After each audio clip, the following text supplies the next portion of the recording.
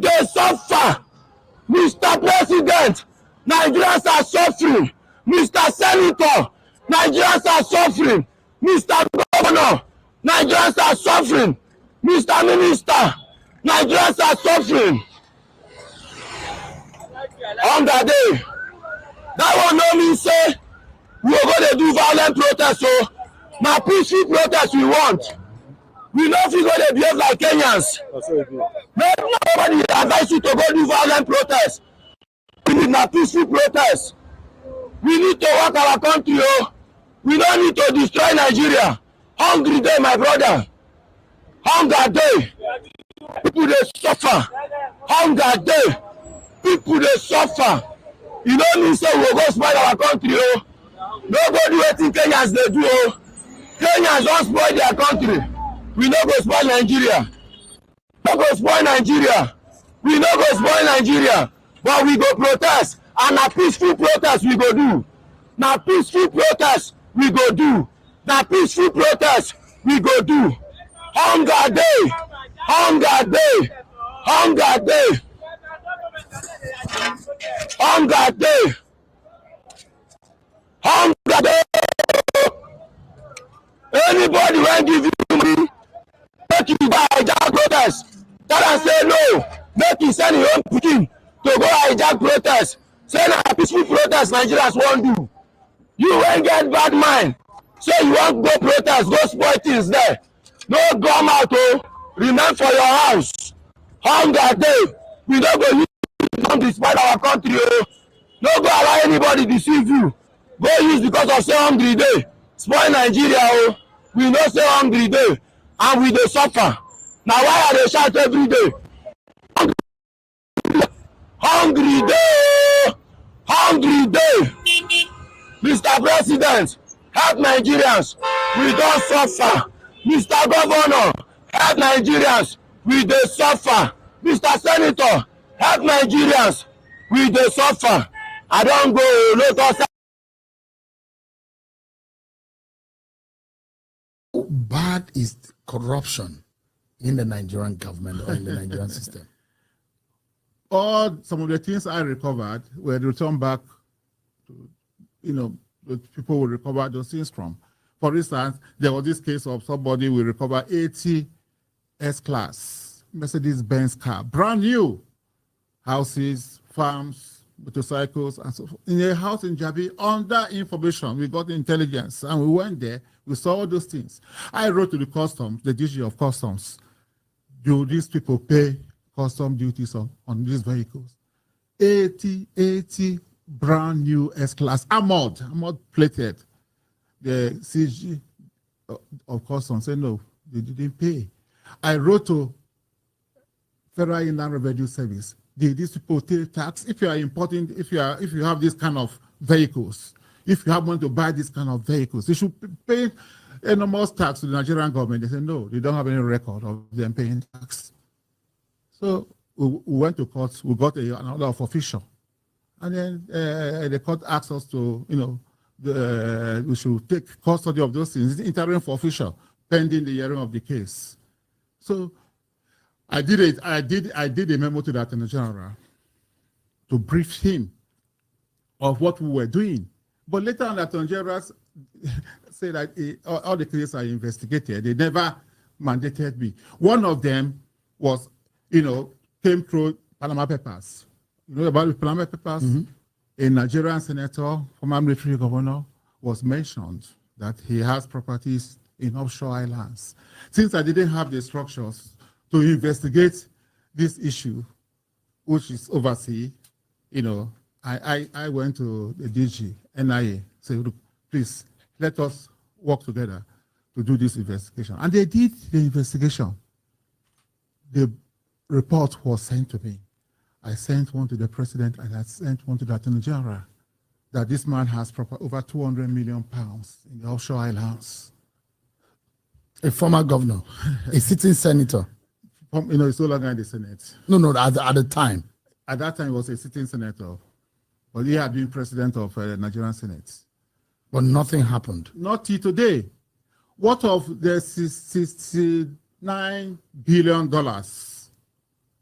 I got a letter, I didn't prompt them, from an American law firm saying that they have assets or access to a bank account in Texas that has over 69 billion US dollars, proceeds from stolen crude oil. And the 9 billion, 69, the proceeds from the crude oil is 60 billion. The 9 billion is, they mentioned the name, Patrick Aziza, who was National Security Advisor. And I thought it was beyond me, so I wrote to the president that this is what this firm has, alleged, yes, that they are asking for money, that if we make some payment available, that they will give us the bank, not the holders of the account number, the bank accounts, and so forth and so on. So I went to the president, I said, approve, so that we can recover this money. 69 billion, it's a lot of money. Of course, nothing came out of it. Up to now. I also did a letter to Attorney General to brief him. But do you know what he said? The day he saw my wife, he laughed in a very sarcastic manner. I think Obla claimed that he will recover 69 billion US dollars as he recovered the money. He was being sarcastic. How would I recover the money when you didn't act as the Attorney General? Somebody has said, look, we have $69 billion of Nigerian money in a bank account in America. And the government did not take action. Nothing. Look, it's in the media. If you look at Punch published the story. Punch published this story. Even when Buhari was in office, they did. I think if I would download it and send it to you, nothing was done. It feels like the government you work for was a failure in that respect. Why I have said so, that I was disappointed, because I believe so much in the former president, and I worked passionately for him. But I mean, would you attribute the underdevelopment of our country today to corruption? Why not? Look, if you can, somebody can take $69 billion out of Nigeria. If we have $69 billion, our universities will change, our polytechnics, our secondary schools, we'll have water, and this is just a tip. That is just a tip of the iceberg. There are so much more.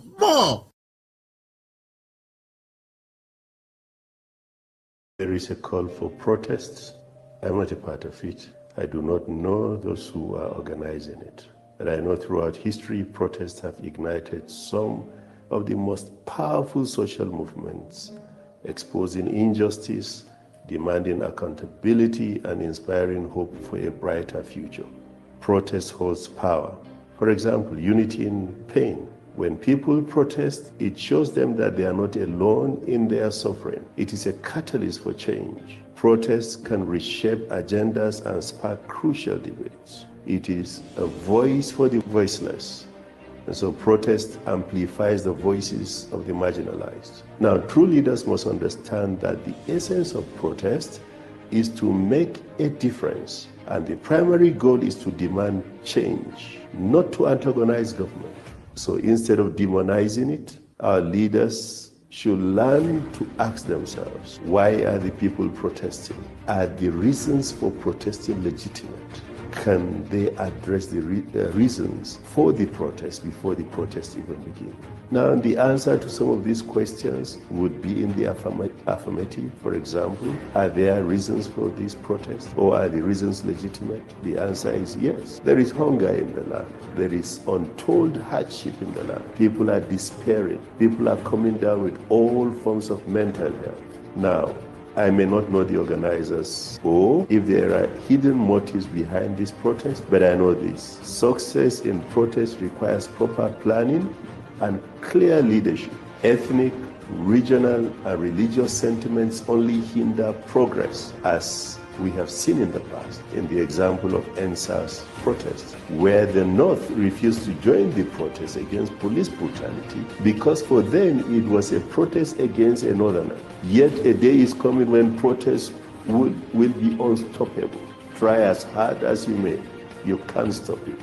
On that day, the people will unite under a common bond stronger than religion, ethnicity, or regionalism. People will be driven by a shared humanity. Before religion was, before region was, before ethnicity was, we are human. On that day, religion will falter, ethnicity will falter, regionalism will falter. Why? Because hunger, hardship, and suffering bind the people together. Hunger will break the chains of religious, ethnic, and regional divides. It will dismantle the manipulations of the elites and the political games that have subjected the people to suffering and untold hardship. The power of the people is formidable when they unite by their shared struggles. What are the struggles? Hunger, not religion. Suffering, not ethnicity. Hardship, not regionalism. Pain, not politics. Do not test the resolve of the people. I call on our leaders to do the needful by addressing the underpinning reasons behind this protest that is being planned. And honestly, just go to the streets and you will see that there are legitimate concerns. People are hungry, inflation is high, life is coming to a standstill in our nation. There is hope for Nigeria. Do not despair. This nation will work. Let us unite together and get it work. God bless the Federal Republic of Nigeria. Thank you. Oro. Protest Yoro. Tell political egunguns to be careful. Make them no go jam the train of hungry and angry protesters on the highway. Remember, hunger knows no tribe or religion. Labalaba oro kan tó bá sì dìgbò lu ẹ̀gún ebi, aṣọ rẹ̀ yóò yá ni o. Inform those who dictate dates of political oro. Tell those who pays the piper. Sound the alarm in all corridors of power. This protest we hold. Tell the gods that we know pé èèyàn ní ń bẹ lẹ́yìn oro tó rò fi ń ké o.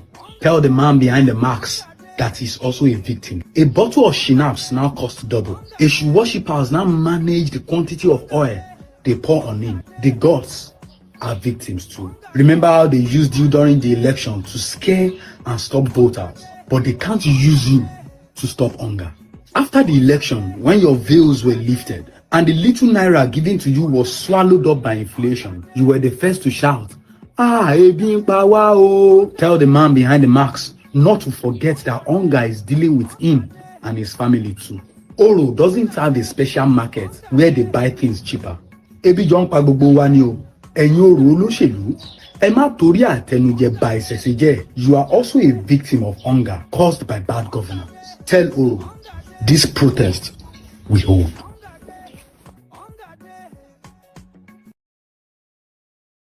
This is a cry for help. I need somebody to adopt me. I am tired of being an adult. I'm tired of being an independent woman. I need somebody to adopt me and be feeding me, because after what my eyes saw in the market today, after what my eyes saw in the market today, I don't think I want to continue on this journey of being an independent woman. I said, let me cook 2 pots of soup and put in the fridge. Then I went to the market with 50,000 naira. Look at the things that 50,000 naira bought for me. What did I buy? Okra. If I tell you that this okra is 2,500 naira, will you believe me? This okra you are looking at is 2,500 naira. Ugu that they used to sell 50 naira before. I bought this ugu for 500 naira. Just look at uziza, that if you smile well with your customer, she will dash you uziza. I bought this thing for 300 naira. Half penta of gari is now sold for, hey, gari ayafu ala na apoge. No, because stop that nonsense. You and who is doing that one? This gari, I bought half penta of gari for 2,000 naira. 2,000 naira for half penta of gari. Pepper. This pepper is 500 naira. 500 naira. Oporoko. Normally, this kind of stockfish, they sell it for 100 naira, I think. Now, this oporoko is 500 naira each. So this oporoko is 1,000 naira.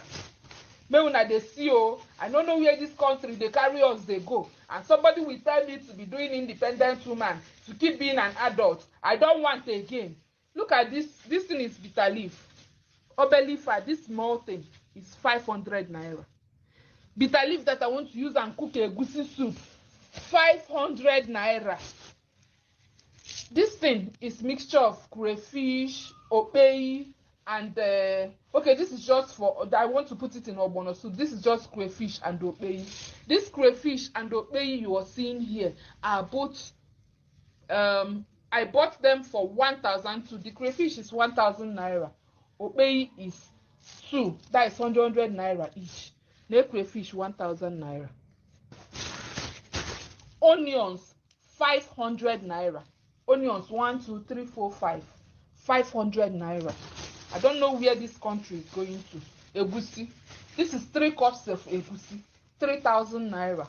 1 cup is 1,000. 1 cup 1,000. 3,000 naira for 3 cups of egusi. Apple, even apple people don't they do their own, they don't they do their own shakara. This apple I bought it for 2,000 naira. 2,000 naira. How many pieces? How many wraps? 12 wraps. 2,000 naira. See the size of the apple. So you will not be thinking it's big apple. See the size.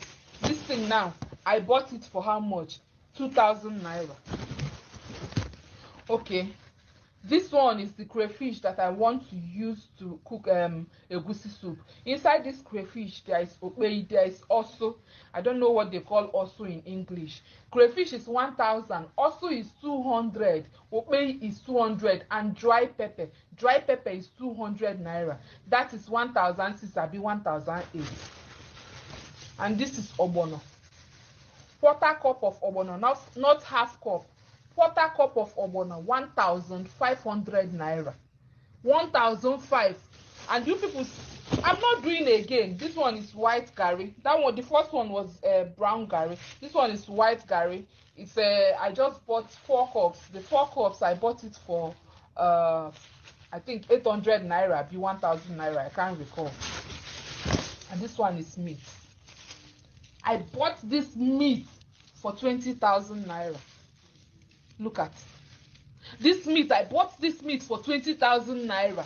Just the only thing I bought for myself that I will eat is that I won't cook is mango. Even mango is on the high side. 8 pieces of mango is 1,500 naira. German mango. So please, if you are looking for somebody to adopt, I'm looking for those people that used to say I can feed you and your entire family. Please come and carry me. I'm tired. I cannot do again. I don't want to be an independent woman again. I don't want to be an adult again.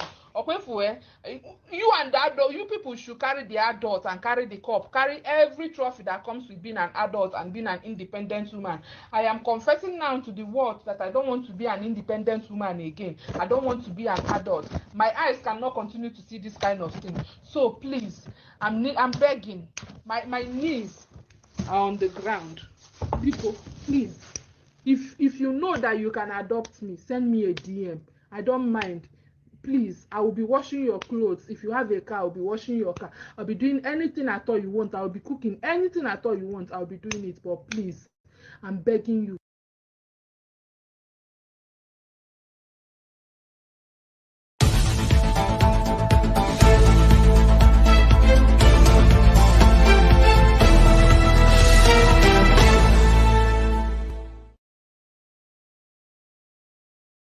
Right? His parties were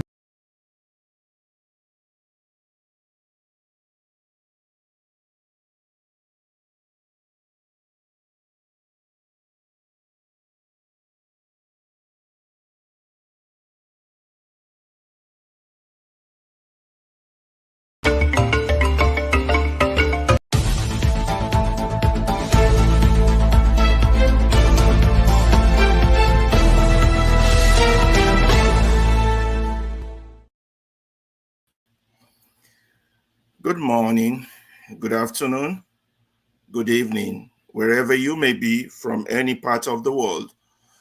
Welcome to Have Your Say 24/7. Today, August 1st, 2024, Nigeria is on the march in a protest. Irrespective of the outcome, today is a historic day in Nigeria. Today Nigerians who are discontented with the affairs of their country are going to the streets of Nigeria to demonstrate and register their unhappiness. Their complaints are many, but at the top of the list is bad governance. Since the announcement that today would be the beginning of what the protesters call the days of rage, the government of President Bola Tinubu has been doing everything to discourage the protest. There have been threats and counter threats. There has been dialogue on how to make the protest peaceful. Finally, the day is here.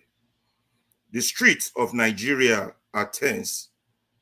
What shall this day and the days to come be like? We are live, and we will bring it all to you. The Nigerian protest is happening in a world that is gradually becoming more dangerous and on the edge. The crisis in the Middle East is expanding with Israel's killing of Hamas leader in Tehran, Iran, and at the same time, Israel and Hezbollah are opening what might be a second front in the war. To understand the full context, America, in about 90 days, away from a presidential election that would determine the direction the world will go in the next 10 years.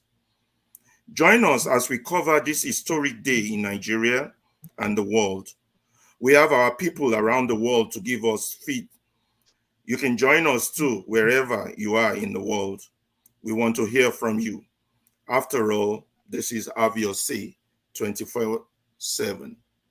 My name is Manuel Alaba Ferreira, and I'm your host for Have Your Say.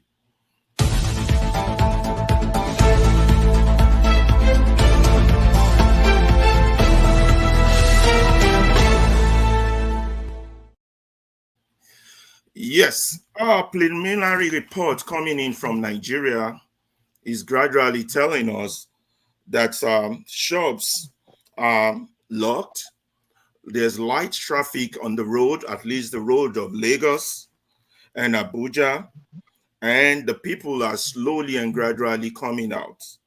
It is not clear whether the scare tactics employed by the government has worked to keep the people indoor, but we do know that in Abuja, people are trooping into the MKO Abiola Stadium, and in Lagos, there has been gathering in some specific locations like Ikeja or Jota and a few locations. We will show you a few more videos before we proceed and continue. But we do know that most Nigerians are also online trying to get the feed on this protest. Let's take you to some few videos.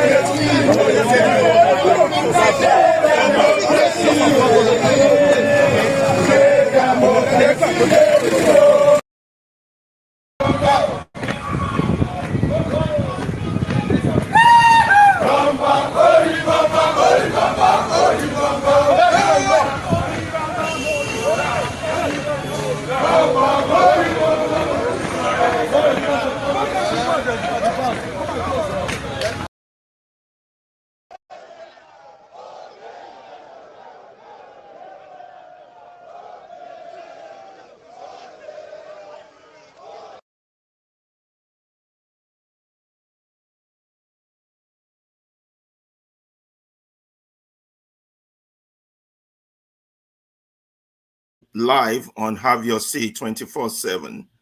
We know most of you would be joining us on here, while most of you will be on the street.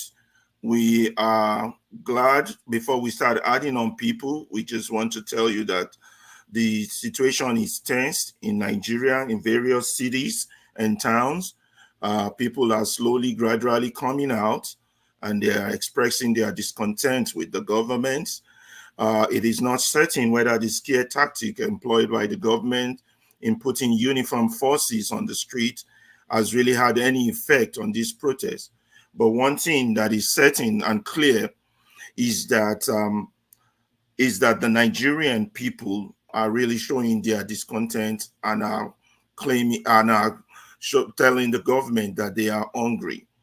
Another thing that is also we are seeing is that there's a large concentration of Nigerians online.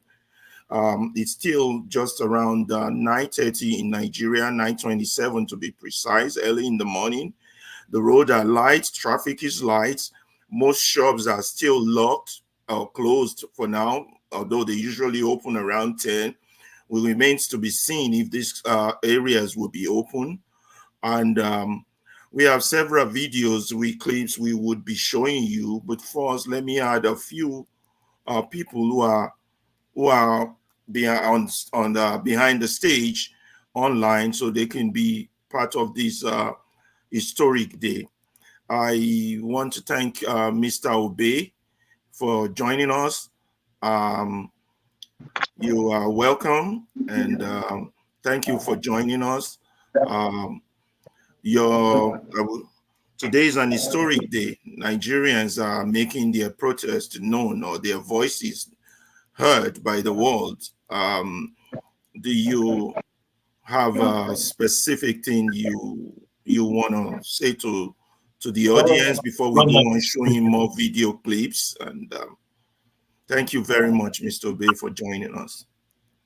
Yeah, Ferreira, thank you so much. I'm elated I'm honored to be here this morning. When I saw the mail from Rudolph that you were already up, I had to quickly say, let me log on and let me have an idea of what is going on over there. It's obvious that our people, we've been so patient with the government. They've been so understanding. I think the protest has been long overdue. And thank God that the wake-up call actually has manifested, after a long wait. I think most of the time they said delay, they said justice delayed, the justice denied, something like that. Because I think this protest should have been up maybe after the swearing in, when he announced subsidy gone. That was when the people should have understood that the game was changing, I saw the clip you played. I think Rudolph sent it yesterday about the lady that went to the market with 50,000 naira. And she showed us what she bought with 50,000 to make 2 pots of soup. And it's so disheartening that the government is clapping hand for 70,000 minimum, what they call it, minimum wage that they signed. They're clapping hands. They're happy. $42 a month. Do you understand? They're happy. They are applauding themselves that the president has signed into law is 70,000 naira for a worker to go home with at the end of 30 days. They were happy. They were like they've achieved the lot. He forgot that when he was protesting for 30 naira per for minimum wage, how much was dollar then? How much was the living wage around the world then? But today you have floated the dollar and they are stabilized at about 1,600, and you are saying you have done more than double of. Whether they have left reality, or they think that Nigerians are fools, or they think that they don't add 1 + 1 together to exactly know what is happening here. They just say whatever they want to say to us the way they like. They take a walk because they take us Nigerians for fools. And it's so obvious that these things are happening every time, and we are not even aware that we need to fight back. But the people now need to speak the same language. I pity those that are saying that anti-protest. What does that mean? As if the policemen are not having kids in school too. They don't go to the market. Their wives don't see this thing that this lady was displaying there. Are they out of reality, or they are living in a different world? You mean a policeman will carry his gun and want to shoot a protester? as in because they are fighting for themselves or not for him and for his own family. I just thank God. I pray that it goes peacefully and nobody dies. And like they have said, any person that drops, that will be the beginning of the crisis. So whoever they have paid to come and destabilize or to come and cause the mayhem that will make them do whatever the plans they have, I think they're going to fail. Whether it's Oro that they are bringing out to, or whoever is the masquerade they will flog them because they are human beings behind the masquerade. They should flog them very well. Oro now will run away from the protest because Oro also knows poverty.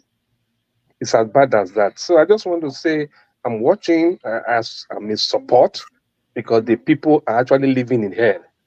There's no need to say the people should not protest because they are hoping for tomorrow. There's not even anything the government is doing that is channeling to the fact that things are going to be amended.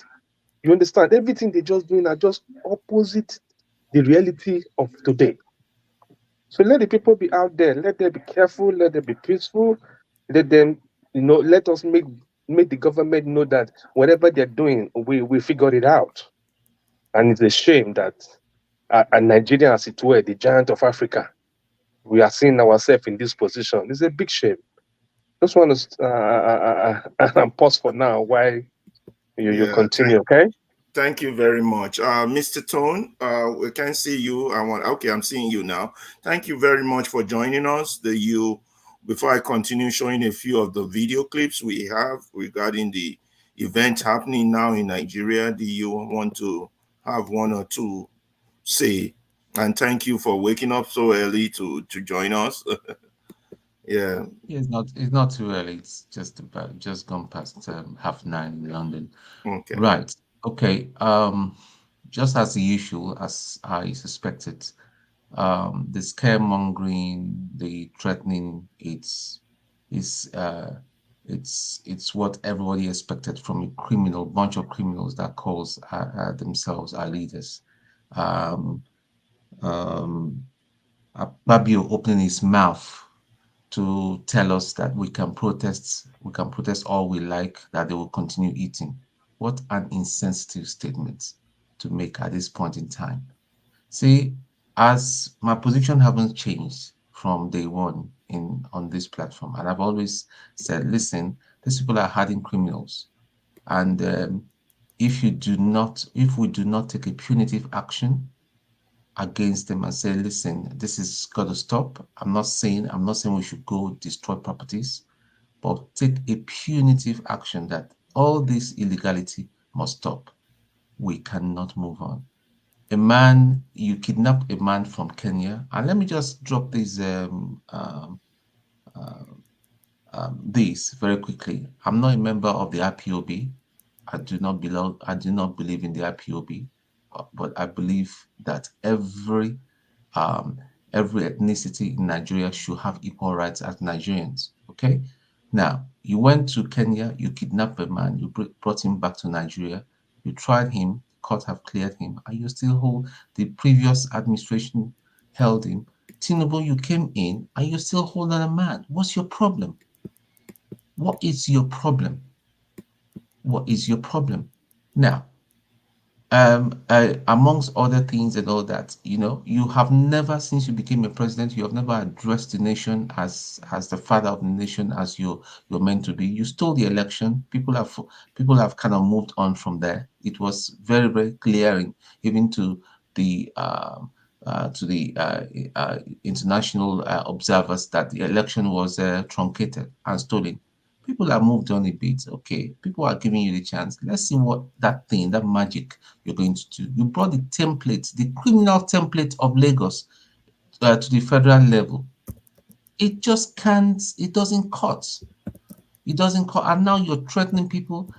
Okay, so those trucks of rice that you're now rolling out and all that. So you had them in the first place. Why did you not roll it out? Why did you have to wait until people say they are protesting? That, listen, if you like, I'm speaking to the presidency and the government. If you like, roll out 1 million trucks of rice. This is not the solution. What we are just simply saying is an end to a bad governance.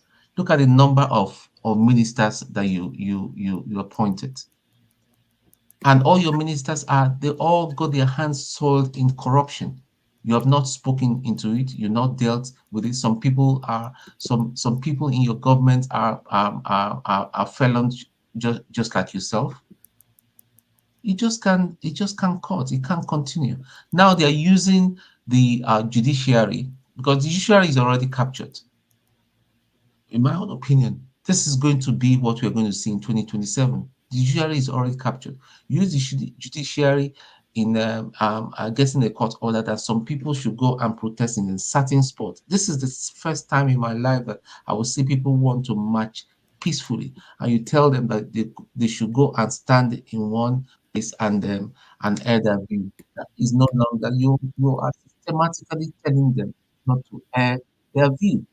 These people say they are coming out peacefully. They've not destroyed any property. They've not threatened anyone. They're going to destroy property or burn down any place. The responsibility of the police. Let me just speak to the police commissioner. Your responsibility is to Tone, we will still talk more. We want to show some more videos, and also say that while we're getting feeds coming in from Nigeria, I did notice that most Nigerians are online as we speak. For example, if you go to Arise stream, we got about 20,000 Nigerians on there. We go to Channel, about 7,000. If you go to TVC, about 500. So, but let's show more videos.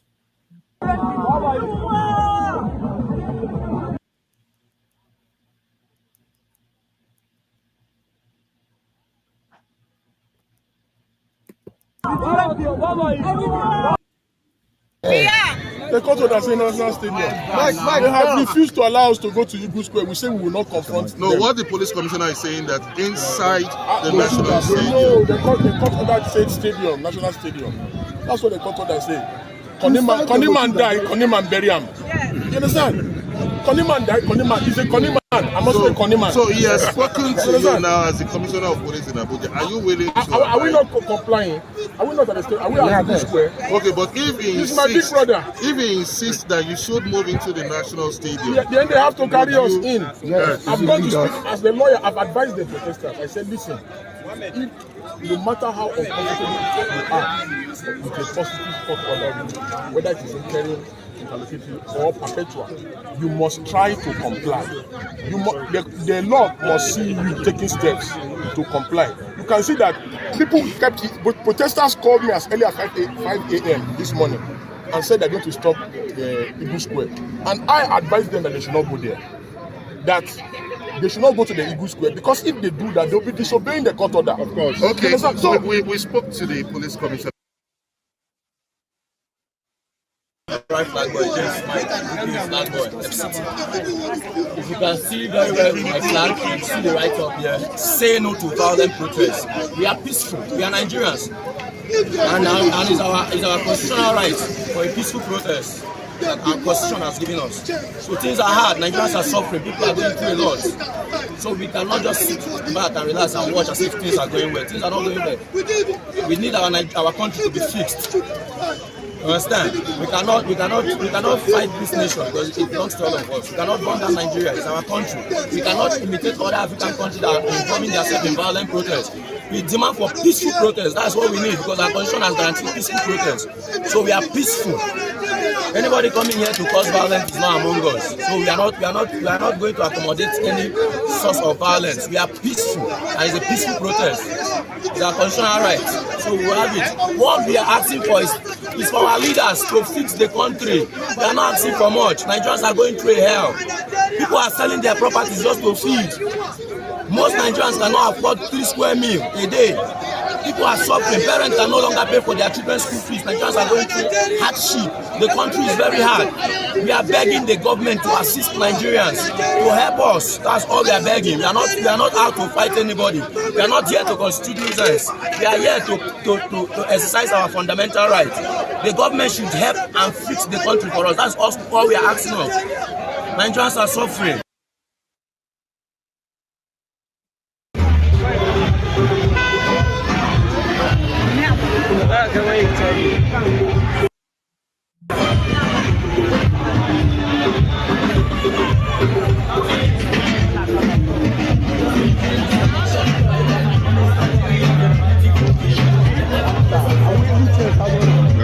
live feed from Ring Road, Benin City, Edo State.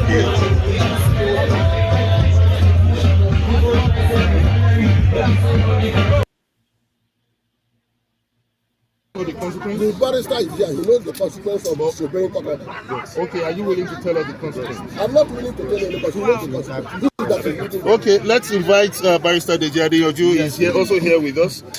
We understand that the and we are out here to protest the bad economic policies that have been implemented by this administration. In fact, the Nigerian populace are in hunger. In fact, we are passing a vote of no confidence on the Senate president because the statements the Senate president has been making is a total aberration. Because why on earth would the Senate president say we should go and protest? They will be in their houses eating, while the average Nigerian is suffering. There is no good road. Insecurity is at its highest. People cannot go to the farms. You cannot buy fuel. You cannot buy food. A lot of things are bad in Nigeria, and then the people that are the helms of affairs are not doing anything for us. They are just there sitting and eating money. And we are here to state that we have the right to protest and we want the end of bad governance in Nigeria. Thank you very much.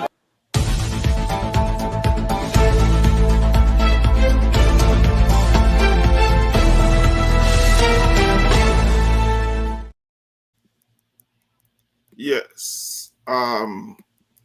So we're seeing live feed coming in slowly. As more live feed comes in, we're going to be showing you.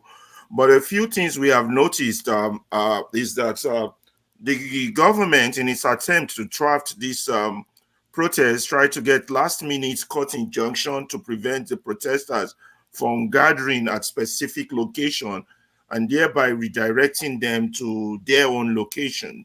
And the lawyers for the protesters has requested that the government move the people to the location if they are going to change the location at the last minute. We saw a few of these both in Lagos and in Abuja.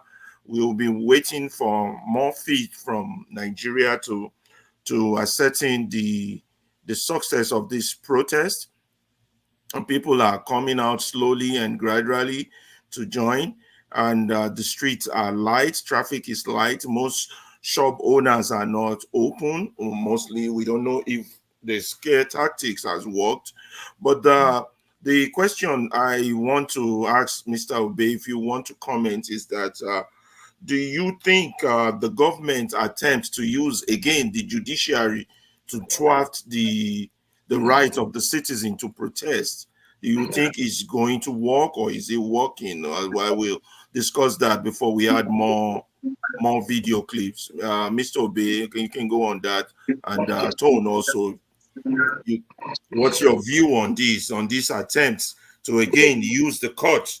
The court, according to some activists, is believed to have been hijacked. Also, there's no rule of law. Some people would argue.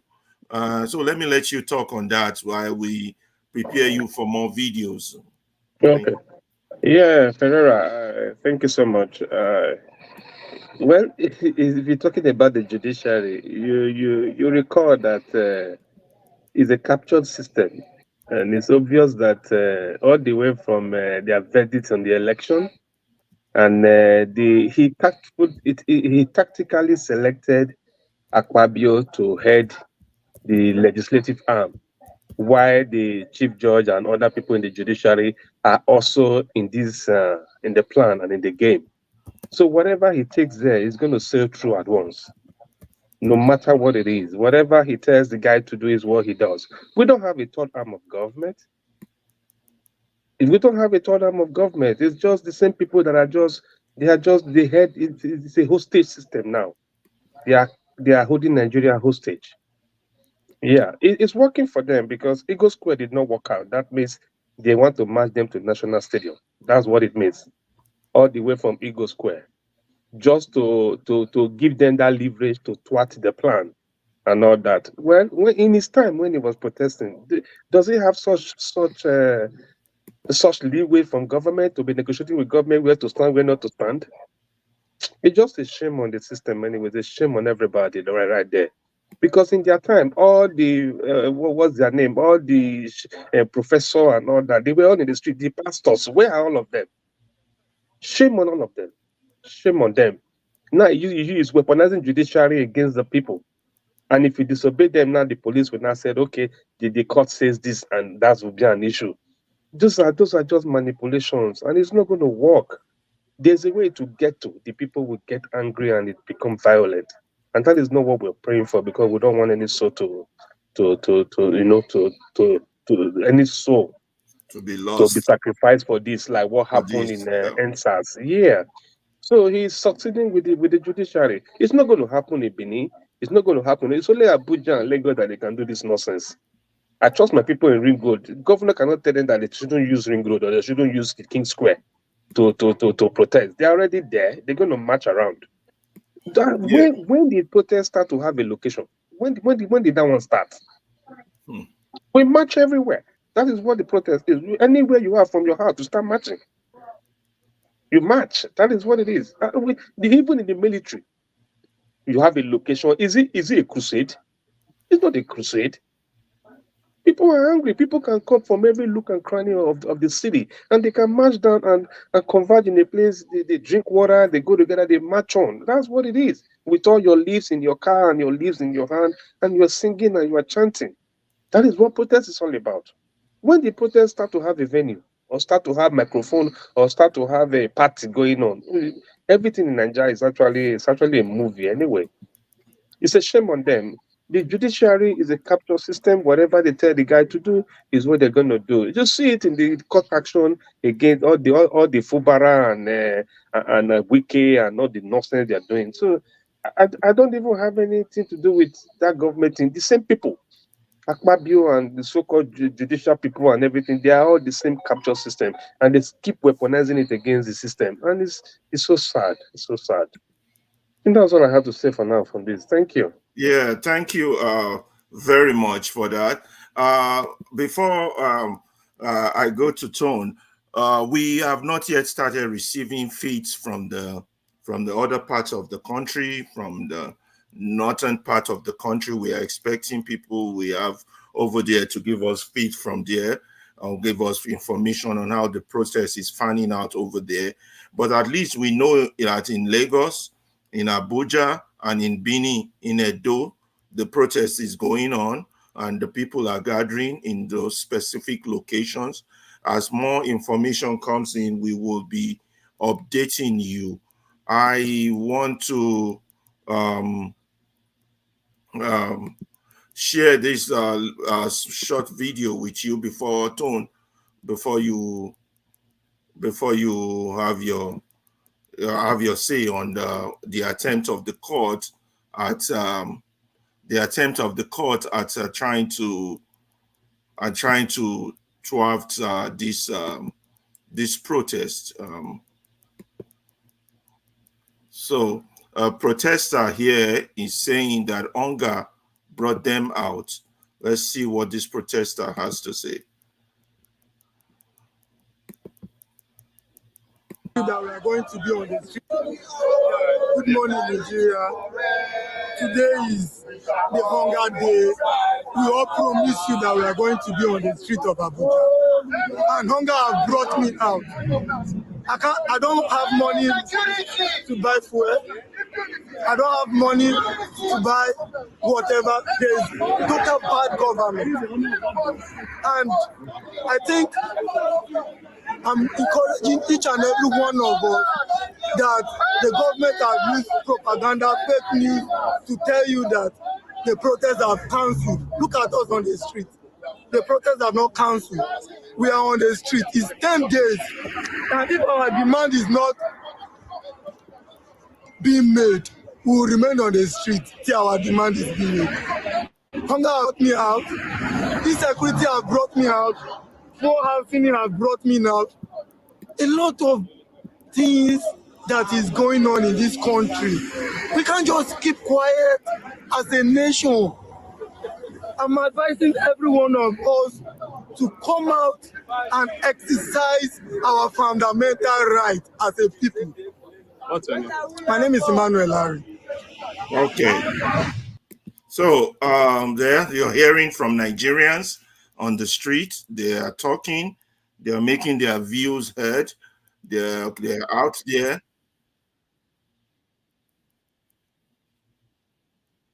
Yeah. Hold on. So, Tone, you might want to comment on this use of judiciary. How would you describe it? Is it an abuse of Well, judicial discretion, it's just or what's going on here?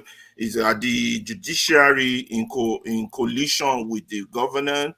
What is going on here? Do we even have the separation of powers? the judiciary failed Nigerians from the elections, and they are still failing. So it goes to show that we've got another because this administration is hydra-headed in the fact that we've got Tinubu there. We've got he's using the military, and then the judiciary. These are three things that we are contending with. Until the judiciary is, I mean, I don't know how that is going to be sorted out, because I've never heard where you say you want to go on a peaceful march, and you're said you're being told by some courts that you need to stay in a certain place. Then it's no longer a protest. They are telling you it's like a capital punishment. It's just like telling a child, face the wall and stay there. It's strange. Also, all manner of strange things happen in Nigeria, and they use the judiciary to give it a stamp of approval to make it legal. But it's interesting. I wouldn't worry just for now. I think the protest is gathering traction. People are still preparing themselves, because I'm sure people will need to have their breakfast and all that, prepare themselves. It's going to be a long day, and Yeah. in order to come out, the north, we have not seen anything, any feed or any news from the north, and the southeast, we have not seen anything. So we just await. But what I want to tell Nigerians is, you miss this opportunity, just kiss it goodbye. This is an opportunity to come out peacefully and with much confidence, your head held high, and speak up. Speak up. Come out. Nobody is going to shoot you. Come out. Speak up. Don't destroy properties. Don't confront or anybody in uniform and all that. Just come out and do your thing. You're right on that thing, Tone. You know, the day is just starting, and the momentum is just being gathered, and the people are assembling gradually and slowly. We have a few more video clips of events. Make sure that we cover these from top to bottom. Make sure we have a 24/7 coverage of this event. And we thank those of you that are joining us. Those of you that are joining us in the chat room, we thank you. Those of you that are on the panel discussion, we thank you. Those of you that are on the street, we want to hear from you. You can join us also with your phone or with your network, and you can have your say. You can answer questions, tell us what. If you have video clips, you can send it to us. We'll be happy to share it. But we know it's going on, and so far there hasn't been any violence, and we are happy that there has been no violence. But the day is still young. It's just getting to be 10 a.m. Nigerian time, which is still early in the morning. And I think a lot of people are very cautious. I wouldn't say they're afraid, but they don't want to get hurt. They don't want to get shot at. So they're looking at what the feeds from the news is giving them to determine how they fully interact or participate in these protests. Like I said earlier, about 30 minutes ago, when I looked up our RISE website, we got about 20,000 Nigerians online, but now the number has gone down to about 18,000. Could that mean that the people are beginning to leave their computer screen to go down to the street. We don't know whether the number is reflective of what we are seeing, but there are some people on the street, while stations like the Channel News has about 7,500 viewers, and the Lagos TVC as also showing protesters, about 900 people online, and they're all showing protesters on the street of Lagos. And let's see if I can bring you some more videos of people, of Nigerians showing their displeasure at their government, and they want a better life. To demand for a better life is a constitutional right. No man should live in abject poverty or slavery, particularly in their own father's land. So this is protest of importance, relevant to the survival of the black man. I'm going to I'm going to try to see if I can share some more videos with you guys, so you can see how events are totally unfolding in Nigeria. I believe this is another video clips coming from Lagos with the help of TVC, a station I rarely watch. It's a pro-government station, but that doesn't matter. Let's see. They are here, the people. Everybody goes out. Then people that want to do protest will come back. Right here since 7 o'clock, we've been here, and you can see nobody's with arm, nobody's with bottle. We just have placards. They are trying to tell the government that. So I'm not scared at all. But however, if anything happens too, we are still here, because it's better I die on the streets than die at home.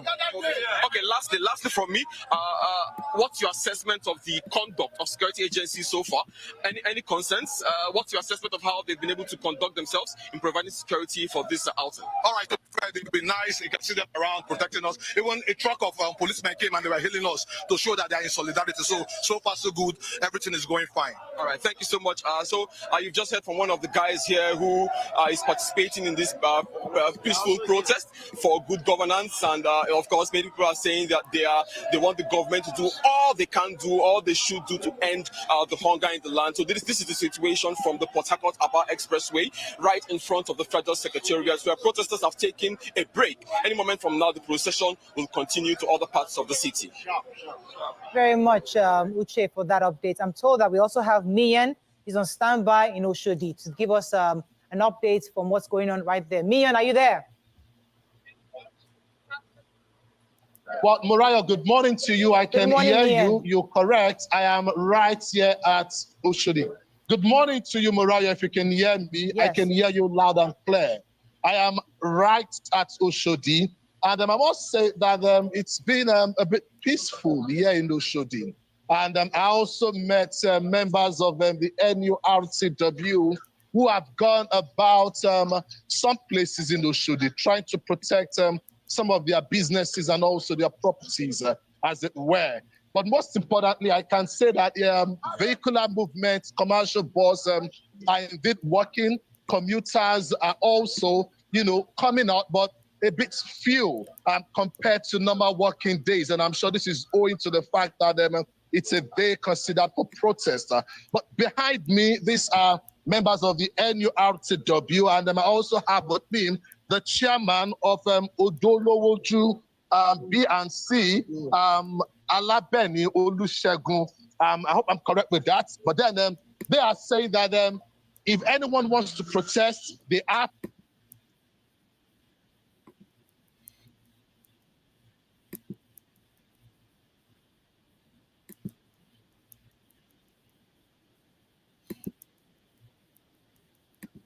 I'm going to go to another video clip to show us what's happening around Nigeria regarding this protest. See what our reporters are bringing in live regarding this protest. Let's see.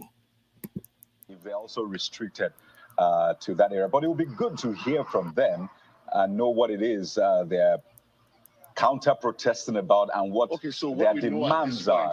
In time is that most of the people that you see on that list. Yes, go ahead. Well, of course, earlier when we spoke in the morning, I did list some of those demands to you guys. Of course, we have a plethora of demands. Some of them are, of course, there's hunger in the land. We don't want the iWave to have any glitches anymore. So, right, Dilly. Thanks for that update.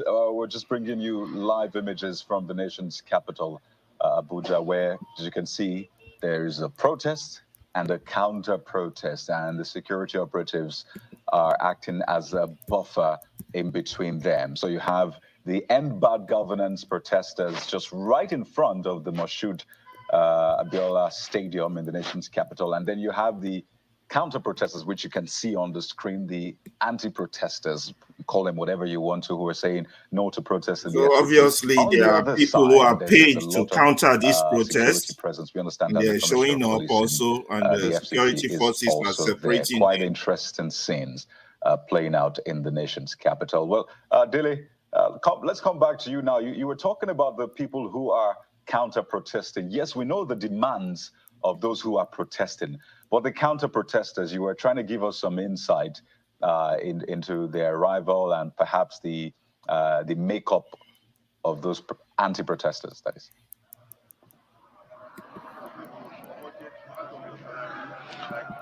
Oh, okay. So the anti-protesters are asking the protesters to go home. They're saying that they should give the president more time to implement his own policy agenda for the country. They're asking the protesters to ensure that there's no breakdown of law and order in the FCT, because according to them, the FCT is for peace, is for progress, and that the progress and the developments that the FCT has been experiencing, they don't want anything that will lead to a situation that happened in the NSAS protest where there was vandalism of public infrastructure. So the counter protesters are saying, look, we don't want any protests in the FCT. Please go home. We're for peace. We're for development.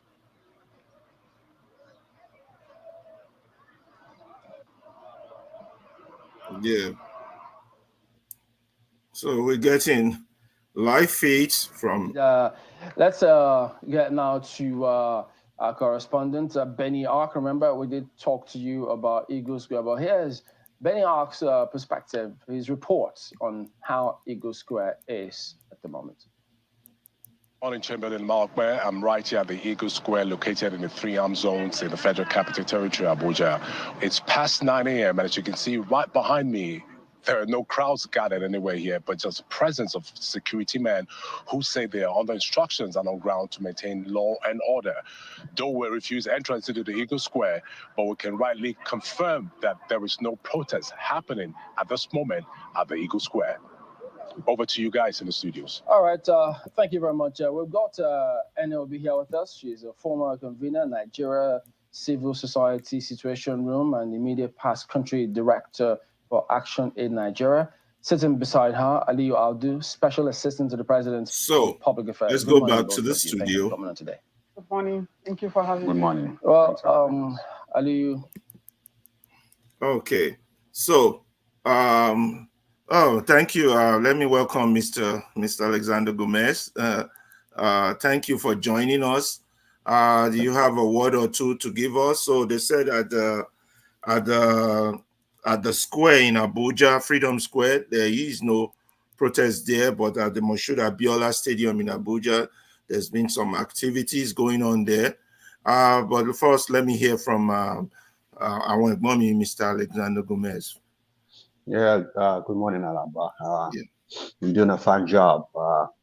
You're a patriotic Nigerian. I appreciate you waking up at this time to host a stream about the future of our country. I commend you. I just got up. I'm getting ready for work. I think I'm pleased with what I see so far. People will have the fundamental right to protest against the government that is so ostentatious a government that comes across as if they don't care about the working class, but let's leave it to what is called a peaceful protest. No destruction, no killings, nothing like that. I'm in full support. I think that the incumbent government of Tinubu hasn't shown implicitly that they really are there to care about the common man, and that's very important. Look, let me say something right now, and this might come across controversial. At the end of the day, at the end of his tenure, Tinubu would be regarded, in my opinion, as the best president we've ever had in Nigeria.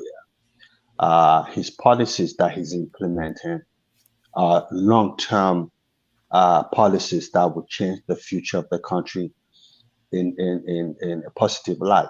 But that's not what we need right now. What we need right now is instant remedy to the hunger, the suffering, the excessive price of petrol, those policies that he's implementing right now, from my perspective, of world-class policies that would help the next generation. But we are here right now, and we need to have our future secure. So that's what he needs to do. I hope this comes to him. This makes him realize that he's not catering for the average citizen today as it stands. Buying 180 million or whatever cost it is, private jet, is not good for the optics, like I've been hearing people say. Secondly, people driving, House of Parliament members driving 120 million vehicles doesn't make any sense too. Let's think about Nigeria shouldn't be suffering this way. This is on paper a fabulous rich country, and we're going through dire straits right now. I'm not going to totally blame what's his name, Tinubu, for what's going on. I hold, and I've always said it, I hold Emefiele and Buhari primarily responsible for what we're going through right now. What we're going through right now is the effect of the useless policies and corruption practices that these two individuals have underwent while in power. So he's there, trying to clean up what people are suffering by the day. So something needs to be done, and be done immediately, so that the poverty will be alleviated. So that's my position. Yeah, my last question for you is that, do you think that this protest is going to achieve anything for the Nigerian masses, help them reduce the price of food or any of the demands, apart from the general demand listed by the protesters? For the ordinary Nigerian, they're more concerned about the price of yam, pepper, and all that thing, and all the other things. Would these protests have a direct impact on this thing, or help them with their survival needs? In the long run, it will, but I don't know about the immediate after effect of this protest. But the government needs to do, as a matter of urgency, everything they can in their power to ensure that food prices come down, and come down immediately. It's out of order that a person would have to buy a tube of yam for 15,000 in Nigeria. It doesn't make any sense. Bag of rice is 80,000, but I hear it's come down to 40,000. But the question is, why did they leave it so late to do that? They should have done it a long time ago. This is a policy they're undertaking that's a little bit too late. It would have an effect, but it won't have an effect immediately. But the government will be shaken up, and they know that the people will come out again and protest and make his government unbearable to run. So that's my position, Alaba. Yeah, thank you. Yeah, thank you very much. We're going to go back to showing us some more videos. And thank you very much.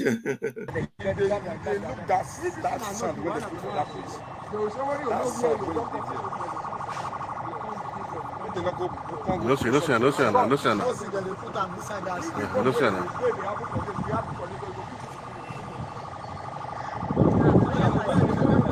Huh? Ah. They don't aware of all these things. Go back, oh. I know what you. Now there they go dismantle am. You bless like say that cat. They don't get them. They go dismantle am. As party we don't dey there. You be like say that bag. Yeah, you say don't be inside that bag. They just put am there. Now sand dey there. They put inside that sand. The camera. They don't block. Now there. That's a video of a purported bombing that they don't blame. Oh, see where they put bomb. They don't blame. Oh, what you say? You see? No, I care for police. Care for police.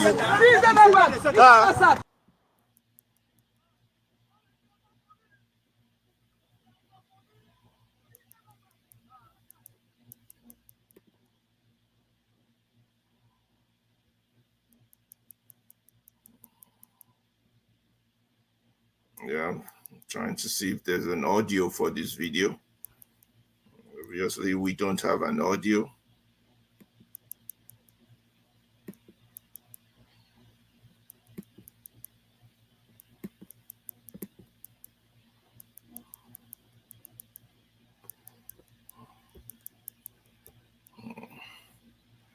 People are getting on the street. I don't know which part of the nation is this. Trying to figure this out. This video doesn't have an audio. I would get back to you on that. You know which area of the country this is. Let's see. Go to another video. We will show you a lot of video clips of events as they are unfolding in Nigeria. So you pardon us as we take you through this historic day in the country. Again, join us if you can. If you have an opinion, something to say, something to tell us, we'll be glad to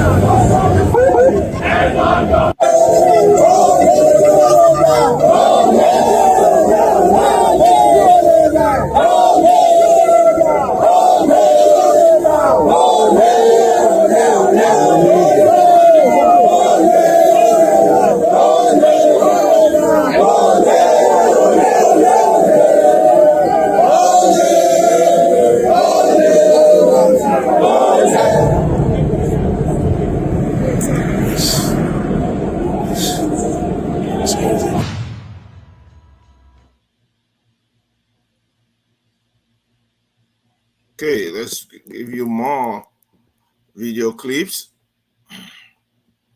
of events unfolding in Nigeria as we speak.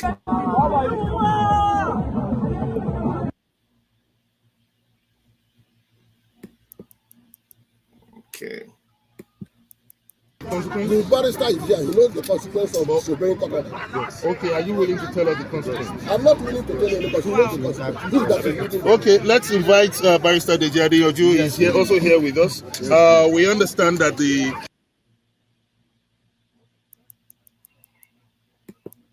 Okay, we have several videos of all events as it's happening across the nation. We're showing you. At least we are happy that this has been peaceful so far. Amanda, I will shoot. Amanda, I will shoot. Amanda,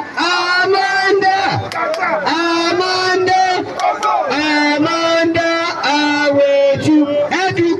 Education must be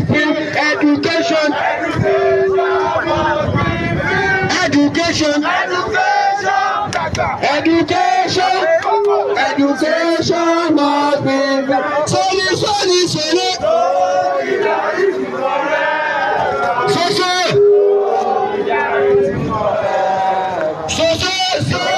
solidarity forever. We shall always stand.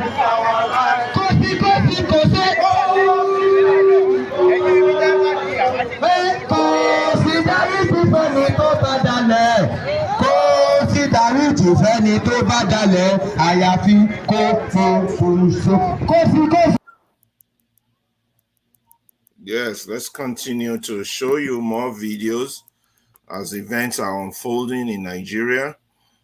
For the Nigerians standing out on a day of protest to demand for better life, for quality life, and for improved standard of living. They want to end bad governance. They have a 15-point demand. In some locations, there's a 10-point demand. There are demand here, there, and everywhere. And we are out here to protest the bad economic policies that have been implemented by this administration. In fact, the Nigerian populace are in hunger. In fact, we are passing a vote of no confidence on the Senate president because the statements the Senate president has been making is a total aberration. Because why on earth would the Senate president say we should go and protest? They will be in their houses eating, while the average Nigerian is suffering. There is no good road. Insecurity is at its highest. People cannot go to the farms. You cannot buy fuel. You cannot buy food. A lot of things are bad in Nigeria, and then the people that are the helms of affairs are not doing anything for us. They are just there sitting and eating money. And we are here to state that we have the right to protest and we want the end of bad governance in Nigeria. Thank you very much. Okay, let's take you through another video of from Rise News.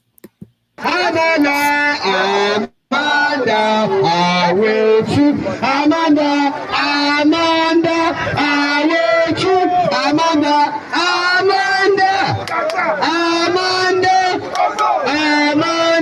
I will shoot. Education must be free. Education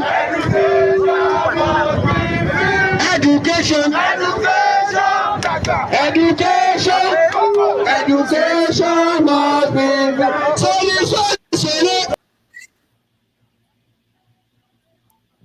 ourselves. And as Justice Oputa put it, it's one of the yardstick or indices to indicate as to how democratic a government is their willingness to obey civil liberties, basic fundamental freedoms. And the truth of the matter is that anybody assuming executive position in the country, be it to the office of the president or governor and many other offices, you subscribe to the oath of allegiance and oath of office, which basically you are saying you will obey and also implement the Constitution. So the truth of the matter, it behoves on every citizen, whether you are the president or not, but to respect, to promote, and to protect the basic fundamental freedoms of not just Nigerians, but of all persons that are resident within Nigeria. And that's why a lot of the constitutional provision relating to fundamental human rights always start by saying everybody, everybody, everybody. It's just in few exceptions that you have right enabling only to citizens. So it is the duty of government, not only to just respect, but also to protect. And if that be the case, I agree and I concede that it is the rights of citizens, to express their views on burning national issues. It is the right of citizens to freely associate with one another, to impart and to receive knowledge as the case may be. And even in some constitutions of other countries of the world, especially in Kenya, the right to protest is constitutionally guaranteed. But however, all constitutional documents all over the world also makes provision that fundamental human rights must also be enjoyed and promoted within the ambits of the law. So having said that, the duties of government is clearly spelled out in the Constitution as the case may be, especially the executive powers of the president, of the country, which is vested in the office of the president at the national level, and then in the person of the governor at the state level. And then he does this by delegating power to people who he appoints, as the case may be. So talking about today's protest, if you say that you've had few instances that tear gas have been fired, and I am not in a position to either deny or to confirm that. But what I do know is that the Constitution of the Federal Republic of Nigeria creates and establishes the Nigerian police exclusively to the federal government.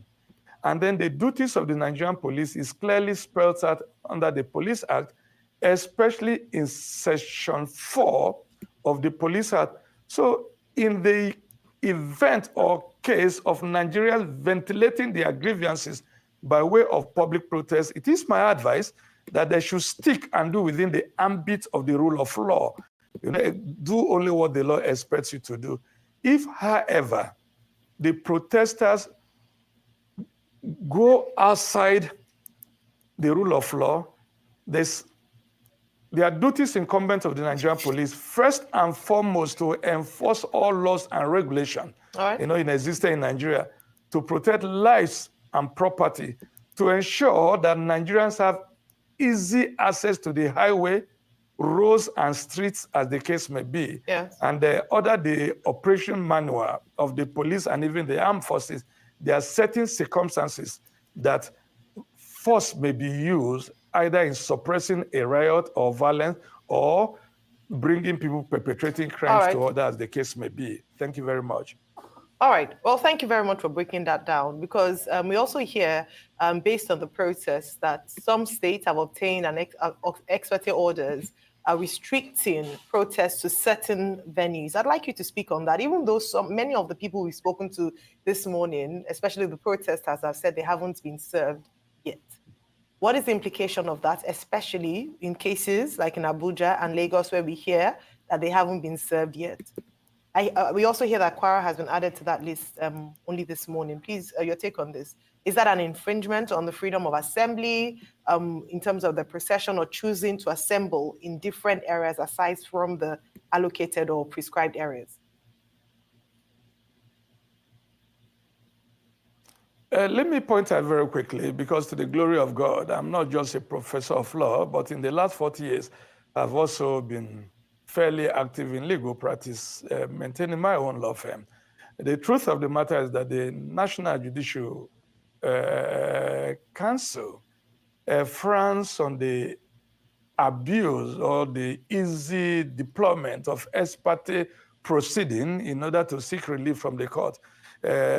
Basically, on the face value, an ex parte proceeding may be a variation from the principles of fair hearing, because it's a cardinal principles of law, natural justice, that audi autere patent, that is here both sides.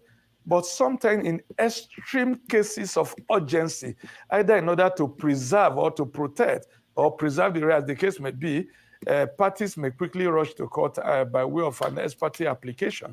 But judge.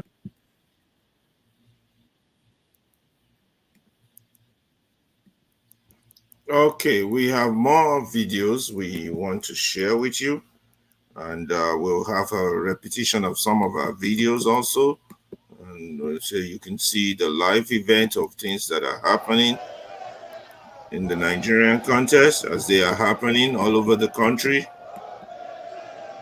As we get more videos, we will bring it to you.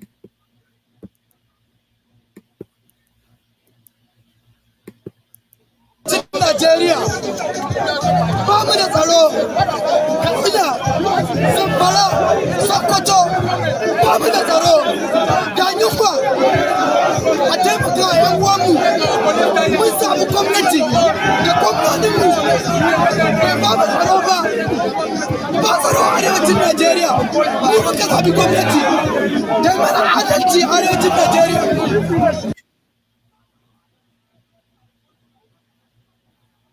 Shekara nawa ana kashe mu, arewacin Najeriya na bukatar tsaro muke bukata, mutanen muna mutuwa da yunwa. We are hungry. Hungry day for this country now. ina nan Abuja muke protest saboda a yi mana taimaka mana arewacin Najeriya yunwa.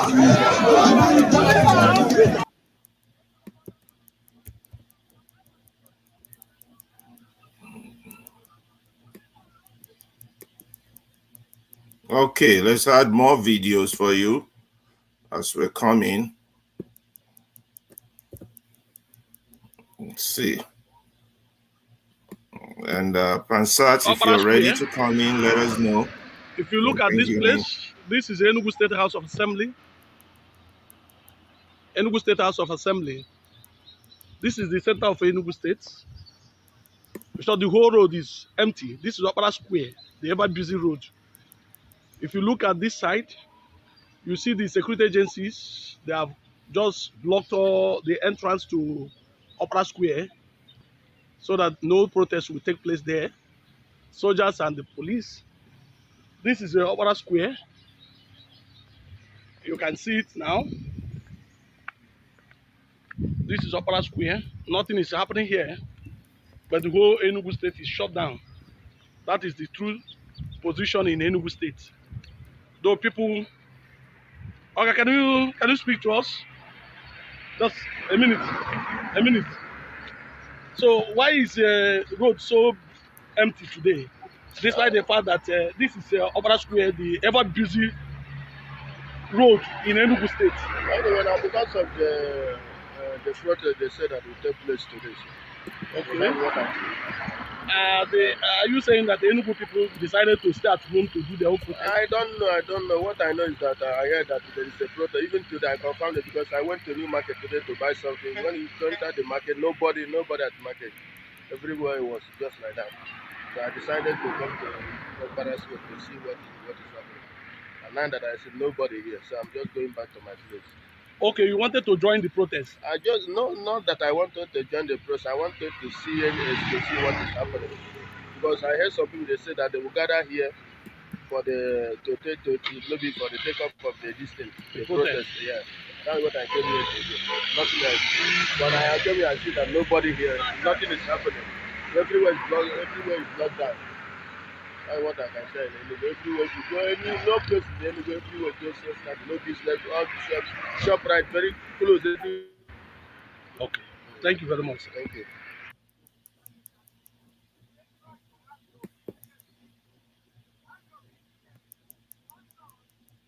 Okay.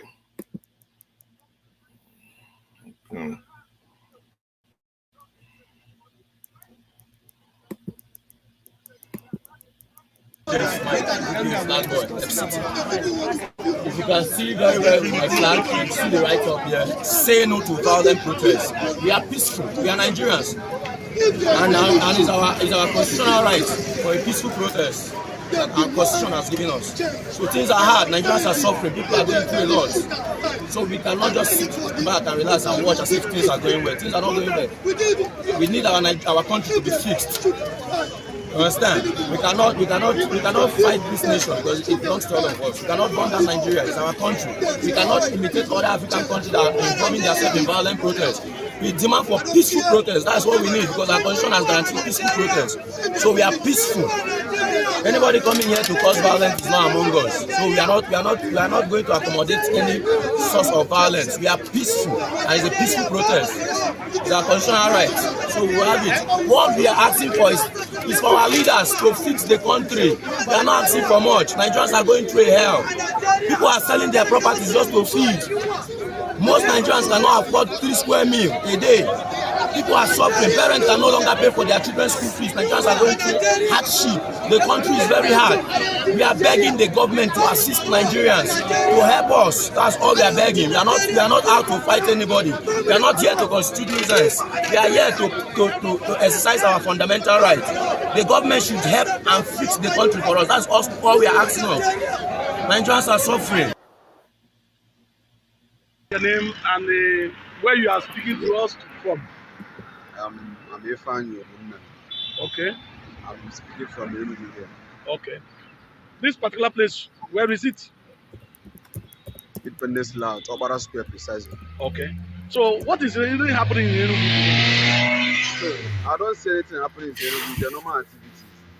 Like as you can see, I'm just coming from where I went to sports. Okay. So it's a normal activities. Okay. Yeah. So Enugu is not joining the protest? How will you join the protest? Can't you see? I'm just coming from sports. Everywhere is calm. People are going their very businesses for the day. So okay. I think nothing is happening in Enugu. But unfortunately, the roads are very scanty. What is happening? Yeah, you know, when the news like that, I can see some people will be panicking. That's what I felt. Okay.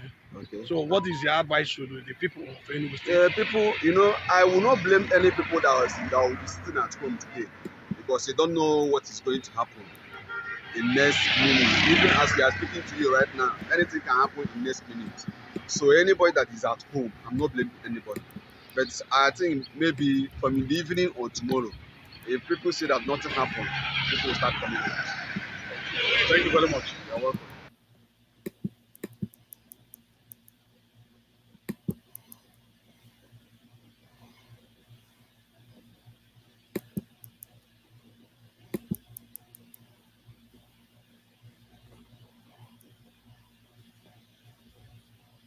Yeah, I don't have an audio for that video. Let me give it a shot again. I may remove that since I don't have an audio for that video. Go to another video.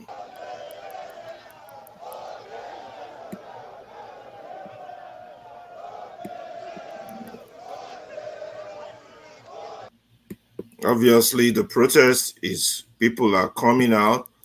Majority of people are waiting to see how it pans out for the first day. And let's see. Let's see if I have an audio for this. Still don't have an audio for that. We'll keep trying. We have some video clips where we don't have audio for, but we'll keep try to get the audio for them. In the meantime, you can join us for a conversation if you have something to say regarding this protest. I think that's Peter B, but I don't have an audio for that, so I would have to go to another video until I'm able to get the audio for that video. Thank you.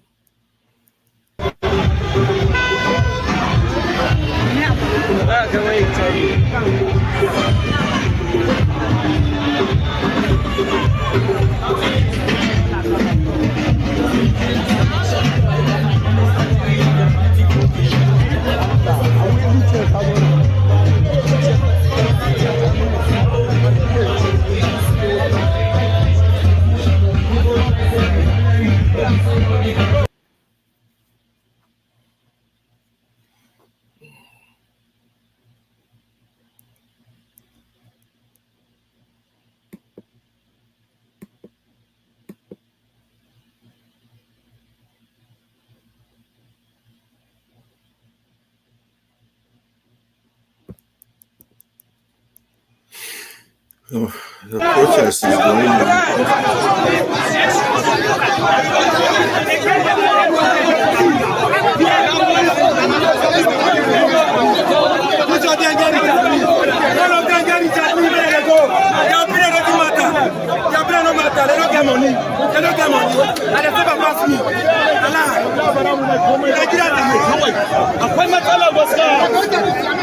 akwai matsala ku gaya mai kawai wallahi akwai matsala kaga abu ba kaga tuwo kaga waye ku gaya mai kawai 250 yanzu 800 kamun da kushe daya ku gaya mai kawai ba wani waye a gaya mai kawai.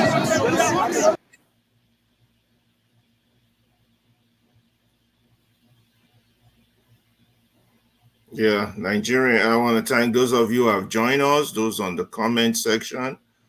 We are glad you're here with us. Continue to make your grievances known.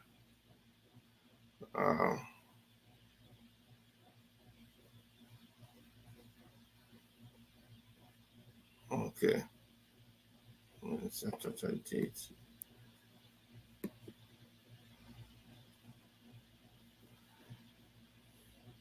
So we are having reports that In Enugu State, there is fierce-looking soldiers and policemen who have taken over Okpara Square in Enugu State, preventing people who came out to join the protest from accessing the square. We're getting that report from Enugu State. And from Osun State, we are having that there's an ongoing End Bad Governance protest as residents gather in Oshogbo. Thank you, Pansar, for that. Also, we're hearing that police has fired tear gas at protesters at Abuja. Police have shot tear gas at protesters around the Federal Secretariat in Abuja. We would try to wait to get access to these videos, and as soon as we have them, we would bring them to you. But these are current information we are having regarding the protest. Again, we're having reports that in Osun State, that the ongoing End Bad Governance protests have the residents are gathered in Oshogbo, and that in Enugu State, that soldiers and police, fierce-looking soldiers and police, have taken over the Okpara Square in Enugu State, preventing people who came out to join the protest from accessing the square. As this news starts to filter in from every aspect of the country, we will bring them to you. Today is an historic day for Nigerians who are trying to self-determine their own destiny. They have the right to have a good education, have good food, have raised their children, have citizenship. They believe the government have not shown any concern towards their plight, and Nigerians have taken to the street to demand better from their government and to hold their government officials who have been living in affluence accountable. And this protest is all over the country. It is gathering momentum. The day is still early. It's around 10:39 in Nigeria, which is 4:39 a.m. here in Chicago, where we're broadcasting, and around 5:39 a.m. in New York. This is Have Your Say. We are giving you full live coverage of this historic event. Nigeria is undergoing a turbulent period, and the people are demanding for a better life and a better provisions from their government. Irrespective of the outcome today is indeed a historic day. Nigerians who are discontented with the affairs of their country are going to the streets of Nigeria to demonstrate and register their unhappiness. Their complaints are many, but at the top of the list is the bad governance. Since the announcement that today will be the beginning of what the protesters called the days of range, the government of Bola Tinubu has been doing everything to discourage the protest. There has been threats and counter threats. There has been dialogue on how to make the protest peaceful. Finally, the day is here. The streets of Nigeria are tense. What shall this day and the days to come be like? We don't know. We are live, however, and we will bring it to you all live as it is unfolding. Report coming in also is telling us that protesters at the MKO Abiola National Stadium in the Federal Capital Territory, Abuja, disagreed with the FCT Police Commissioner Ben Igwe over a move to restrict the protest to only within the stadium. So as these reports are coming in, we will bring it to you live. As the video feeds of this protest comes in, we will show them to you. Thank you for joining us for this historic day and historic moment.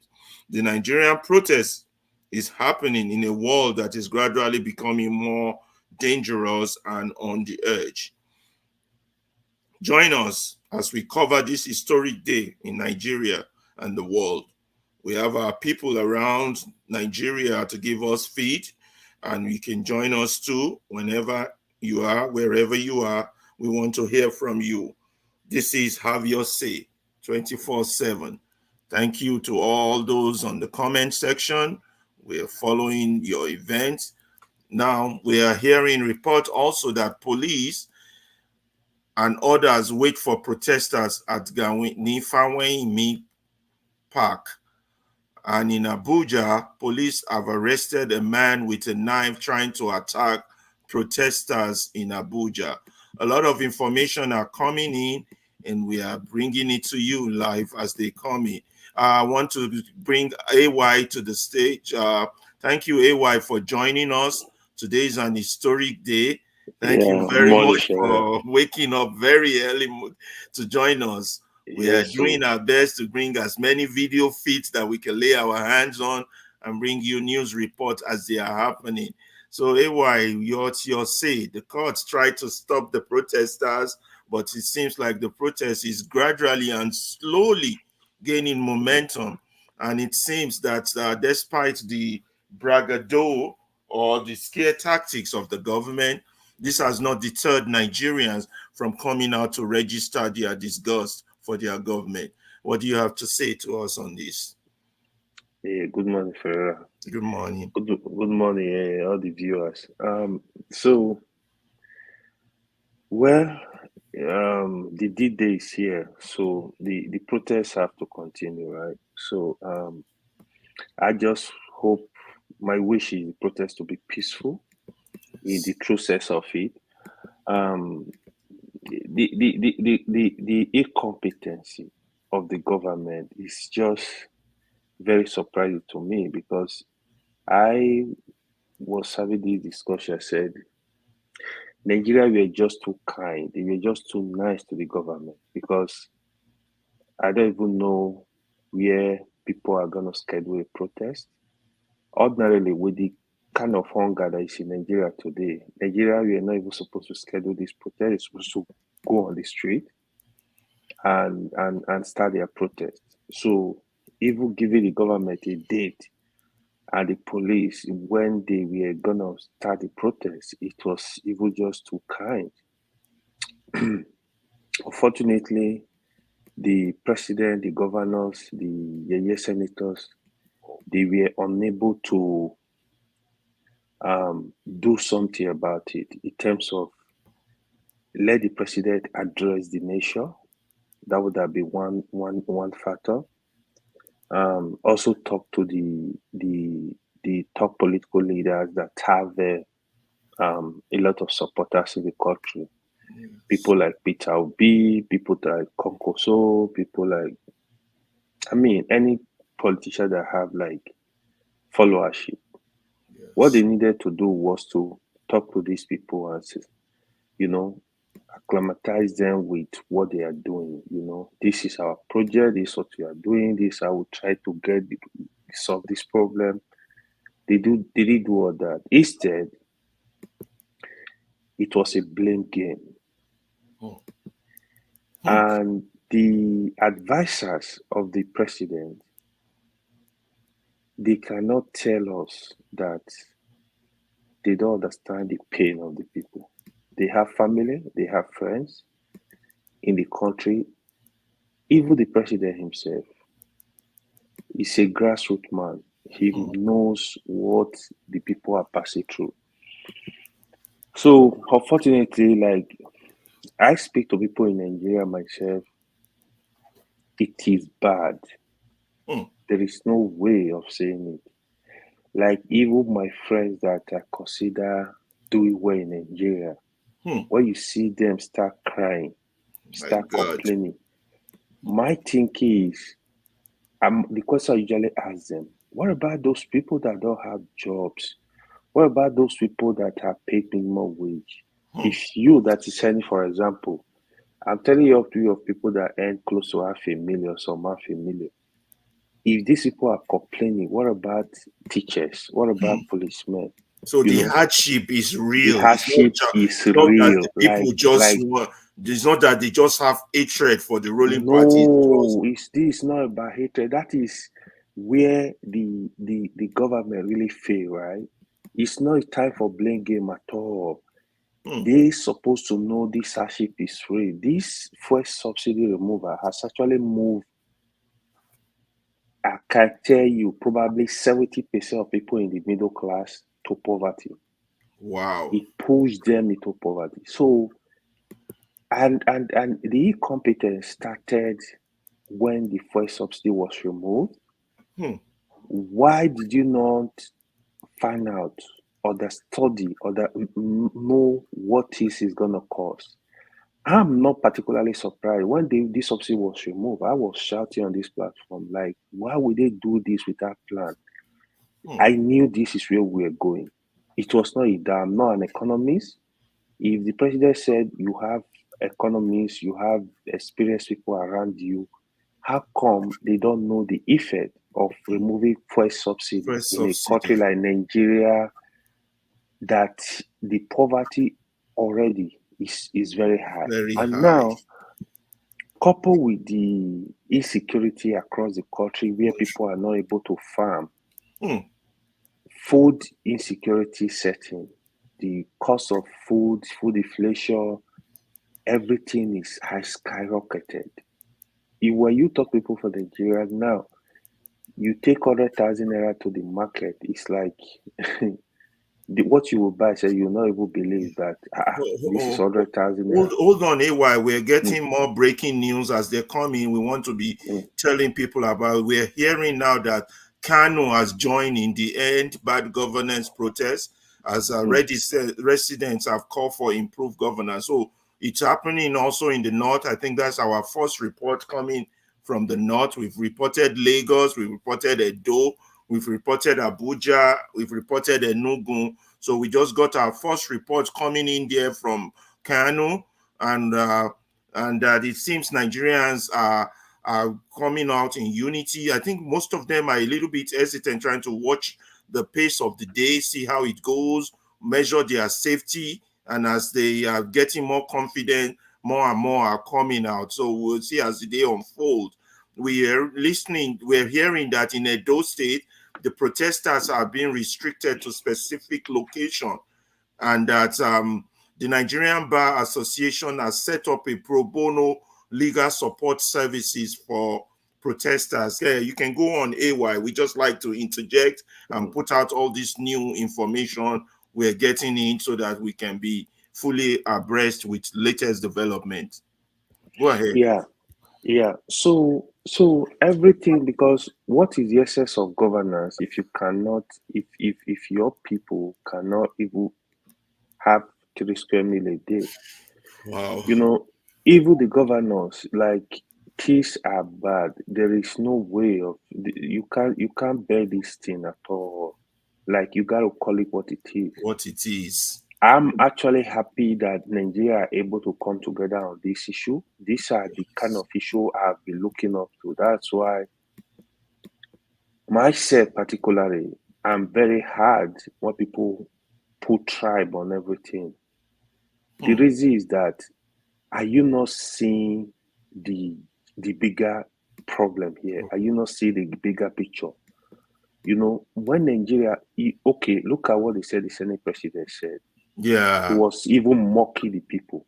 Yeah, what exactly did he say? I heard one of the protesters making mention of it. I did watch it. He said they should go and protest. They will be at home eating. Wow. So did he say they don't see Nigeria finish? This is not the first time he's doing that. This is not the second time. I think it's time the protester even demand for his resignation. From that seat. From that seat, yes. It's so insensitive. It's the same person that said, let the poor breathe. He was mocking the poor. This is not the first time he's doing that. He was mocking Nigeria. What kind of characters are these guys? And to crown it all, right? These leaders, so-called leaders, they don't even understand the issues. They don't understand the pain of the people. What we are seeing now is just the genesis. If things get really, really bad, where people are dying of hunger, people are dying from they can't pay medical bills. Yeah. They don't want to get to that point where people will say, you know what? After all, my friends are dying, my brother is dying, I've seen people die around me. What is it? Let me die. Go on the street and start violence, that is when they will know they will sit up. They need to sit up, from the president to the senators to the rep to the governors they all need to sit up. It's not the time. This is not time for joke.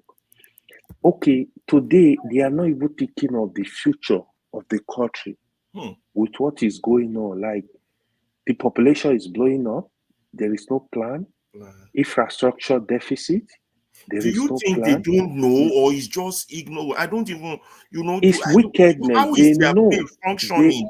They know. Or they it's just have wickedness. extra confidence that they can always keep the people down. Let Wait me now, tell waiting. you, Nigerian mentality now. Waiting go happen. Here is what I think. Right? Yeah. They know is greed.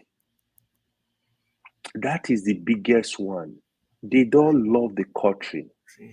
They are not patriotic. Because what I think, if you look at the senators, you enter their mind, get into their thinking faculty.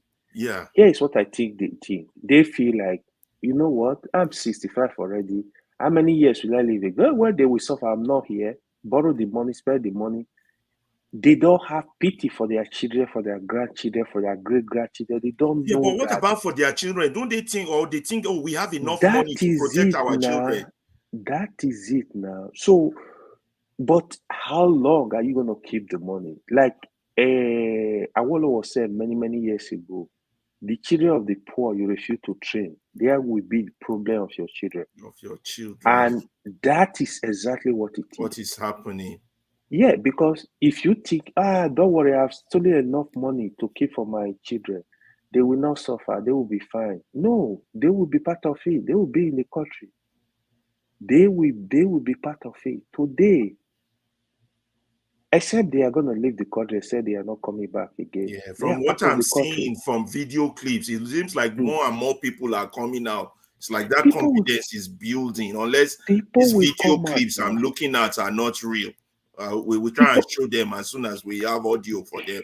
But from what I'm looking now, it looks like more and more, although I don't know which area this one I'm looking at. You can't see it, but I'm looking at one. It looks like, yeah, anyway, okay, let's keep talking. I don't mean to interrupt you, but it's just like, I think they have confidence that they got this under control. They got the army, they got the police. Yeah. You see, like again, this is just the beginning. Like they need to still sit up, because Ferreira, it will get to a point where the police and military will join all these protests too. They will not believe that day. That day will come. That's true. If this continue, that day will come. They think it's a joke. They think it's a joke. To that point. Yeah, let the poor breathe. A whole Sunday, can you imagine? Let the poor breathe. Who talks like that? Yep. You make a reckless statement. Reckless. Laughing at the hunger of the. The worst part of it, most of them are out of the country now. You they know, they're out of the country. Most of them have dual citizenship. Yep. They will run now. Nigerians are too kind, but you know, people like me shouldn't talk like that. I'm a moderator. Honestly, Nigeria are too kind. I'm telling you, for them to even give Nigerians are too kind. They are too kind. I'm telling you, that's just the honest truth. Because, like, it's bad though. It's bad. This one it's not issue of pretend here at all. And all this while, instead of them to the president to address the country, the governor address your people, the federal government, they were literally blaming Peter Obi. I know they want to turn. That's the thing I just hate about this government. Why you blaming? They want to turn everything into tribal, like turn the people against each other. Yeah. Turn the people against each other. How is that going to benefit them? If what happened in Rwanda starts to happen in Nigeria. I said that is the game they play. That is why I always tell people on this platform, stop ethnicity. They will divide you more. If we don't come united what like kind of this, a government turns its own people against each other? because political. Because they know that is the easiest way to divide the people. They understand the game. But that thing is so dangerous.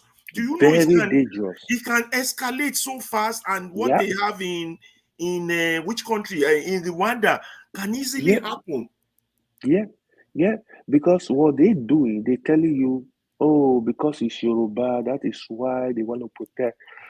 Just like when Buhari was there, the Northerners would not agree to protest. Don't be shocked. If Igbo man was there today, the Igbo will not agree to protest. They will protect their person. That Ononuga, they need to have him resign. He shouldn't be in government. The utterances are just too tribal. It's like here in the States, it's like having a racist being the spokesperson for the president. And every time he opens his mouth, he's going to make a racist statement. Yeah. You know how angry people would be down here for that nonsense, how quickly they will have him resign? Yeah, when you do that, you're hitting off the politics. So the solution would have been, able to address the people, talk to them. You are blaming Peter Obi. Why are you blaming Peter Obi? And Peter Obi has nothing to do with this. If Peter Obi was a violent person, it was after election he would have tell his supporters, go for protest. So we not accept this result. Blame IPOB, blame every. Yeah. This is terrible. It's not government officials. That is where they made the first big mistake. There was no need to blame anybody at all. What the president would have simply go on national TV and said, "This is what I'm doing. This is what you're doing. This is what you give it to the governor." Address the people. When you address the people, you might be lucky. They are gonna some of them you are able to okay, let's give him some time. Let's be patient. They did do all that. So 2 days to election, I heard they put a truck of rice everywhere. What is rice? For God's sake, why are you throwing rice at people? Is that the only problem? Rice. Hey, don't tell him I say na go chop agbado. So before agbado arrive, let him give you guys rice. So, I mean, these people are insensitive. Yeah. They need, because again, I just pray this is not gonna be violent, because I pray. And I think as the days go forward, more and more people, they won't be able to control the crowd. I might be wrong about this.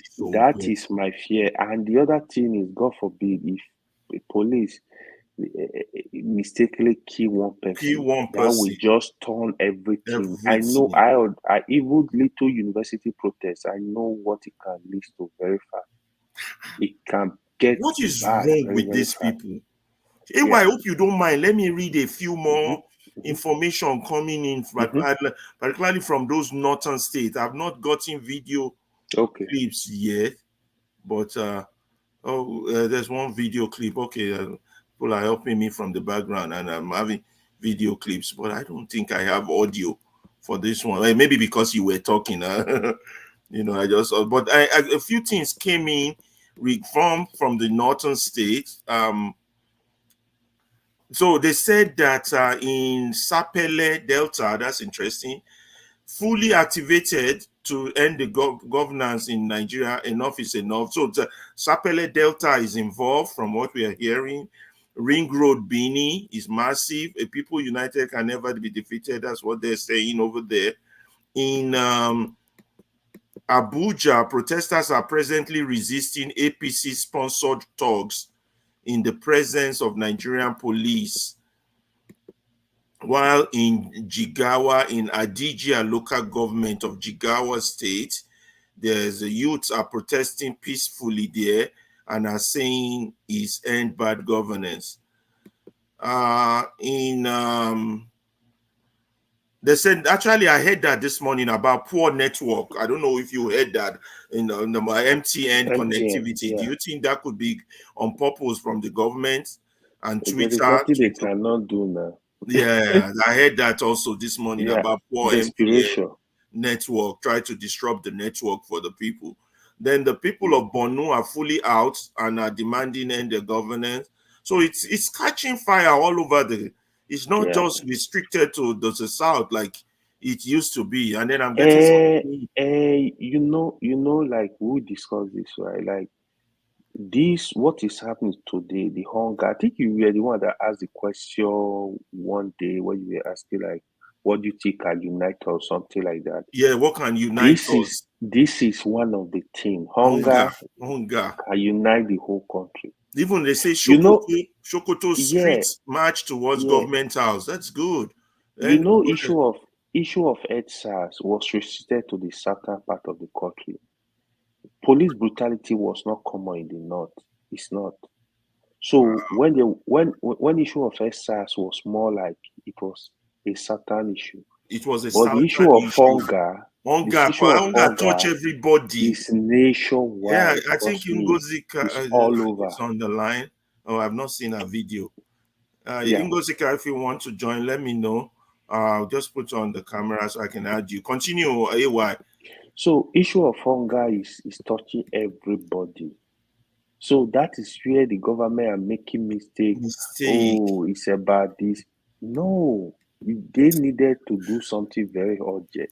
And the one we pain me pass is that trying to turn the people against each other. Yeah. You're supposed to be the one to protect life and property, not start a war in your own country. Yeah. Because when they you saw what happened in Lagos during I know during the election. That is it could have get to that point, because if you go more than that, it can. It would have gotten worse if the Igbos had responded. Exactly. Let me welcome her. She's already on. Thank you, Ngosika, for joining us. You are in Nigeria, correct?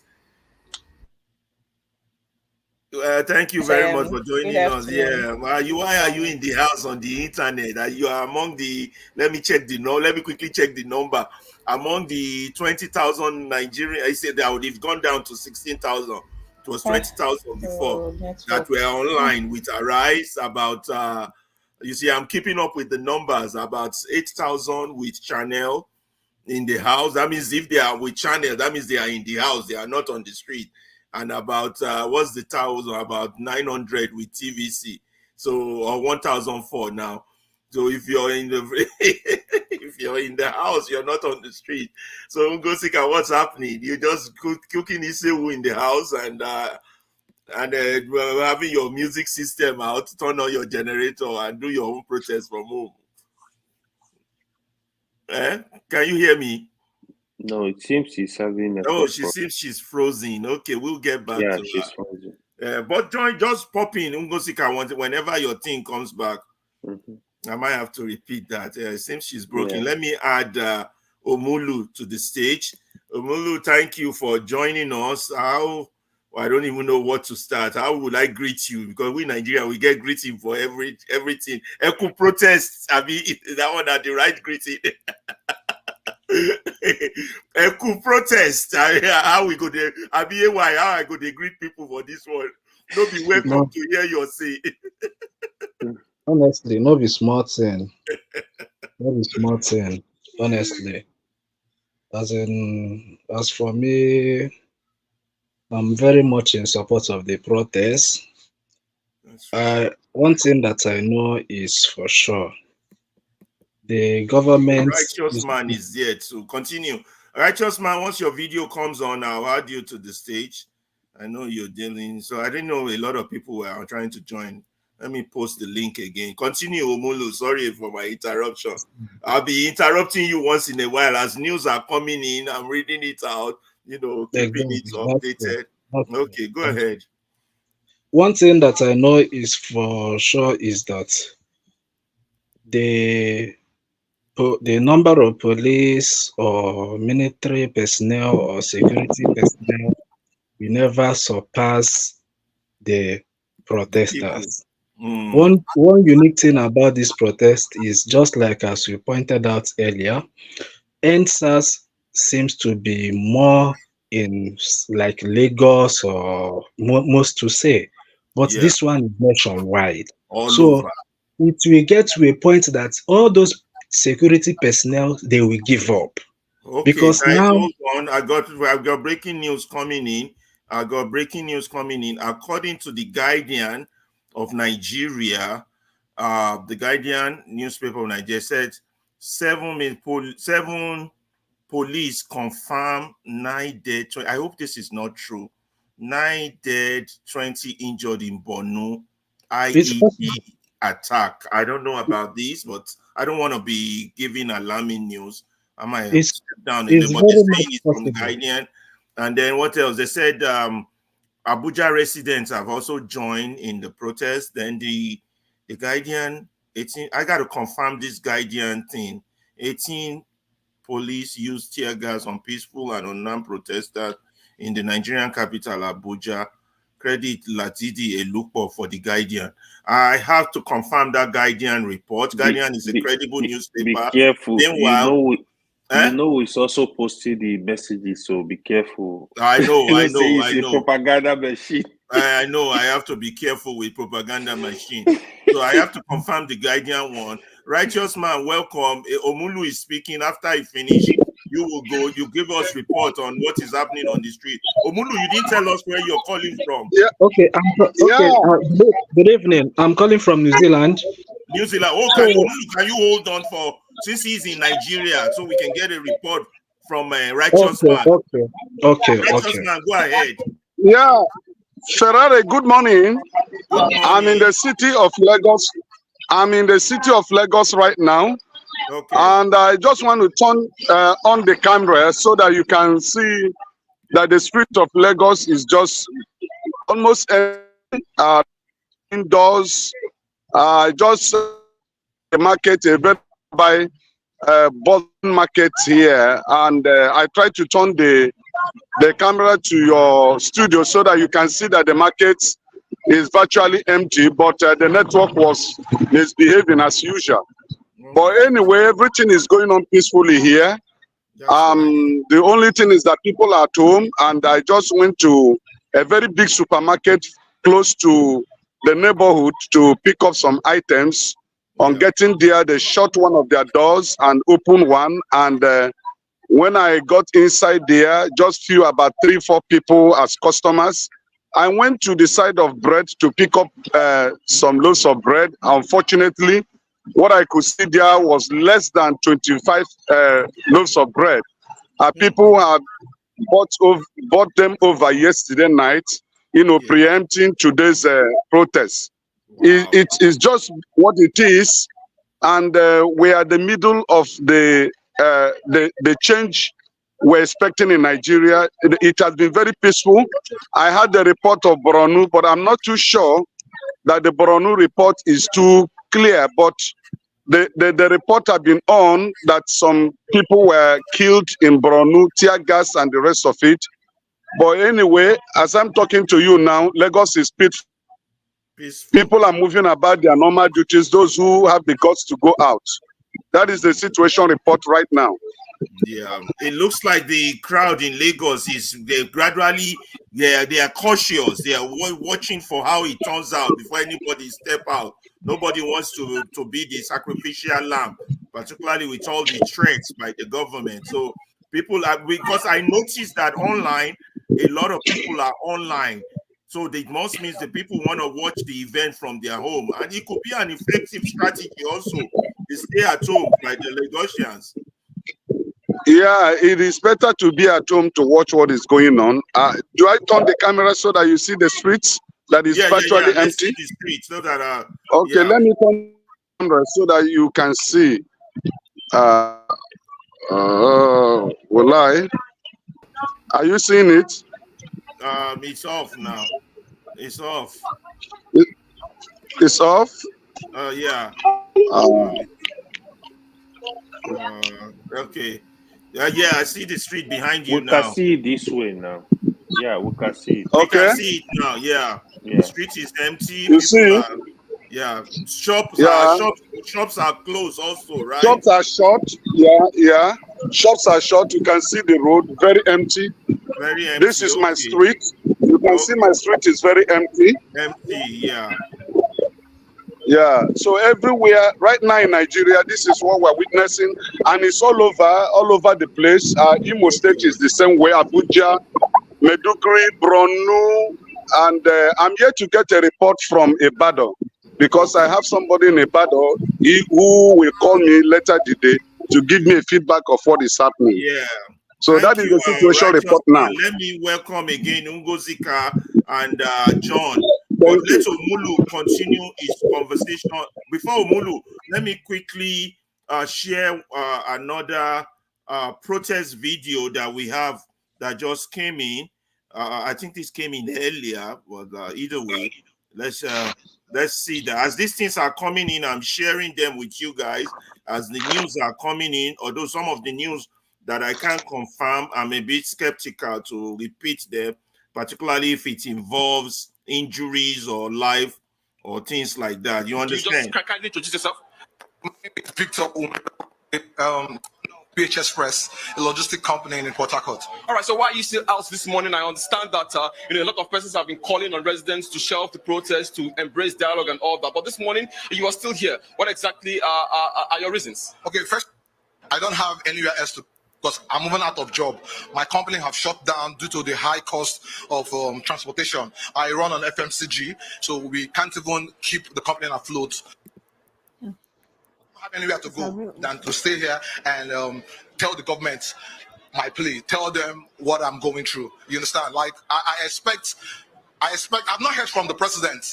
Yes, I did not vote for him, but he's the president. I've not heard from him for the past 1 year. All I've been saying is essay this. I want to hear the president talk, address fundamental issues. Let me know that he's feeling our pain. That's why I'm here. Okay, do you have any fears? In the build-up to this protest, we've heard a lot of comments about this protest will be hijacked, this protest will be infiltrated, this protest will be violent. As you're here this morning, do you have any such concerns? Do you have any such fears? All right, so I don't have any because I know that Port Harcourt people are peaceful people. If there is any hijack, it is not from us. Wherever, it's not from us. Nobody that is hungry, nobody that is here will want to cause violence. However, if you do something like that and everybody goes out, then people that want to do protest will come back. Right here since 7 o'clock, we've been here and you can see nobody's with arm, nobody's with bottle. We just have placards they are trying to tell the government that. So I'm not scared at all. But however, if anything happens too, we are still here because it's better I die on the streets than die at home. Okay, lastly from me, what's your assessment of the conduct of security agencies so far? Any concerns? What's your assessment of how they've been able to conduct themselves in providing security for this outing? All right, they've been nice. You can see them around protecting us. Even a truck of policemen came and they were hailing us to show that they are in solidarity. So far, so good. Everything is going fine. All right, thank you so much. You've just heard from one of the guys here who is participating in this peaceful protest for good governance, and of course, many people are saying that they want the government to do all they can do, all they should do to end the hunger in the land. So this is the situation from the Port Harcourt Aba Expressway, right? So, guys, that's report coming in from Port Harcourt. So we will be showing you as they come in. Before I let Omulu, I'm so sorry, I apologize. You see, this news they're coming in left and right, and we have to share them as they are coming in. So I'm so apologetic. So let me quickly on the Bornu's incident. I have a Vanguard news. Let me quickly share that with you. I think it's confirmed news then because I think it's coming from an authoritative website, and I could just read just one paragraph or two on that. It said, police confirm 9 dead, 20 injured in Borno IED attack. So that's what we got from Borno State. I don't know who launched the attack. Let me read at least the first paragraph before I get back to our panelists. The police in Borno on Thursday said that 9 people were killed and 20 others were injured when a Boko Haram attack detonated an improvised explosive in Kawuri, Konduga local government. Okay, that's that. It's a Boko Haram. It's not related to the protest. That's some good news there. At least not good news. You know what I mean? It's at least it's not protest. It's Boko. It's terrorist related, not protest related, which is very important. Oh, have I lost some of my people? Mulu, continue. Okay, so just like as I was saying, the one thing that I know for sure is that at the beginning, the government think that they can contain this protest by shutting the protesters' mouths or using anti-protest to threaten them. But different thing about this one with NSAS is that this one is nationwide. How many police officers do we have or security personnel that will cover the whole country? You see, so at the beginning it will just be like this, but it as day goes by, you will see that the population or the turnout will be so massive that they cannot contain it. And one thing is possible that I'm seeing that this protest obviously is going to turn out to be bloody and not that peaceful because of even the way, like, I watched some clips of how it's going in North is terrible. It's terrible.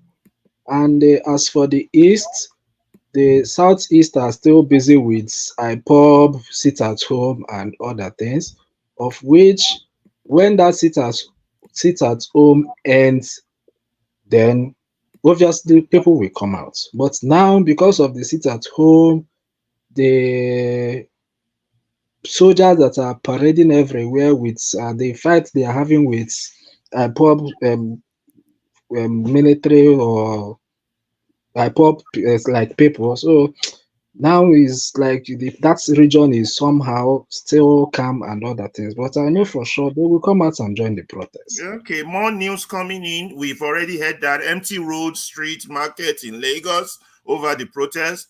Coming in through Channel News is that police fire tear gas at protesters in Bauchi. Ngosika, we lost you. If you can reconnect back to us, as soon as you get back in, we will go straight to you. Omulu, I would have to run to John's time to talk. I'm so sorry, guys. It's just it's coming left and right.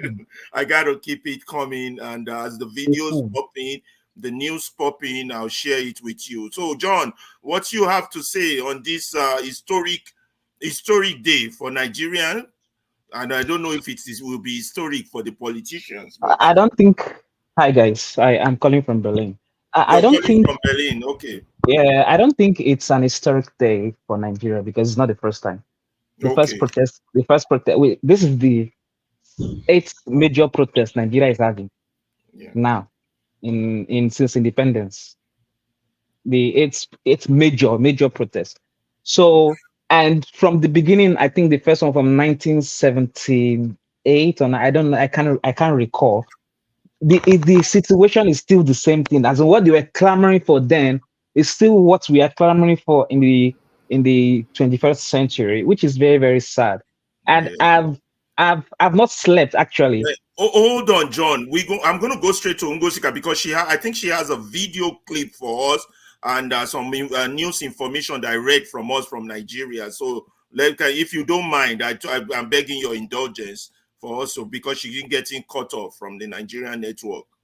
Oh God, we lost.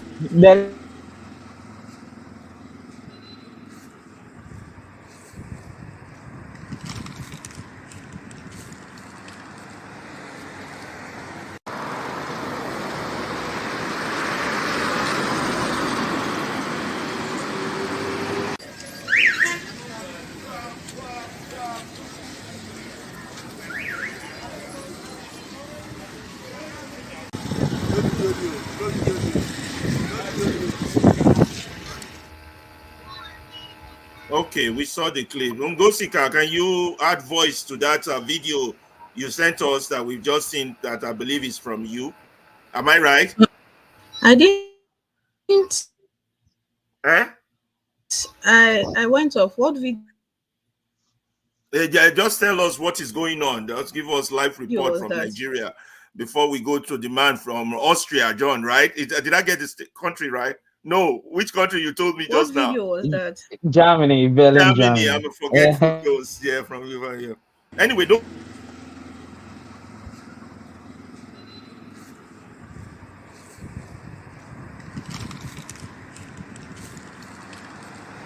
So.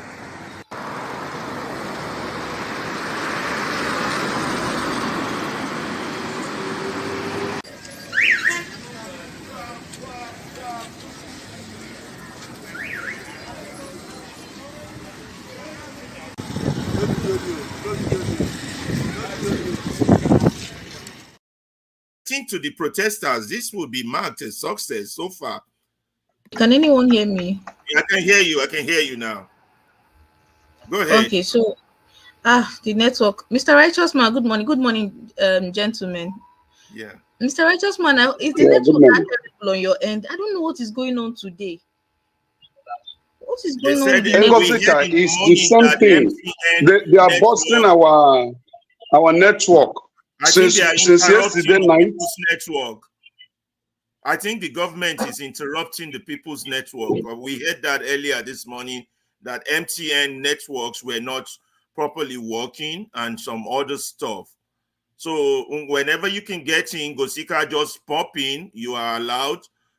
John, just you go ahead while we're waiting on her to get a good network. But just give her the chance if she can get through. You understand? We'll work with each other. Just go ahead, Ngosika, yeah. So I went out earlier. And everywhere was deserted. I even went to the market under the guise of buying something. The soldiers are on the street. I sent the video to Dr. Damages. The soldiers are on the major roads. I had to move away to make a video of them because they don't like making videos around them. So I had to move away to make video of the empty roads. I went to the market. The market was very deserted. Even the women that used to sell in the park, the motor park of the market, they are not there. I went to where they sell the phone line. Only few shops open, and they were inside their shops. People were afraid to come outside. And the muster point for Enugu protest is actually close to my house. I've not heard anything. People are in their houses. The thing with the East, let me just tell you this. The thing with this protest, hello, am I audible? Yeah, you're audible. Go ahead. You're good. Hello? You're good. You're good. To myself. Shit. Just keep talking. Okay. So I was saying that the thing with the protest in the East is this. A lot of people, it's not that they don't want to participate. It's not even for fear. It's because the people are wary. People are really wary because, when they say it's online banter, it's no longer online banter. Some of these things is beginning to register in people's subconscious. People are telling you, the one that you finished doing, and they will say Igbo people started it and want to spoil everywhere. So the feeling on the street is, if we join them, we are doomed. If we don't join them, we are doomed. And then these people now carry their own and said, sit at home. So everybody is not like, oh, what the hell? They could say, if we could join it, it will be wahala. So let's just sit in the house. So that's I cannot think that sit in the house thing is an effective protest also. I don't know. I don't know. Success. I don't know, but I'm just trying to tell you that even I've had family and friends tell me, don't go out, don't go and join them, leave their protest for them. Yes, I've heard people say that to me since yesterday. Don't go, leave them, is their protest. Shebi, they say this is what they wanted. Don't go and join them. Let them do their protest. It's not that this whole narration about the Southeast is doing as if it's not affecting them, as if they don't care. They care, but if they do it now, they will leave. The streets of X is already blowing hot, because you remember today, the so-called pro-Yoruba group, which I know are not representing the real Yoruba people, said they will be starting their Igbo must go protest in Lagos. So it's a lot of angles. So when you see the empty streets in the East, it's not apathy.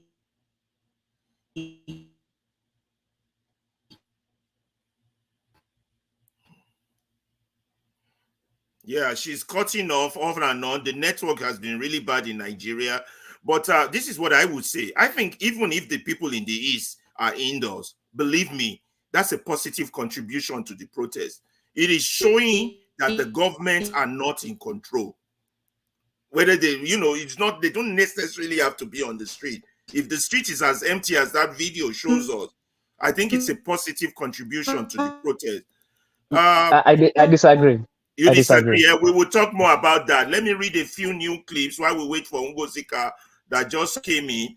They are saying that in Abuja that the police vans are taking pro-Tinubu counter-protesters to the Abuja Stadium. This is not good. According to Sahara reporter, that means there will be a likelihood of a clash. So that means the police are trying to start off a clash if they are actually doing this in Abuja, they are using vans to take the pro-Tinubu counter protesters to go and meet the End the Bad Governance protesters in Abuja, according to Sahara reporter.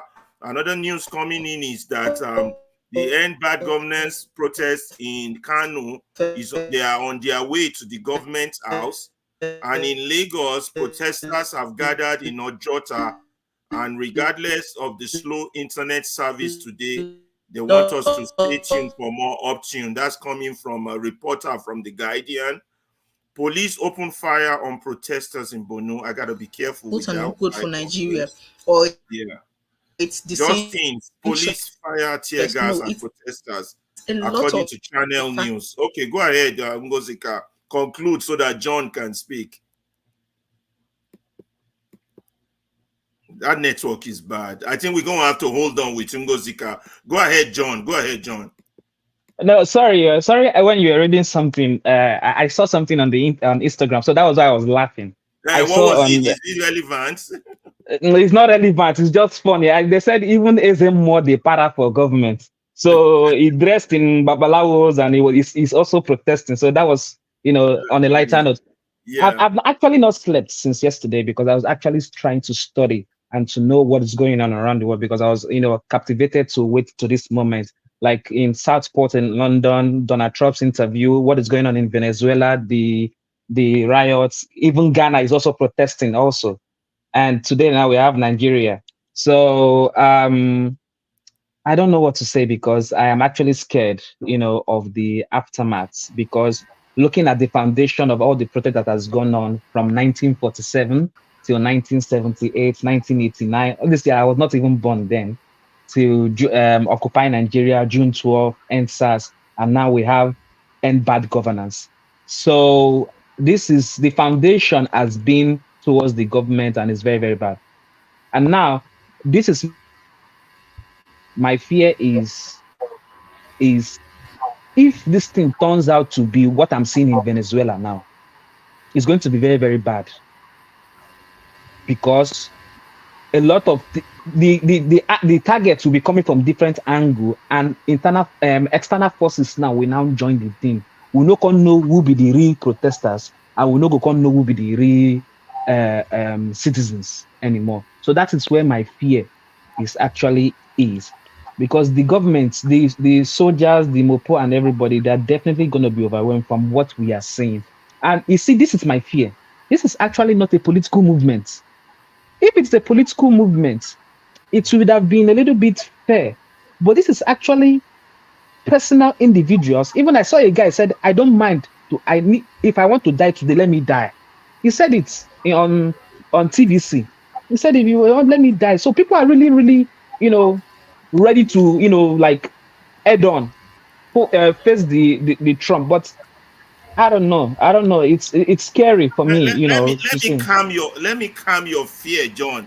In politics, there are only two elements that are important: greed and fear. Greed is what the politicians use to keep the people in slavery, while fear is what prevents the people from breaking their chains of slavery. No, that's not what I'm afraid of. Listen, John, let me do my small monologue. Okay. Nigeria has not worked way before we were born. 64 years old, and we are still in a mess.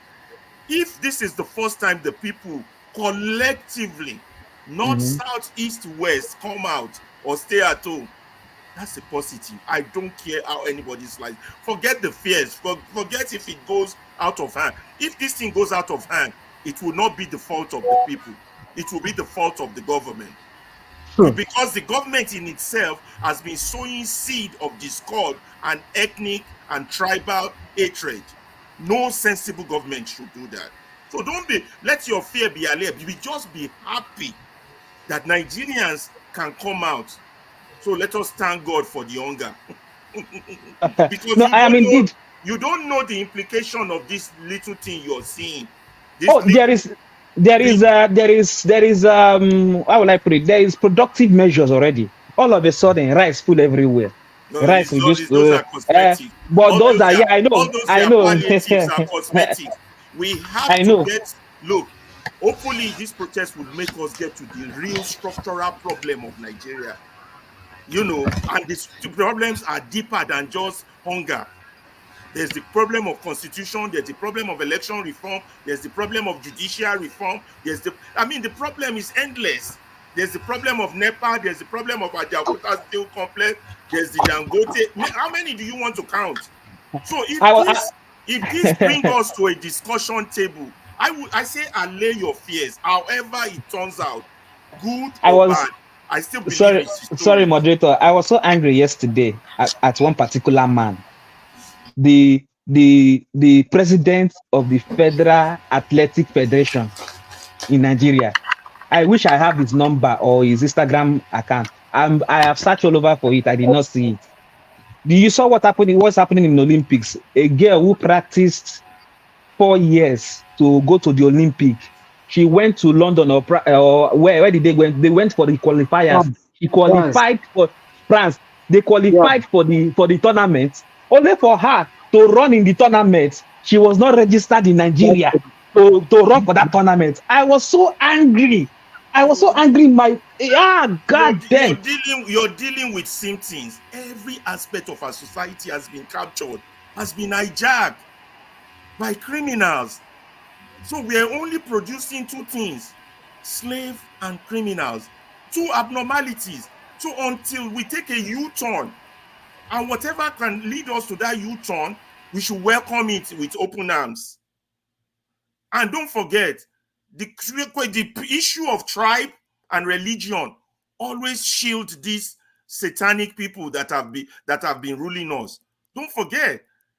So, John, see the positive in what is happening.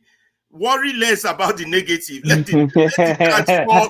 Let the cat fall where they may. We have to balance it. Yeah. So you see, you consider 64 years. If you have a 64-year-old son, will you still be telling that son to still be crawling? No, we have to. Yeah, this is good.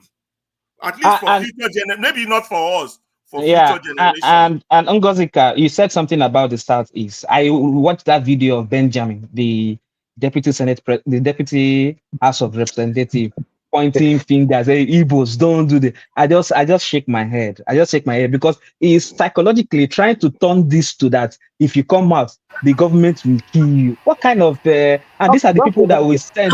These are the people that we send to represent to the Ngozika, Omulu, Righteous Man. You guys can Mr. John anytime. Mr. John, please stay away. Not to go personal. Stay in your houses.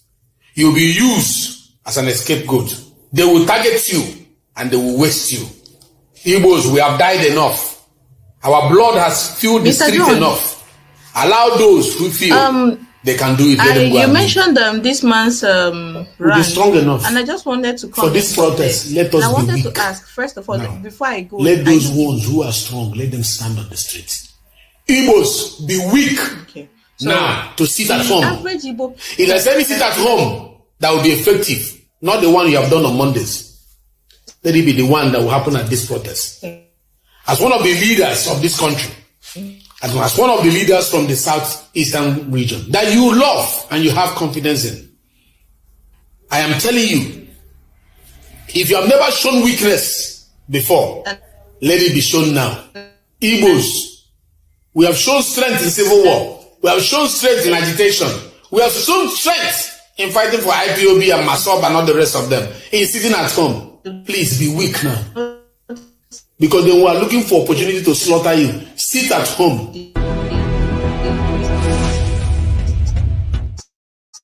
Yeah, go ahead, Ngozika. You were saying. Who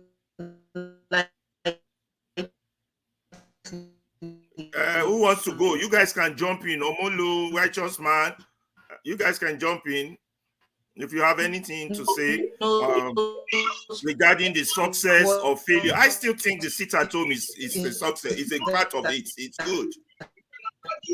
I think the sit at home is even more effective than getting shot on the street. What I heard from that honorable House of Rep, it sounds like a threat. Obviously, it's a threat. It sounds like a threat.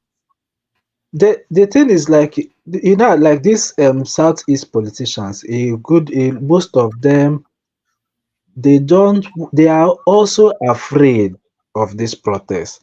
So the best way for them to feel safe is to discourage people, which what government has been doing for a long time. So now this man now come with these tactics to discourage people from coming out for the protest.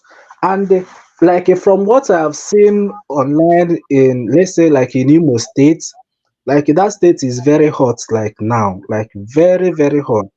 As it seems like it's even the hottest among other states in Southeast because of the activity of the IPOB and the Nigerian Security Agency. Yeah, So people I got news coming in from Sahara Reporter in Kano. Police fire gunshot, tear gas at protesters set bonfire at Kano government house. So, go on. I gotta be reading these things as they. Sorry, come again with that news. I didn't get you. They said police fire gunshots, tear gas as protesters set bonfire at Kano government house. From Sahara Reporter. So as I was saying, like people are for now, I believe that maybe what's made Southeast to or to be calm for now is because of the sit at home, the 5 day sit at home, which will end on 2nd. You understand? Then when that one ends, people will come out and join this protest. But you guys are not listening to. I think the sit at home is more effective than the marching. You guys don't agree with me. Sorry, Ferreira. See, why I disagree with you was the foundation of the sit at home was due to they wanted a political solution for Nnamdi Kanu. This was the foundation and everything. Now, I don't know who gave this sit at home now, this 5 day sit at home. Is it the government or the No, not the government. It's not okay, Simon Ekpa. Oh, okay. So now my problem now is if the people do not come outside just the way we are seeing in Ibadan, Lagos, Abuja, to tell the government, say, at least the money where they give you now, what you they use and do. The government no go shake. Because if they are just sitting at home, they are affecting their own business. It's not the government's business. I disagree. We must have to agree. I want you to look at it from that angle. No, look at it from that angle. Listen. It's not everything that is a looter. I disagree with you. It shows the government is not in charge. Everything doesn't have to be a looter like the days when we were students. It shows the government is not in charge. Government is not in charge. Period. And that's the point. You are right. You are right. But what about the economy of the common man to call the woman with the economy for now? Economy don't dabaru already. People they suffer. My brother, people no fit buy you. Then they cut yam to pieces to buy yam now. They talk economy. Which economy? Sorry, I don't know if you saw the guys, let him go Zika and righteous man talk, or maybe no be say we they discriminate against Nigerians. Yeah. Ferrari, yeah?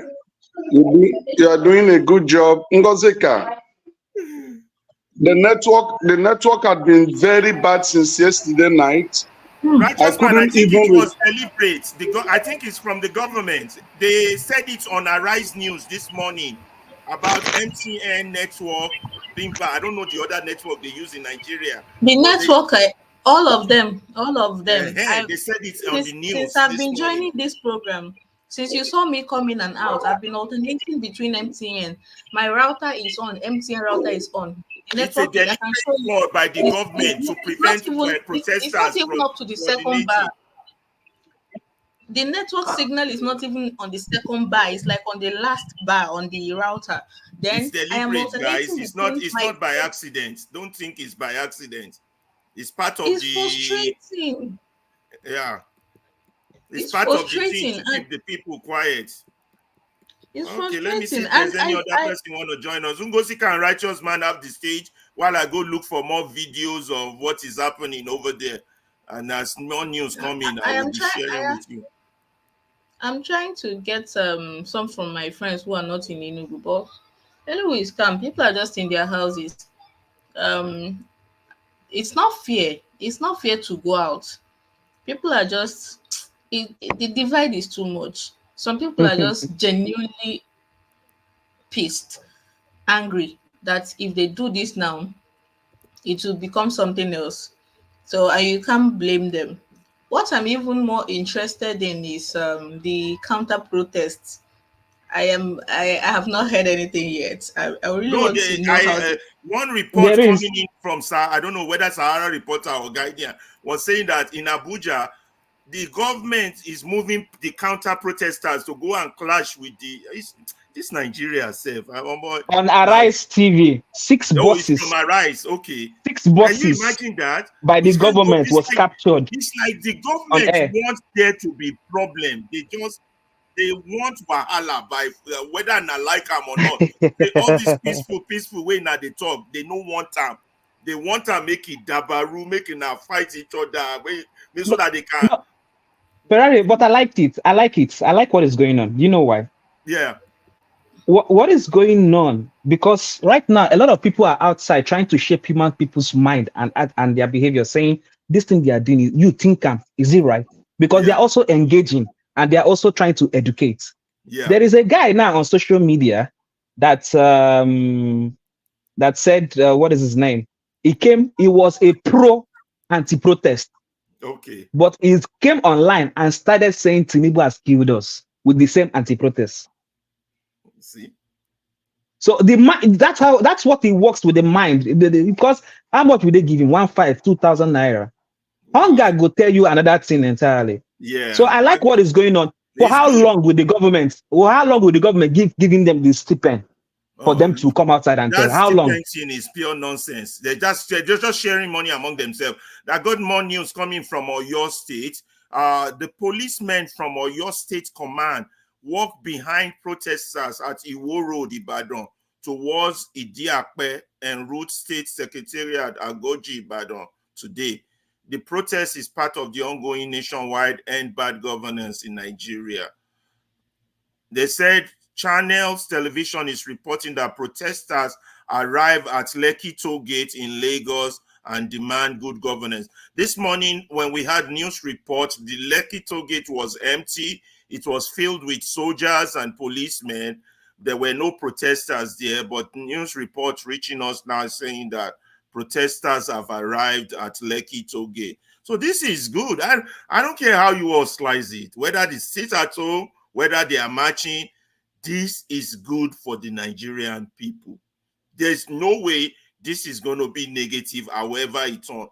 It will send a strong signal to these politicians that popular sovereignty lies with the people, not all these corrupt judges, corrupt journalists, corrupt, all these educated people who think they can manipulate and abuse the people. This will send a strong message to them that the people, no matter how minute, are gradually coming to the realization of their power. You don't know how important that is. Whether they all sit at home in the east, whether it is the north, it is the south, it is the southeast, this event happening today, it's a very positive thing for Nigeria. I want to come to the judges. You just brought my mind back to something else. Yeah. You know, 2 days ago when we had conversations, I said this is the test of our constitution. Yeah. This is the test of constitution, and I wanted to know in the constitution, because we have the right to protest, freedom of speech, freedom of movement, and everything in the said constitution. In the constitution, is it written there that if you are protesting, the court will give you where to go and protest? If you because why I asked this question? Why I asked this question was I did one presentation on this program one time about constitution. Yeah. Let me be honest with you, brother. First of all, in Nigeria, 99% of Nigerians don't know what's in the constitution. Number two, that constitution does not give absolute right to the citizen. Do you know who it gives? Mr. Ferrer. Yes. Sorry, can I come in? I don't know because I'm following up with the news. Reports have it that a protester has been shot in Borno, and I have been saying this for the longest. I said I'm holding my breath with this protest till it escalates in the north. For the longest time, every major protest has always been in the south. That's what I Look at said. NSAS for instance. After the NSAS, I think a youth corps member or somebody went to the north and was asking in a school environment, secondary school, something like that, was asking them about NSAS. None of them knew what NSAS was. Hmm. They didn't know what NSAS was. So I am actually glad. I was talking to somebody yesterday when I was going to the archives.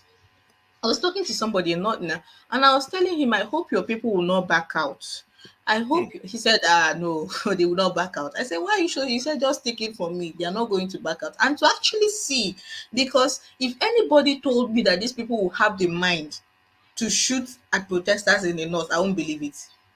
Because this is what they do to us in the south here. The north is like a sacred cow. There are things you don't do to northerners. I am saying this with all confidence, with all sincerity. I'm not trying to push any propaganda or anything. It is just the way it is. There are things that people in the north will do and go scot-free. If you try it in the south, especially if you're unfortunate or fortunate to be from the southeast like I am, you feel no see the next day. So Yeah, we are hearing reports also that in Maraba, Abuja, that the protesters have turned violent. That's not a good this news. is I According to see Boa at TV. this point, Enugu, and I know I'm not really certain there will be anything today because Give it even time. during the Maybe it will NSAS grow Give it protest, time. momentum. Give it time. Give it even time. during the Give it even time. during the NSAS, that is what I'm saying. Even during the NSAS protest, Enugu did not pick up immediately, but when we did, Give it time. It's going to But, grow but, it more. was You see, crazy. most people didn't I come was out part of the today. I NSAS think protest by in Enugu all tomorrow, through the more end. people When will we come did, out. it was. I'm seeing a video of the of Kano. I I've think seen people are people just trooping using in today to Kano. weigh. People trooping in Kano right now. Yeah, another breaking news is that in Abuja, the End the Bad Governance protesters have rejected the stadium restriction and they are heading straight for the Eagle Square. Which you see, that was my earlier question. You see, that was my earlier question. I answered that the constitution asks, they told us we have freedom of movement, freedom of to speech and everything. But as of yesterday night, there were two court judgments, one from Lagos, one from Abuja. They said you cannot use Eagle Square after My brother, wait, hold on, wait now. Try get my picture. Try get my picture. After they don't write Wike say permission to use the Eagle Square for protest, Wike can say then go pay before he go use that place. Now they can't say make the ones waiting for Lagos. They should not gather at Lekki Toll Gate and they should gather at one park in Ojota.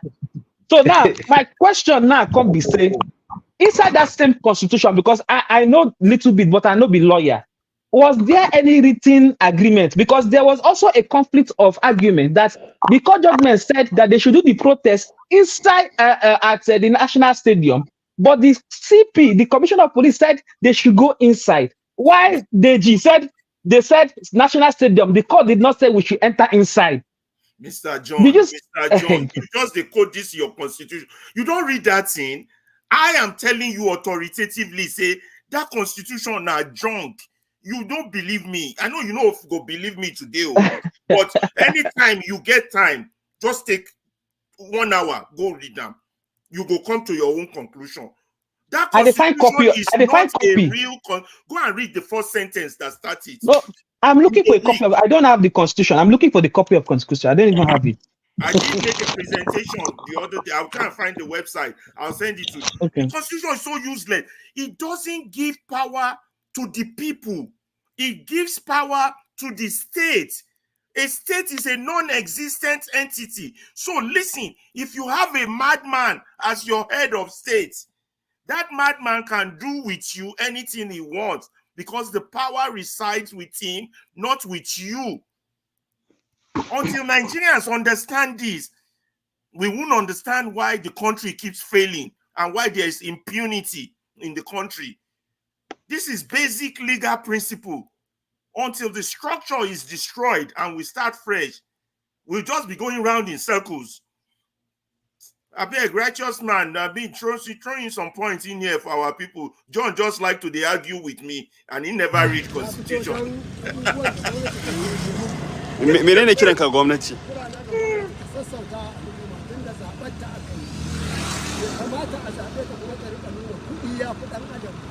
To Allah ya ba mu fita. Na gode ba.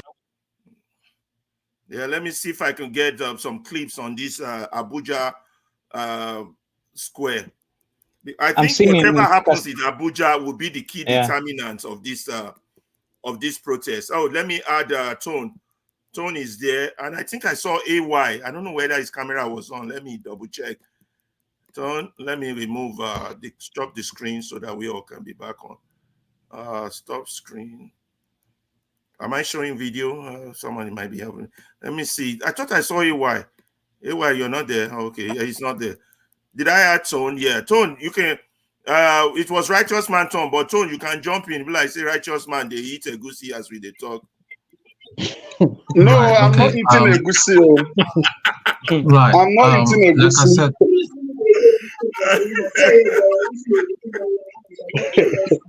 Go ahead, Righteous Man. Yeah. It is quite interesting. It's a moment of change in Nigeria, you know. It's an historic moment. It's a what?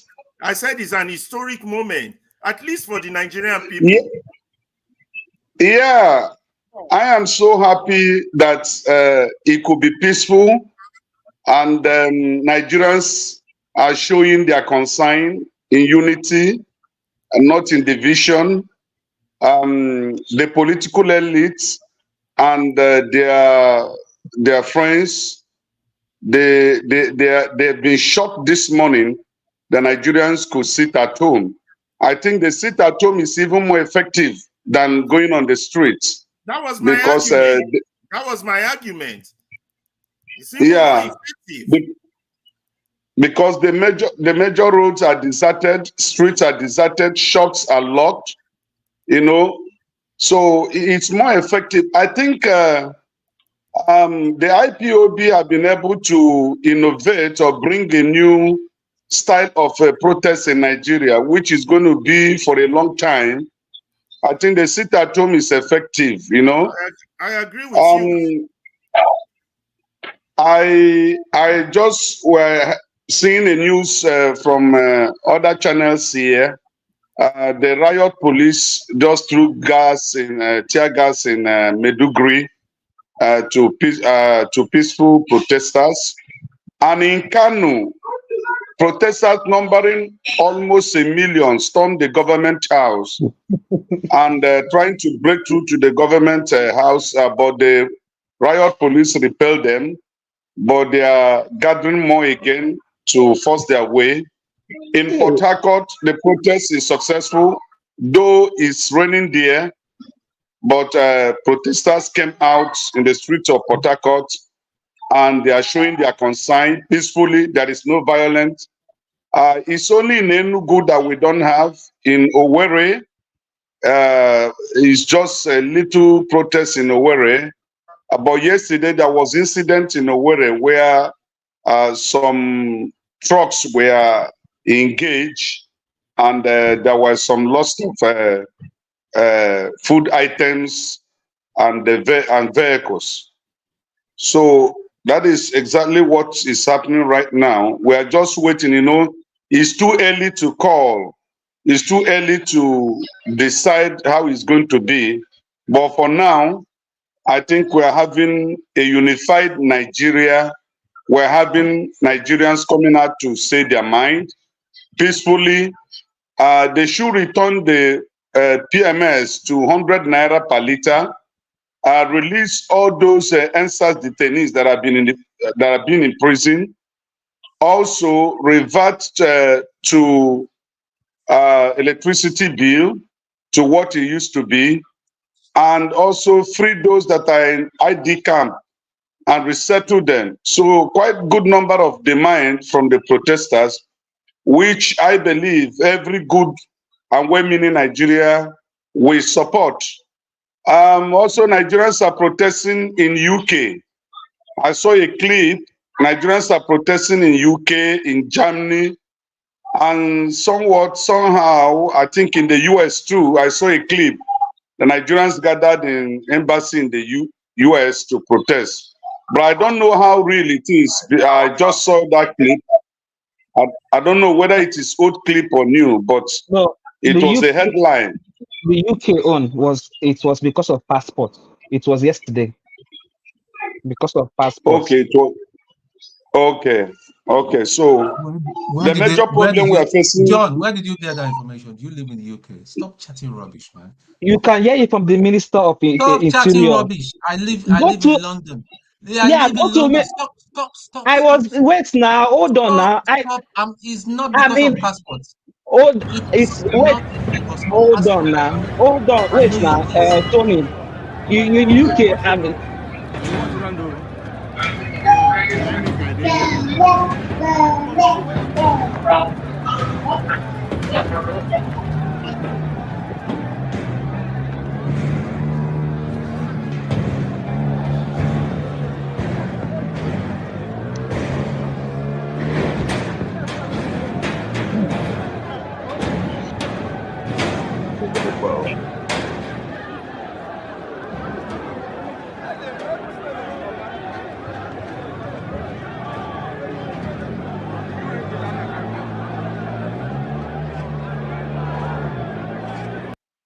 Read me loud and clear.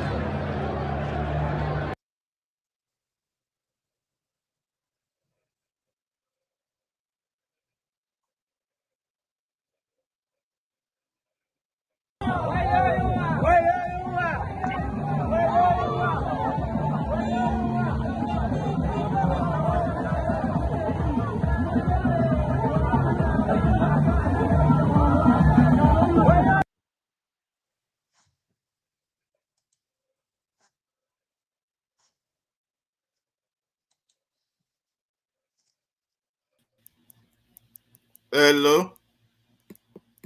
Can you all hear me? The casualties are not only those who are dead. Can you all hear me? I got knocked out for a few seconds there. Are we all back? Is everybody back?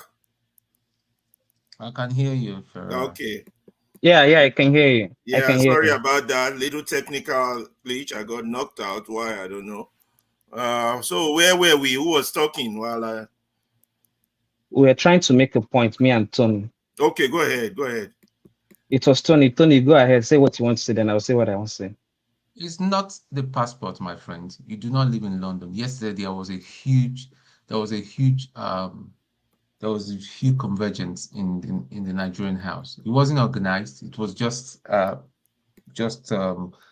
individual reaction. People just tend to they just met and they have placards. It wasn't because of passport. There has always been a passport issue with almost every Nigerian embassy in Europe. So we better be careful what we put out here, because you're sounding as if you're for the government by saying that it's because of the passport. It's not because of the end bad governance. And bad governance is part of it, and that's why we have irresponsibility and all sort of illegal thing happening in the Nigerian embassy. So for you to now come and say that is because of the passport, it's got nothing to do with the end bad governance. John, it's because of what? I didn't get that word. It's because of what? No, John said it was because of the passport. That is not because of the ending the bad governance. I told him that it's not correct. You're putting out in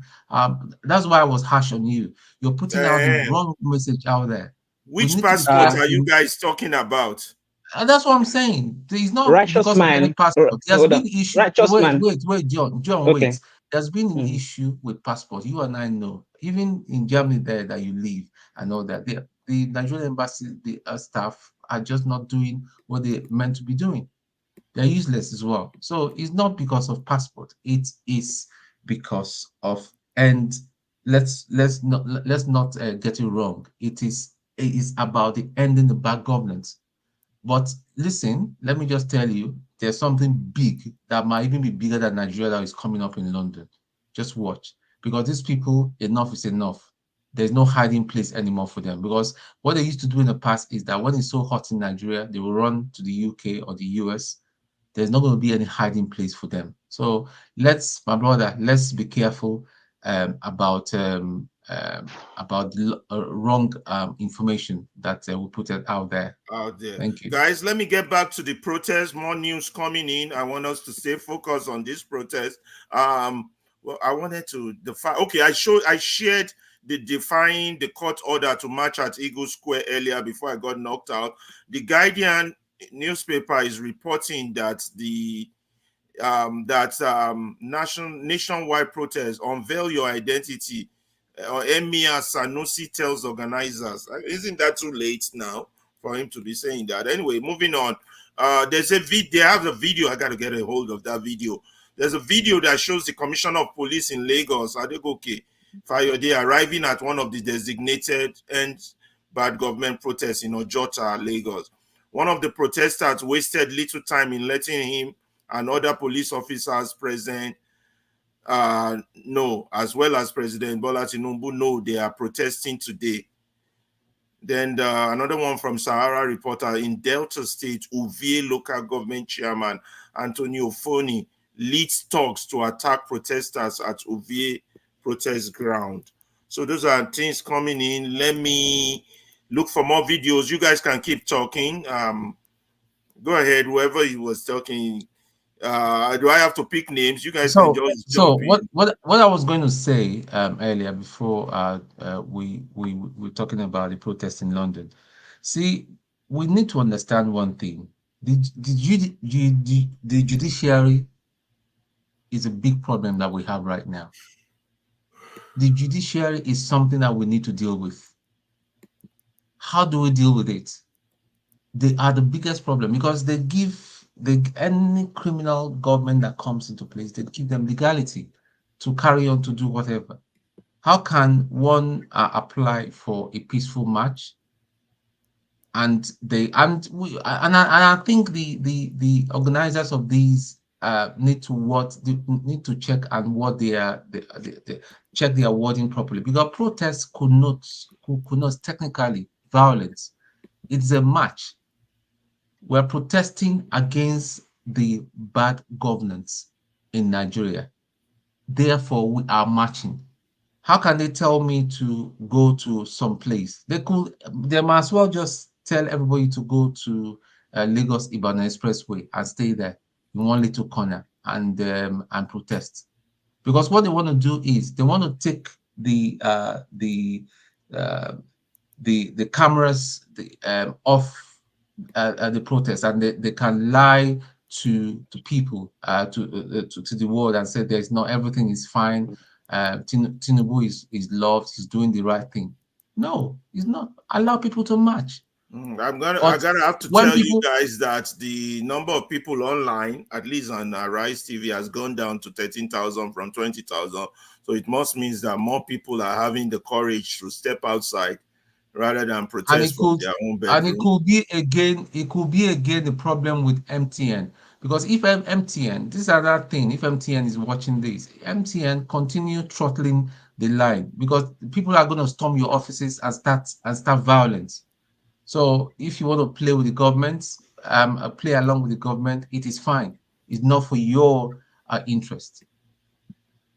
So, yeah, you think the telecommunication company is working with government they are throttling down the line. That's simply what they are doing. They are just throttling down the line. That's what they are doing. And if they continue that, it just takes one or two persons to say, okay, let's head to the nearest MTN office, and they'll start destroying properties and setting buildings on fire. And we don't want to see that. So going back to what I was saying, NSAS, they are saying that NSAS was violent. NSAS was not violent. It was the area boys in Lagos that infiltrated the NSAS and the people that the talks that the government sponsored. Yeah. Let me push in a few more news coming in. Channel News is reporting that our wives are running away. Kaduna resident laments hardship.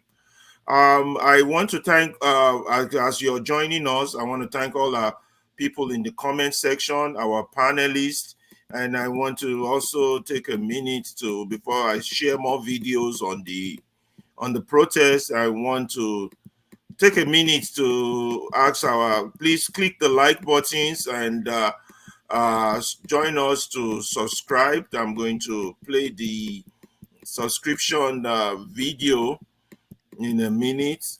Please subscribe, click the like button, and thank you all for joining us in this historic day for Nigerians as they struggle to obtain their rights to citizenship. Thank you so much for watching. Thank you. Have you subscribed? Yes, you. Have you subscribed? You. Yeah, before you go, click. It's free. Click. Just that's it. Have you subscribed? You're laughing. Have you subscribed? Have you subscribed? Thank you. Thank you. Thank you. Hey, madam. Thank you so much. I can see you. I can see you. We have to get to 100,000 subscribers. This by the end of the year. How are we going to do that if you don't subscribe? Yes, you. Yes, you're about to click off. Why? Have you subscribed? It's free. If you don't, ask your son, ask your daughter how to. Just one click. Thank you. Thank you. I see you. Aha. Thank you very much. Thank you very much. I'll see you tomorrow. Okay, guys, continue. So far, more news coming in. Nigerian police fire tear gas to break up hardship protests in Lagos and Abuja. So it looks like the police are doing everything to escalate this situation. You know, Niger State youth join nationwide and bad governance. So it's like catching up. It's like catching fire all over the country. It's going in. I would search for more videos. Guys, keep talking. Righteous Man, John Tone. Your opinions matter. Keep analyze situation. I want to continue from where I stopped. I just kept quiet to listen to everything you're saying. However, Mr. Righteous Man was trying to make some claims and some comments. Now, based on facts and people I have over there in London yesterday, people were actually protesting for passports, which the Minister of Interior came out on his X page to say he heard the cries and is going to, clarify the delays in their passports. I was actually not aware if the protest was started in London yesterday, but I'm aware of the fact that it was passports. That was what I wanted to, clarify because the facts are there. John, wait. Is this the first time? The question is, it seems as if you're putting it out there as if it's the first time we're having passport issues in the. No. We are talking about the content of yesterday. It's not the first time, but I'm just trying to clarify that yesterday's was not because of protest. This is what they put out. This is what they put out. It's not true, my brother. I'm trying to let you know that. I'm trying to let you know. People use. Guys. I don't think it matters whether that's. No, it doesn't matter. No, it doesn't matter. I want to put the fact that you can go to the Minister of Interior's Twitter page as of yesterday. He made it clear and he apologized and he said he's going to. But what do you expect? He would not. Obviously, he would not say that it's because of the bad governance. People simply used the opportunity for the protest and vented what they were agreed about.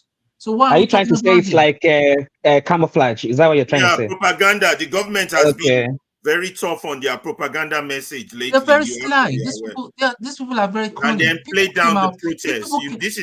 John, you have to understand how the government individually and they met. When they met yesterday, they started protesting and people say, even this Nigerian embassy thing and all that, this passport, people started venting, just like what you said was it you that said some few minutes ago that they were interviewing somebody that was recruited to protest for the government, and he started talking about the hunger, which is true. I saw that video too, which is true. People will vent what is touching them. That was what happened yesterday. Now the minister was very, very smart. He went to his Twitter page and he didn't talk about the bad government. He was talking about the passport. The passport issue has been going on for forever. So what are we talking about? So let's be careful because all they are doing is they are pushing out wrong narratives. Guys, I've got some more videos. Let me share some more videos with us of the protest. We're here because of the protest. We thank you all for joining us. And there's so much stuff happening, and all these things are coming in left and right. We tell you we're going to give you a 24/7 coverage. So here we are showing you your Nigerians everywhere coming out to show their displeasure at the people that have been ruining them. You know, people that have been ruining them. Let's see what that picture shows us. Okay, here more. Let's get some voice. Trying to make their voices heard. Let us know what's happening, please. Yes, in Ojota, that's at the Ganifo Freedom Park, where the protest is taking place. The protesters left Ikeja underbridge this morning, and they trekked down to Freedom Park here in Ojota, where all of them have converged.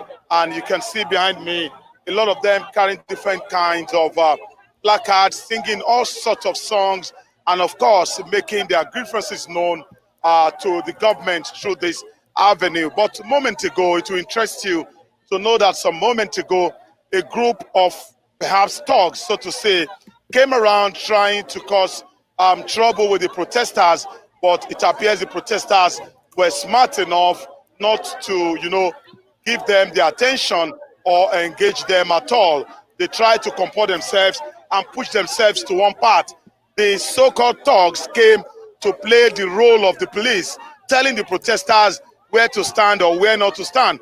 But the protesters were smart enough to tell them that they are not the police, and they were also smart enough not to engage them in any discussion or in any exchange. So the situation is calm right now in Ojota.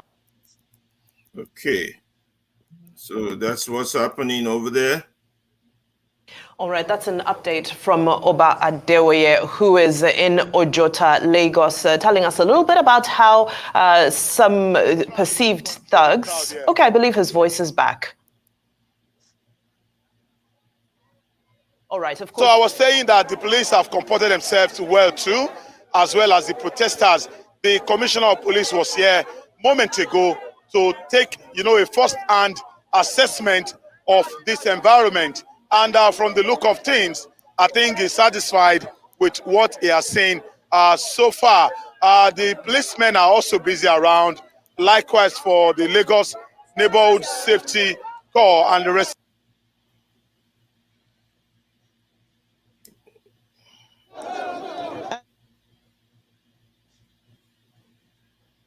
Yeah, it looks like they're... We'll do our best to reconnect with Oba. I understand it's a very busy day in various parts of Nigeria. Our correspondent is doing his best to communicate with us. I see he's beckoning on someone to narrate what's going on. We'll go back to our correspondent there in Ojota, Lagos. Yeah. So the reports coming in left and right. Cynthia, there have been several complaints today. If you check online and even just conversations amongst people about how network today has been particularly slow. So I'm not sure whether it's a case of a lot of activity happening online, and like New Year's Eve when everybody is trying to get online, the network can get a little bit slow. But I know various networks today, I've personally struggled, just to send a WhatsApp message and so forth. That's another thing that's also happening in the background today. Yeah, and that also leaves room for, people probably getting a little concerned if they can't reach out to their loved ones. And I hope that the network providers will do their best to at least make sure that they stay on top of this, because this is not one of those moments where you won't have any kind of trouble reaching out to anyone, because we need to make sure that people are safe and whatnot. But based on what we were discussing with our correspondent, I guess we'll carry this on. We're here for 2 hours anyway. But we have days. Yes, we have our correspondent standing by, Mary Chinda. She's live from Port Harcourt. Mary, thank you so much for joining us. Please fill us in on what's going on in your end. Good afternoon.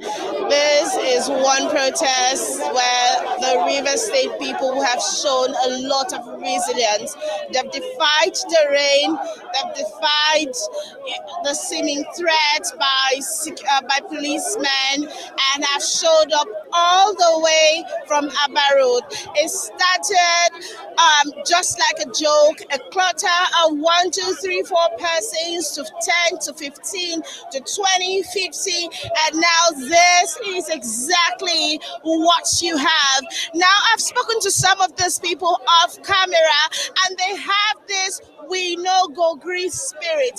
This spirit of, you know what, we gotta end bad governance. There's hunger in the land. In fact, one of them had a placard that says 1,000 no they do again, which translated in proper English is there is inflation. 1,000 naira cannot buy so much in the market anymore, unlike 2023 and 2022 and the years before. These people are saying we are going to seek an end to bad governance, and this time we're not just talking, this time we're going to see to it that we actually get the change that we need. Well, on the sidelines of this, I must also tell you that these protesters that you see are actually inflamed by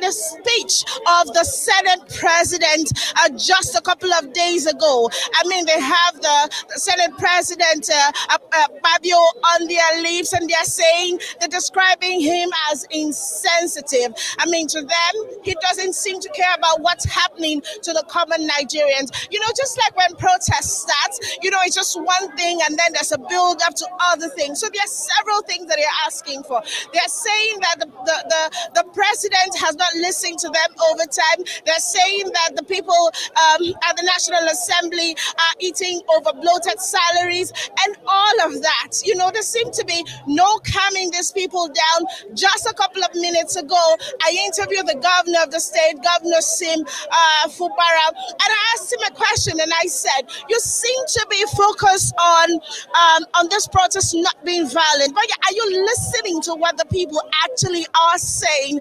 And he said that he didn't exactly have fears because these are seemingly genuine protesters. Now, I must give you some background. Up until midnight of yesterday, Governor Sim was having meetings with the security apparatus in the state because, according to him, he had proper information that this protest was going to be hijacked by thugs.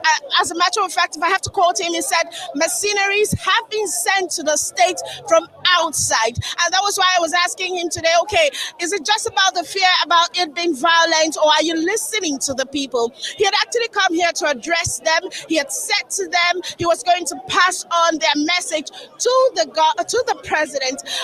And then he had also tried to pacify them by saying to them publicly, you know, just we know that there's hunger in the land. I'm also a part of you, but when you are going, I will give you something to buy pure water. You needed to see how this protesters retorted, saying, no, we don't want money. It's not about money. We no go agree. And that has been what they were saying up until when he finished, and I had to have that one-on-one interview. What we see in Port Harcourt today is a small protest. Is a protest that started off small and is actually growing. We have over 500 to 1,000 people here, and of course, there is a heavy presence of security men, but it is the never die spirit of the Port Harcourt people that is actually on display here, and they're saying we got to end bad governance because this is an oil state. We cannot be producing oil, and we're actually suffering. Mary Chinda, live from Port Harcourt. Incredible scenes there. 500 to 1,000 people, in your estimation, protesting peacefully and guarded by the security services, and have just been addressed by the governor of the state, Siminalayi Fubara. Thank you so much for that update. We look forward to catching up with you a little bit later in the day and getting more updates. But for now, we'll take a very quick breather. Newsday on this protest day will continue after this break. Okay.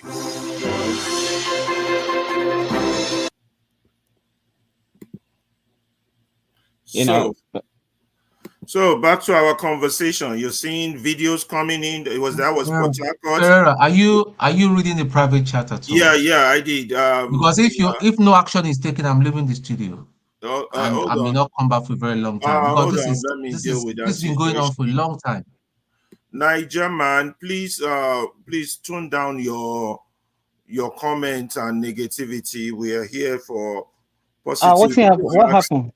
No, don't worry about it. I've just given you warning. Please, if that happens again, I might have to remove your comment from this show. Please, let's stay focused on the protest and help Nigerians elevate their standard of living. This is why we're here, and this is why we're talking.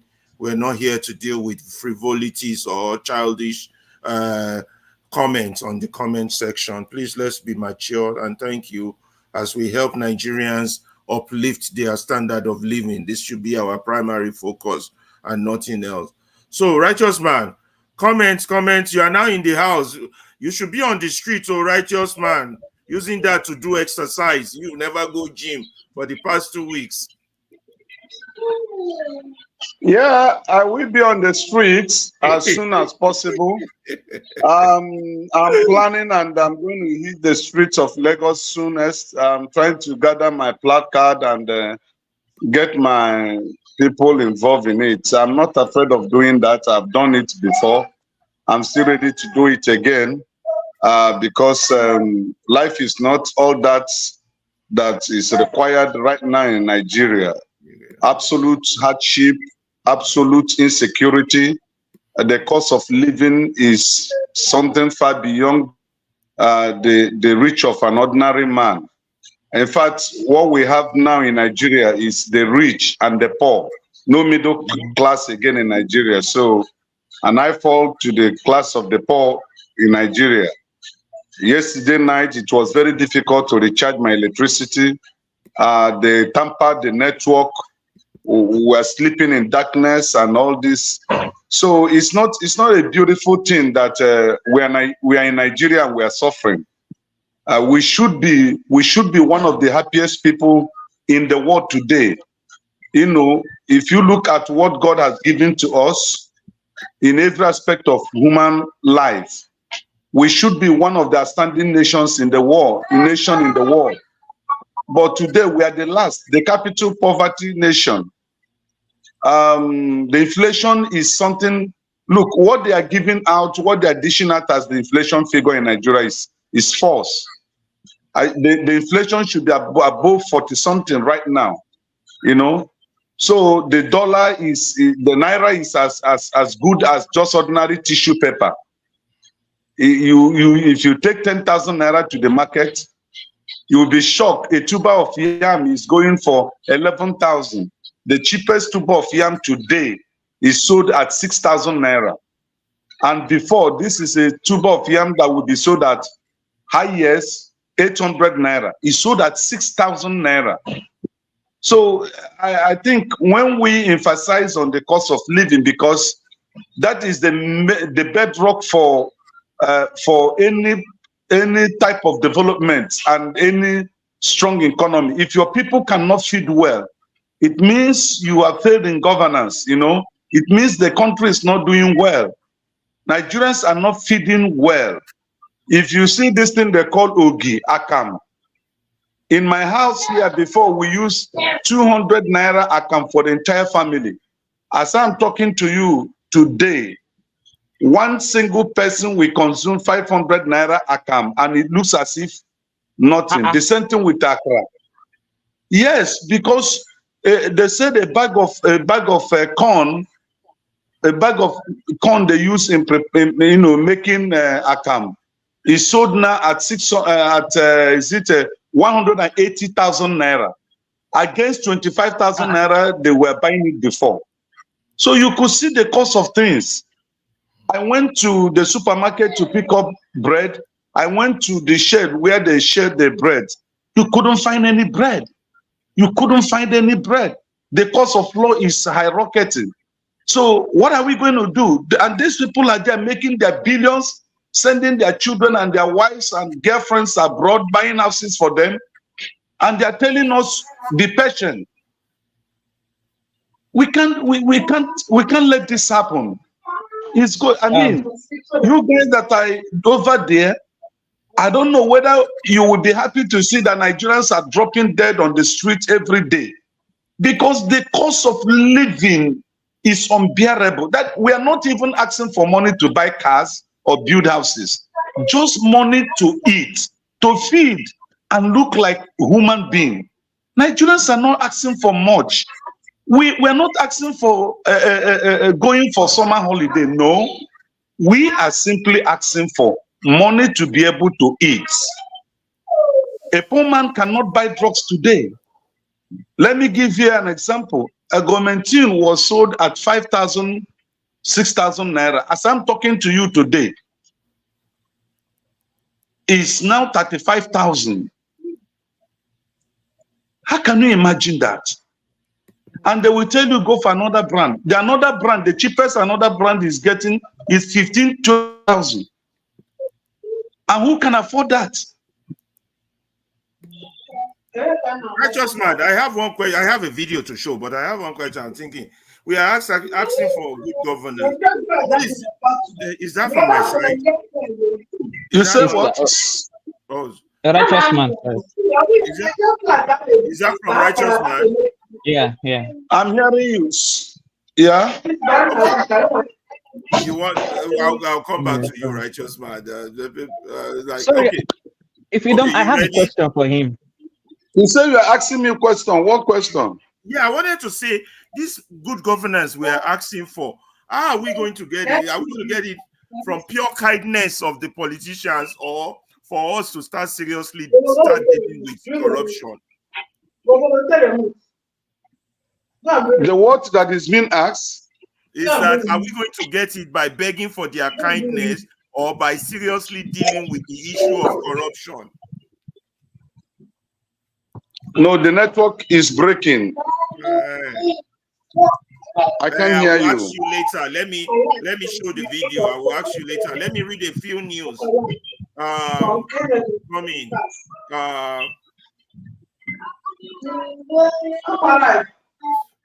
Okay. Tone, just ignore all these idiots that are trying to mess you up on the chat section. Just ignore them so that we can focus on this protest. We can't respond to every silly person's comment. But I wanted to read a few, but I will deal with them after I give them one or two warning. I will have to throw them out. What just came in that I wanted to read, it was that Ojota, Lagos is fully locked down. I don't know what that means. And Channel is reporting that pro and anti-bad government protesters are facing up in Ojota. This is done by the government. So there's a clash between the Tinubu thugs and the protesters. Anyway, I wanted to show you a video of protesters arriving at Lekki Toll Gate. So Lekki Toll Gate was the scene of the End SARS movement the last time, that a lot of people were killed, that generated a lot of interest. So right now we have a video clips, courtesy of Channel News, of protesters arriving at Lekki.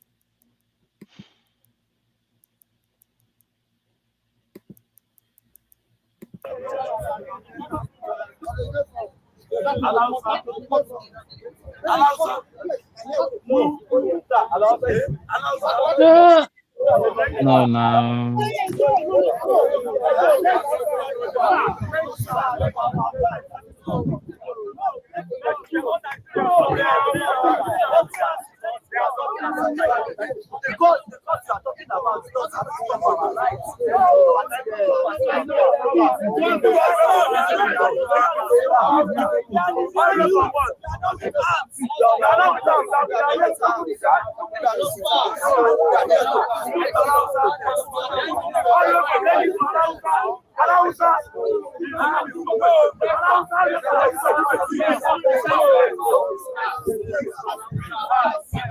When leaders listen to ideas, right?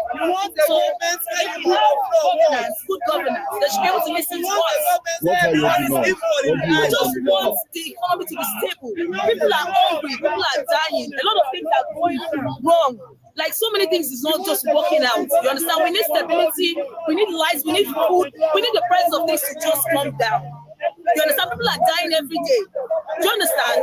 People are dying. You can see everybody's scared of coming out. I'm the only person that had to. I'm surprised I'm the only woman here.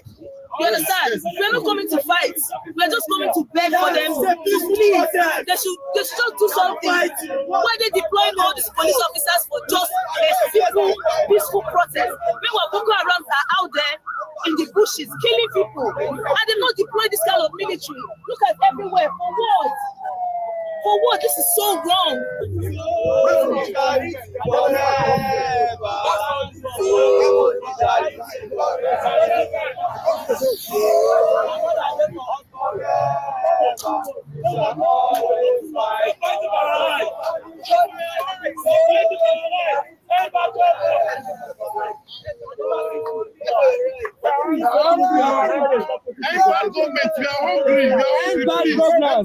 End bad governance.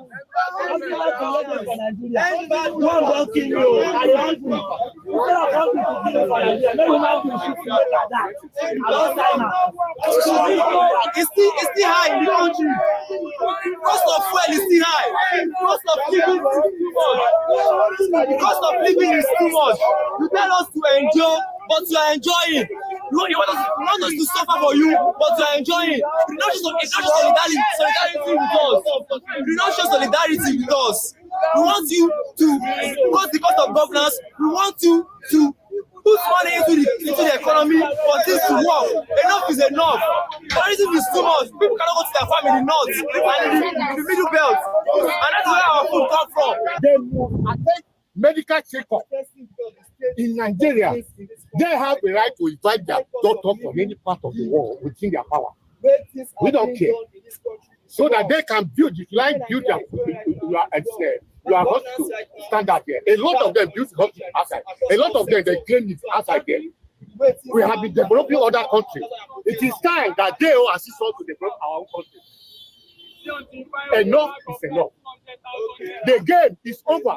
Kenya is a nice country. We're all civilized. Let's do the right thing. Let's do the right thing. We're hungry. Let's do the right thing. They're hungry. People are dying. What you want to have 8,000 naira? What you want to have? We're hungry. We're tired. End them! End them! End bad government! End bad government! End them! End them! End them!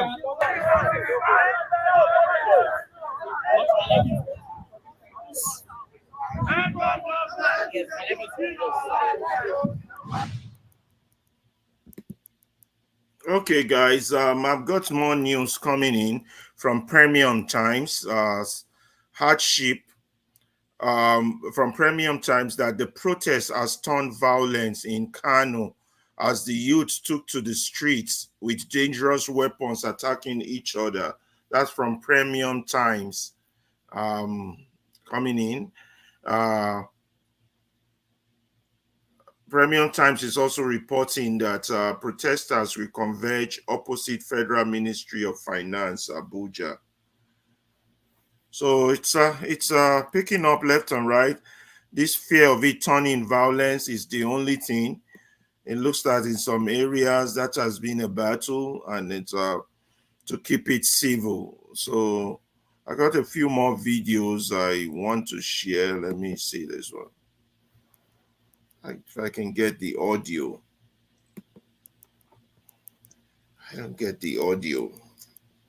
Okay, if I can't get the audio, I'll just go to another more video. I'm supposed to get that audio, but it didn't come. I'm gonna try this one.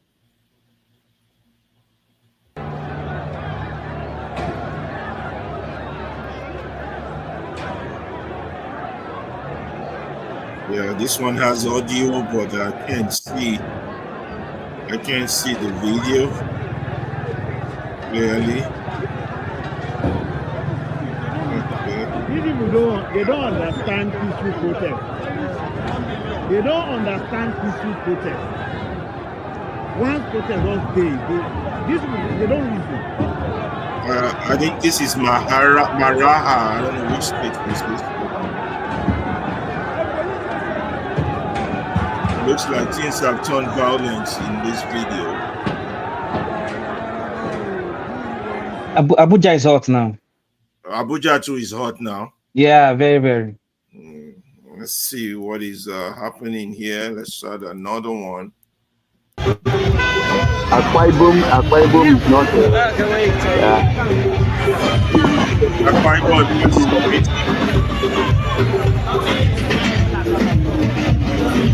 Yeah, good afternoon, the good people of Nigeria.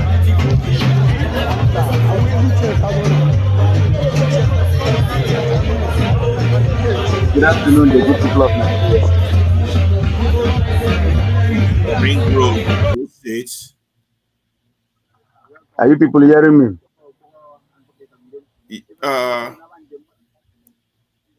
Okay, let's. I'm just I'm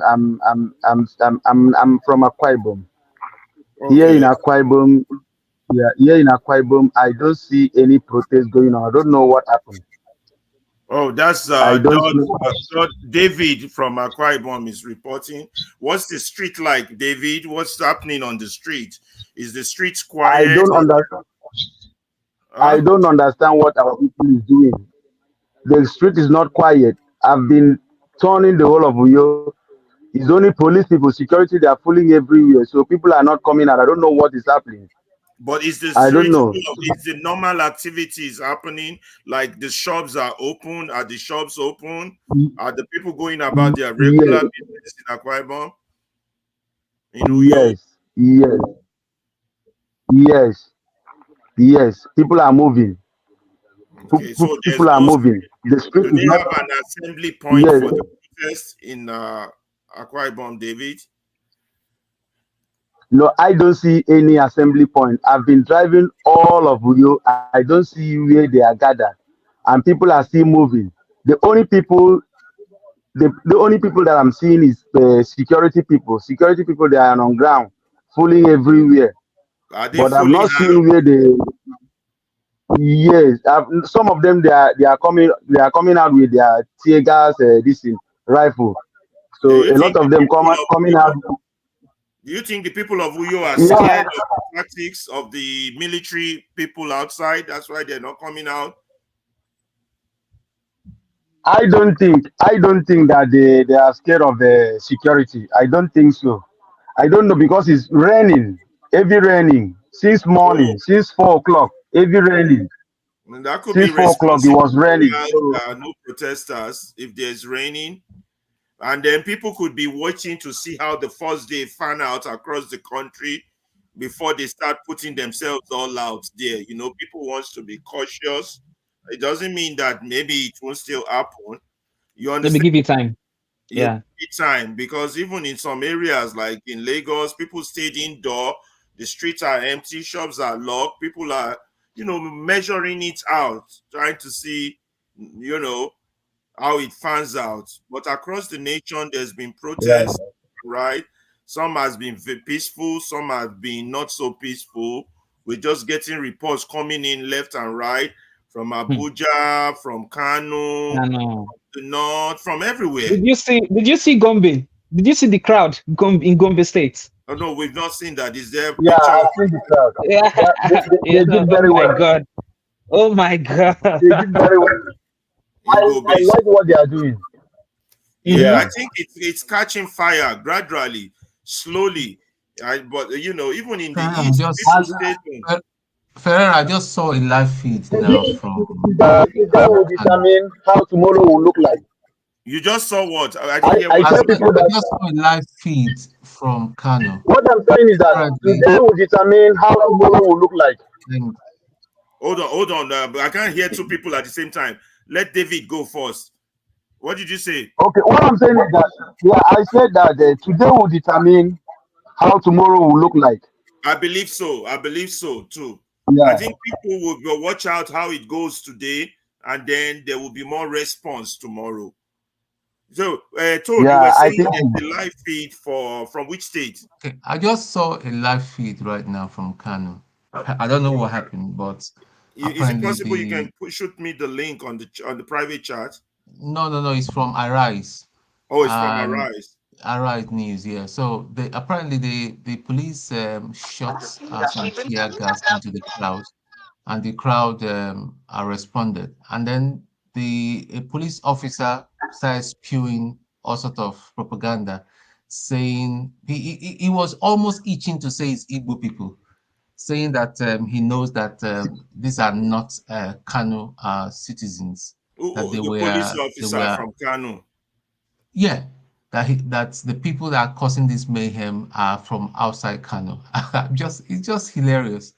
People Those were are just giving you him, should expect things like that on a day like this. A yeah, lot of of course. political So there's a propaganda. lot of there's a lot of propaganda that is just going on. I mean, Yeah, you should like expect that. Even on both our chief sides, Tone, our chief on our both chief sides, propaganda. even I was hearing that even that Gobe picture you guys are talking about is not, it's not real, but we don't know. I will confirm before I put it out there.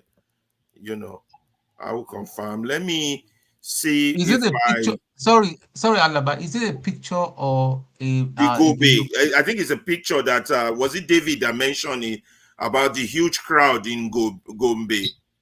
Yeah. Yeah. I saw that. Yeah, Yeah. somebody is telling me here that it's not real. Well, it needs to be verified anyway. Everything has to be verified. Remember, we are in the age of AI.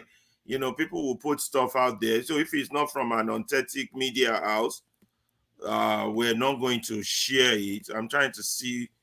Okay, this is paid anti-protesters arriving at Moshood Abiola Stadium. I have a picture here, not a video.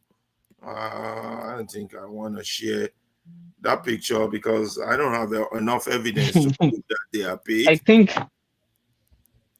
I know a lot of people will be posting fake information. Oh, A lot of yes, you have people to will be post careful about that. fake information. So we need to be careful what we are saying. Yeah, I hear they're firing tear gas to disperse crowd at Eagle Square in Abuja. I would say for now, what's the time now? 6:43. What would be the time in Nigeria? Probably 12:43 or something like that. So far, I think the process. Yeah, 12:43. Out of 100, the protest seems to have been like about 70% success. That's my own view. I don't know. It's subject to debate. I have an irony. What of if those What's people that? they paid to be pro end bad governance when they did not give them the money that they promised to give them, now turn around and counter and join the peaceful protest. I see that. I saw that too. They promised them some money. Listen, guys, you can't blame the people. Poverty has been weaponized. People are hungry. If somebody said they will come, you've not eaten since yesterday. Somebody said they will give you 5,000 or 10,000 naira. To come carry one placard, yeah, boy, you go take the money. Oh, I don't know, Sha. Poverty has been weaponized. The worst part of this politician, what they are doing is that they want to keep us hungry so that when they bring 1,000 naira, everybody will run out and say, hey, this man can give, this man can give, and go there and gather. At the end of the day, when they give us a little money and they will go away, and when that money finish now, we will come back and say, this man is not doing well, he's not doing well. So politicians are treating us badly. They are biting us badly. That's why the government, the end bad government protest is important because we can't keep continuing. We cannot bleed. You can't continue to weaponize poverty. It is ridiculous. I have a question. Go ahead. I have a question. I don't know if you've noticed that the couple of months, in the past 2 months, there have been a waves of protests around the world. Oh, around the world? Yeah, I don't know if you've noticed. You see, I don't like hearing that term around the world because that's what, remember when Oni of Ife No, I use the word wave. There's a wave. Yeah, 2 months ago, like around the world, because I'm getting to a point. That's why I asked the question. Yeah, go ahead. Like in a couple of and people that are protesting, it's the same thing that is going on in Nigeria today is actually what is going on. So my point now is, look at what happened in Kenya. They are still recovering from that protest. It's not over yet. Look at what is going on in Venezuela. South Pole, I think that one is because of the killing of those 3 kids. Look at what is going on today in Nigeria. I think there was a time in Uganda they wanted to protest and it was clamped down quickly. The governments are being held accountable in this 21st century, unlike when our own papa and mama failed to do what we are doing now. Don't you see it? Don't you know why? Look at you, around you now. Internet, information age. The things they can hide back in those days, you can't. You can't hide it now. Yeah, you can't hide it now. Somebody don't take cell phone, videotape. Yeah, it don't go viral. Somebody don't. Exactly. It's the age of information, so it's going to be harder for people who want to cheat in government to do that. Before they could just run their propaganda machine and their press. Even Nigerian press, no be politician, then they represent. If not for all these politician gets media house. Exactly. If not for all these small media speaking houses. You're speaking of mandate. I'm having the feeling, I'm having this hypothesis that this presidency mandate is now being questioned. Mm-hmm.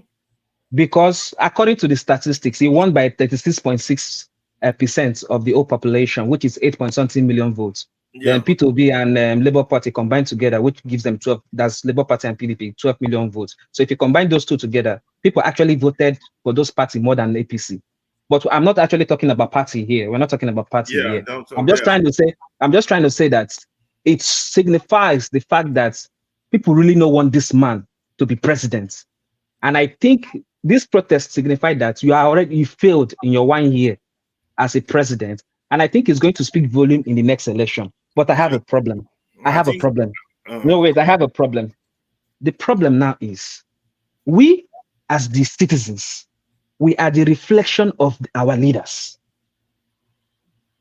Some people will say no. Some people will say yes, which is everybody has his own opinion. Why did I say so? According to John Locke, the philosopher, he said, when we are being brought into this world, we've been brought into this world. It's called tabula rasa. We don't know anything. We don't know. We are being born blank. We don't know anything. It is what the society teaches us. What we learn in the society, that is what whom we become in our society. Look at Nigerian society today. A question was posed to the PRO of Nigerian police. Why is all the institution corrupt? His response is because the society is corrupt. So they need to clean everything and start from the foundation. If not, I hope this is what this protest is going to achieve. I hope that is my prayer. Because the governor of Lagos State asked a question, which I am asking myself that same question. He said, after this 10 days protest, do you think everything will go back to, to like what you wanted immediately? After the 10-day protest, what else? I think you're looking at the problem from a narrow view. The Nigerian problem didn't start today. It started from 1914 when they joined us together. And then it got compounded when they handed over power to our brothers who don't know what they were doing. So it's a structural problem. When you have a structural deformity in a car, you can't repair that car. You have to garbage it. So if you don't go back to that structural foundation, that was why I asked you, have you read the Nigerian Constitution? You will weep if you read that piece of paper. How do you exist in a society that doesn't confer rights to you as the citizen? How do you exist in such society? Yeah? Look, my brother, the problem is more compounded than this. It's just that there needs to be a start, a U-turn, a stop the digging. You understand? So maybe if the people begin to realize that, yeah, we can protest, we have this power, we can influence change, then the U-turn starts to happen. The first step in a revolution is for the people to realize their power. And I think they are realizing it now. They have not. They have not. No, they are trying to. Begging to protest. They have not. They need education, re-education, John, reorientation. John, I don't know when you started watching Dr. Damages. I've never seen you on the panel before. I used to come once in a while. Once in a while. Okay. Yeah, I've never seen you here. What you need to realize is the real people that I have a problem with, even Ferreira is just coming down because he's the moderator. Yeah, trust me. The real people that we have a problem with are the people, the foot soldiers, the idiots, the foot soldiers that carry this propaganda around. That's the problem. You The can see now, educated illiterates among us. It doesn't matter if you have a PhD or have a doctorate. See, these are people are mad. This is the people that they have relatives in Nigeria that are suffering. Or they are not even better. Some of them, their states is one of the poorest states. Even the chief among them, he just joined the comment section and all that, And his state, if you go to his state, when to finish, I will give you 2 examples. If you go to his state, all the roof in his state are all rotten corrugated roof in his state, one of the poorest states in Nigeria, and he will come here and be pushing all sorts of wrong narratives. This kind of people, what do we do? What do we do with this sort of people? So if those people don't know, how do you educate the market woman when no go school? Exactly. You see where we get problem. Let me give you 2 examples. I don't know whether you know any idea about law. I don't go law school and I don't be lawyer. I want to give one example. I want to take one law. Ferreira, wait. He says I should call his name. Your real name is not even Kolata. Don't get into that. You're so cowardly. You cannot even say your real name. Say your real name, I will call it. This is what they want. Ruffle fight. It's part of what we are talking about. Let's not go there. It will distract us. Let's talk important. You know now. You know their game. Why you play into their hand? You know their game. Once we start dealing with that, we move away from the important point. I was about educating John on giving him 2 examples on that our real problem, the educated. Let me give you a good example. Check law out. Even if you no go law school, right? Everybody knows, say, if you catch criminal, right, you go give him trial before you give him sentence. All right?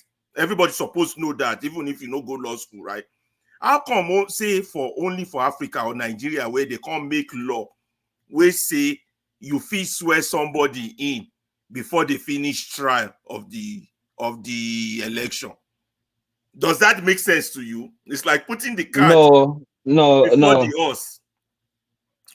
No. What is no? What are you saying? This one, this side where they go to now. I'm giving one example. Well, and it's the same country that has produced more than 20 or 50,000 lawyers.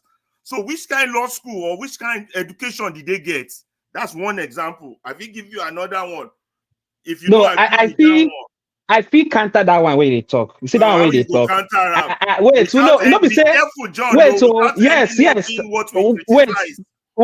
hold on. I'm just trying to be plain here. You see this one where you talk now. I study and I listen to them because this same question where you ask now, Dr. Abati asked the same question.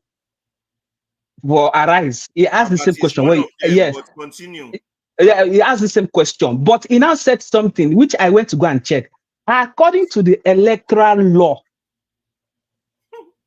of the INEC, so person mandates is easily to swear. Your case go there 90 days, which is absurd. So that's why there was a cry, say, make they amend that electoral law, say, before you swear in a governor or a president.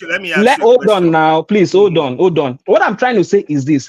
It's the dysfunction of that law itself, which needs to be changed. That's my point. That's my point. Let me ask this man. When they write the law, people will go law school, no they there. They no say they dysfunction. Why they the mistake has been made. Now, advocation say make the commuter because it don't make any sense. This same thing now we talk about now. It happened in Kenya. Before they swear in Ruto, they make sure say they settle for courts before they swear in Ruto. And what are you saying exactly? I'm asking you a question. When they made that law, were those people not lawyers? You see, you like to dance around in circle. I'm not dancing. I mean, I don't know what good. When I say educated illiterate, now it's like a doctor. We don't sterilize his intestines before starting to cut patient, and if the patient can't get jams. The first rule, you understand? That's what I say. Waiting they do us for which kind of education they give us. That's number one. Number two, look at our so-called pastors. The second example. No go there. No go there. No go there. No go there. No go there. No go there. That one is another case study entirely. Exactly. So let me leave that one. Make me focus on the protest, my brother. If we just talk now, educated people, not them be problem. Them. Can you imagine at 64 years old, we see they wear wig, white man wig. How we go day independent for this black man's skin? No, we should keep on fighting. Bros, we should keep on fighting, because I was reading a study of the 24th as of 1917. The first black people were enter military for USA. I was reading it yesterday.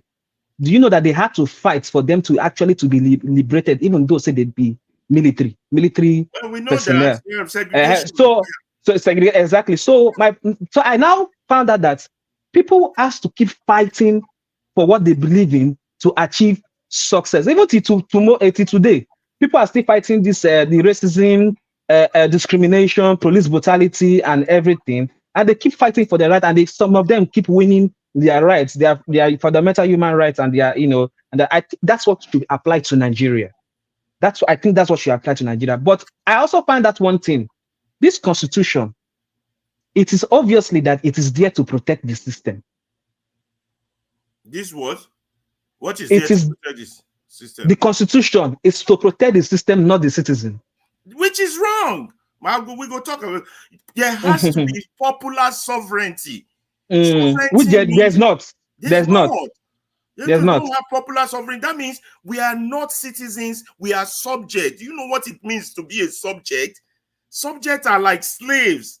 The subject of the king, the subject of the queen, the subject of England, the subject of governors.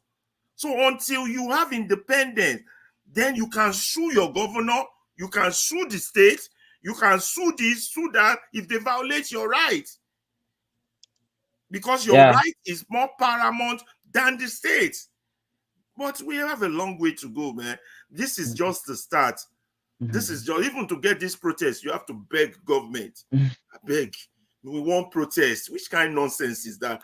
Something where you be your right from heaven. Some right, and they you no need whether they write them for book. You come with them naturally. Which is wrong. Police can't say you must can't submit name. Can't submit what do you call them again? Address. Now that one fella called upside down. Everything we do is upside down. God himself, God Almighty that created all of us, said, come before me, present your case. If God that created all of us said, come before me, present your case. Exactly. Present your own case. We are trying to present our case, so we're nothing, and they tell you you have to solve. This is the first time now. Nigerian police are just becoming more silly and sillier. Where is it done anywhere in the world that you want to protest? You need to give your name, your address. You know, serve for Nigerian military. You know, be officer. Did they show you the Nigerian constitution that you're supposed to defend? Did they even go through it with you? Ferreira, shouldn't that be shocking? It's not the same. You carry gun where you supposed to die for to defend. It is not the same. It is not the same. It is not the same military as that time. Oh, how many years is it?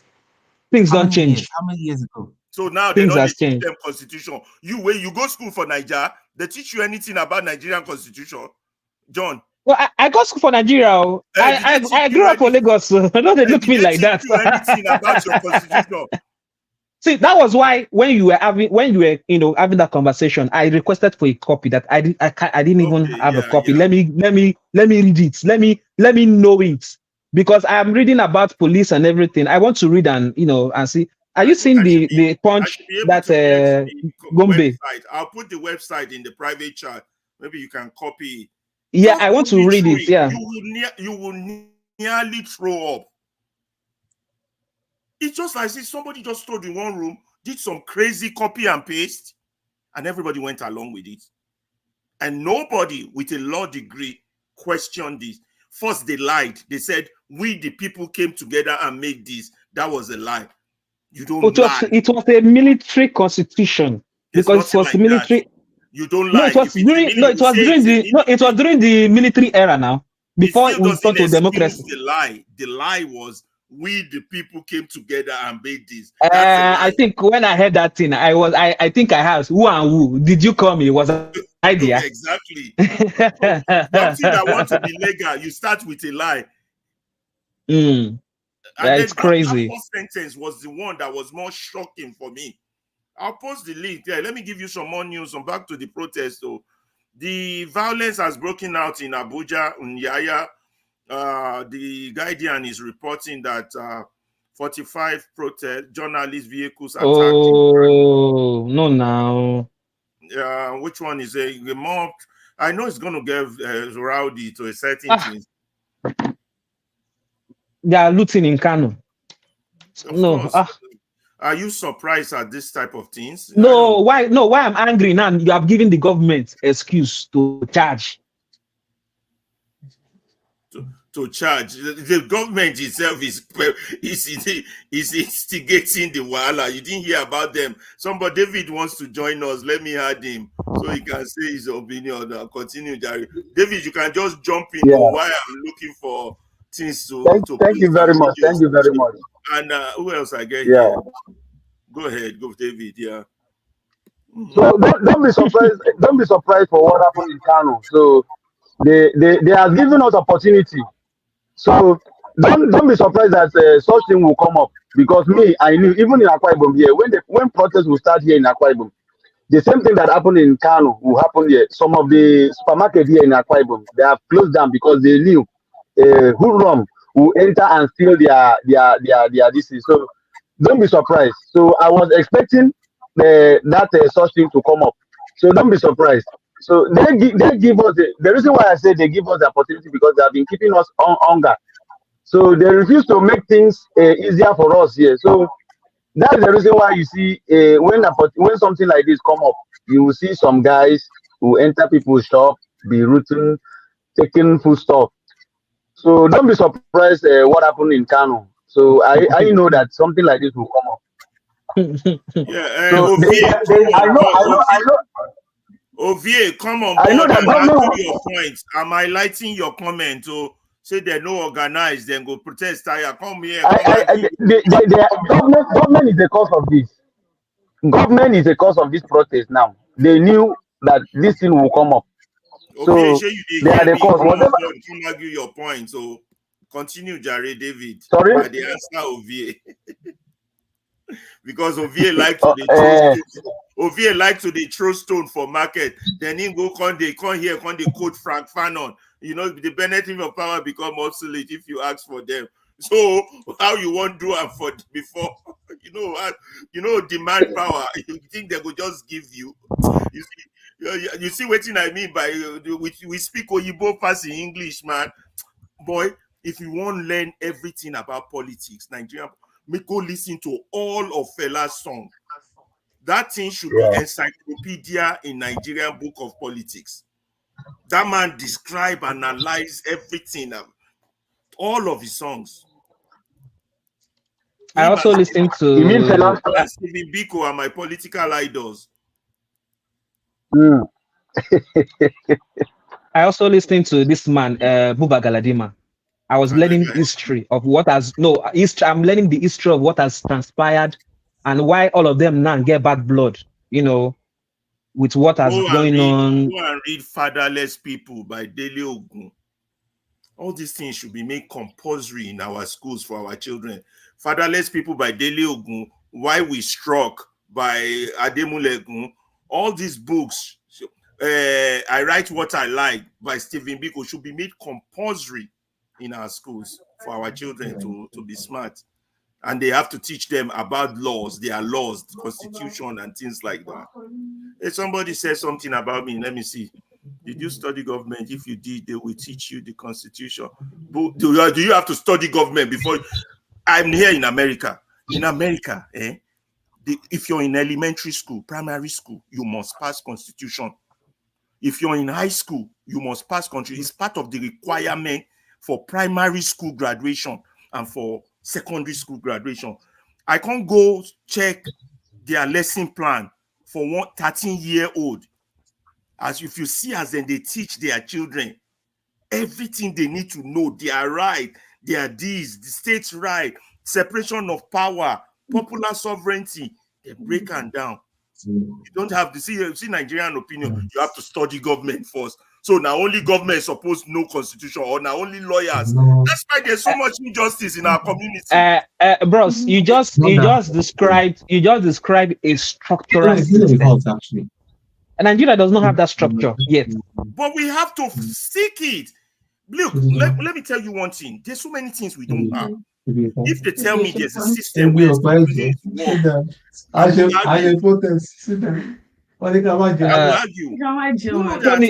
I bet if he reduces the volume, they make noise. Somebody is talking. Let me turn off the speaker. Tony. Tone. Okay, let me turn off Tone speaker. Okay. You know, when I was growing up, I always thought that you know, if you want to get job, or you have to know somebody who knows somebody who knows somebody. That's my mentality, because I was in Nigeria. Then I can't come here. I can't come here.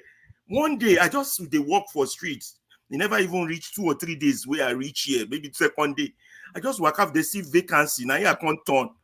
They can't say I come do interview. I can't do interview. They can't say can't start tomorrow. Oh, but I weak. I said sure. So place day where you.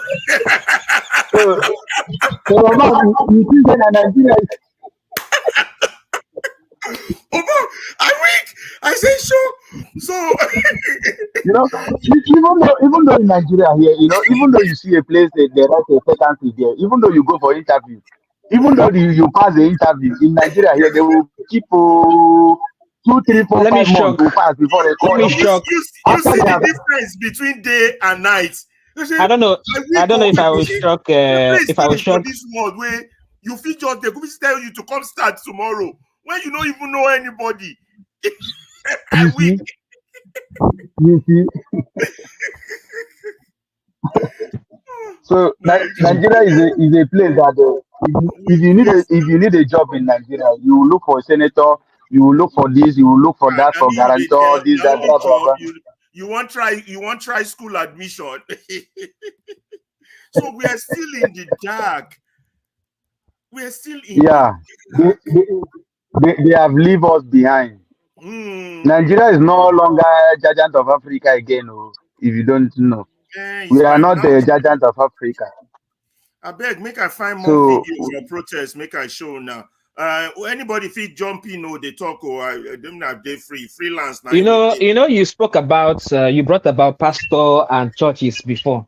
I say make you know go there. I never disaster. I not see any pastor will talk about me protest for new governor. Tunde Bakari, I did wait for him to talk since I never hear pim from him. But no problem. But what thing I want to be say, I don't want to go towards that side. I want to say Nigerians with the listeners say 70% of Nigerians, if they can't spend 3 months holiday for London, America, Germany, or Austria, they will stop praying. They'll stop going to church. I know. 70% of Nigerians, if they come abroad here, then go forget say God exists. Now I beat my chest for that one. That's the only thing they can use and forget their sorrow. Church. You go to church in the Monday, you go to church Tuesday, you go to church Wednesday. That is the only thing they can use and forget their sorrow, if you don't know. So if they come to that side, you don't know that it is mental slavery. It's mental slavery. How you go they pray for electricity in 28th century? Does that even make sense? So I've seen one video where a pastor gathered their member to a place that where transformer have problem. A pastor gathered their members so that they will pray for transformer to be healed from the sickness. These people pray. If you pray tire, you find a place and sit down. If you pray tire, you find a place and sit down. So Nigeria, that mentality has entered their blood. So the only way you can remove that mentality from them is for you to create job opportunity, so that You can't. people will go to wake No, up. bros, you can't. They cannot. The number one step to liberate any Nigerian where they today for Nigeria now, create power. People go into business. They do. You go see creative minds. You go see people where they do so many things. You go see say they go forget about church. They go focus more on work. But Nigeria, wait now. No, it's not part of it, because number one, before you go. Okay, let me give you an example. Let me use my own dad as an example. My dad, when they even go abroad, come back safe. My dad is kind of person where say, if you no go church, you don't commit sin. I'm using my own father now as an example. If you no go church, you don't commit sin. I gave him one example one day. I say, $10 and Dangote, they work more than you see them in churches and mosques. So. They Have work you seen more. that? Dangote say you know the two they go mosque. So no, so I'm just trying to give a mental explanation. Say the people they impoverish you in poverty because you lack the social orientation. People do not know that traveling is a form of education. People don't know. It is. People don't know. It is that when you travel, it's a form of education. Yeah. People don't know. You people see don't know. a different side of the world that you're not exposed to. Than different perception. Like, so things exist like this. Let's get to more news, guys, on the protest. Channel News is reporting that Governor Diri applauded by SI youth from staying away from protest. Somebody's noise. Who's that? I got to turn it down. I think it's David.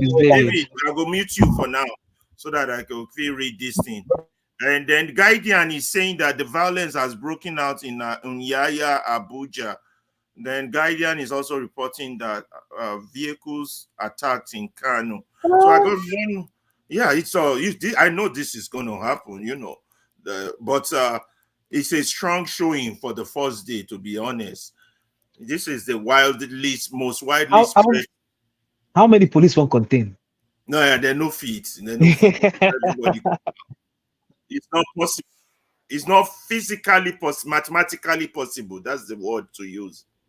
Mathematically impossible, yeah. I just saw a new video of a new pro Tinubu and Shetima. They are putting on yellow shirts this time around. Okay. Protesting against the... Yeah, that's what I want to show. I want to show something about pro and anti protesters. Okay. I think I have one video here regarding that. Let's see. Let's bring it on board and then we'll move on. Share the screen. Oh, man, Niger. That's mental slavery. Now God go deliver also. In fact, I'll go talk about that after this video. You know, so that one another topic on your own. I'm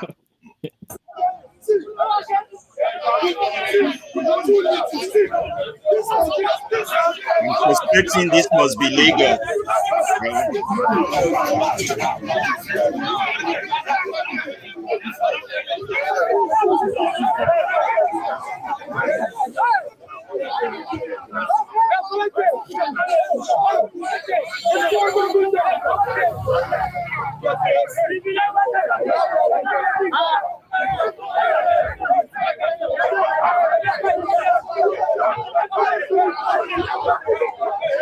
What are we watching? I don't understand.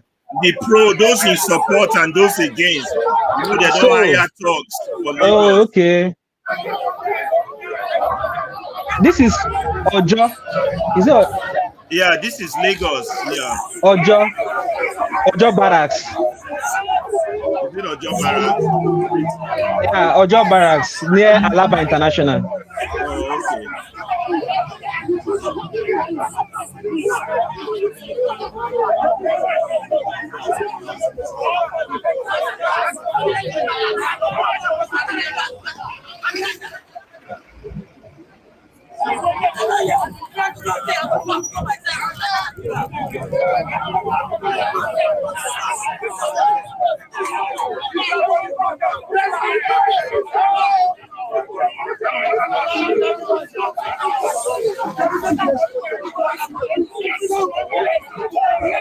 And this place, there's a lot of tax there because of there's a trade fair on that bridge there. Yeah. There are a lot of tax there because there's a boundary between Ojo. They caught trade these fair. people and they paid them. This is not like they were like literally paid to, and you can't blame them. These people need the money. They need the money. Ferrari. I mean, they call you Ferraris. Yeah, it's okay. Yeah. Sorry. I mean, they were paid. I said we are the reflection of our leaders. This is what I'm talking about. But now leaders supposed to be candle light. We supposed shine light inside darkness. If to say their education get meaning. Now because of that education. Make I ask you and people where they listening. Will you be shocked will you be surprised if Tinubu win 2027? Why won't he win? He has captured every institution. It's just a question of giving the order. Do you think look, nothing should surprise you in that country.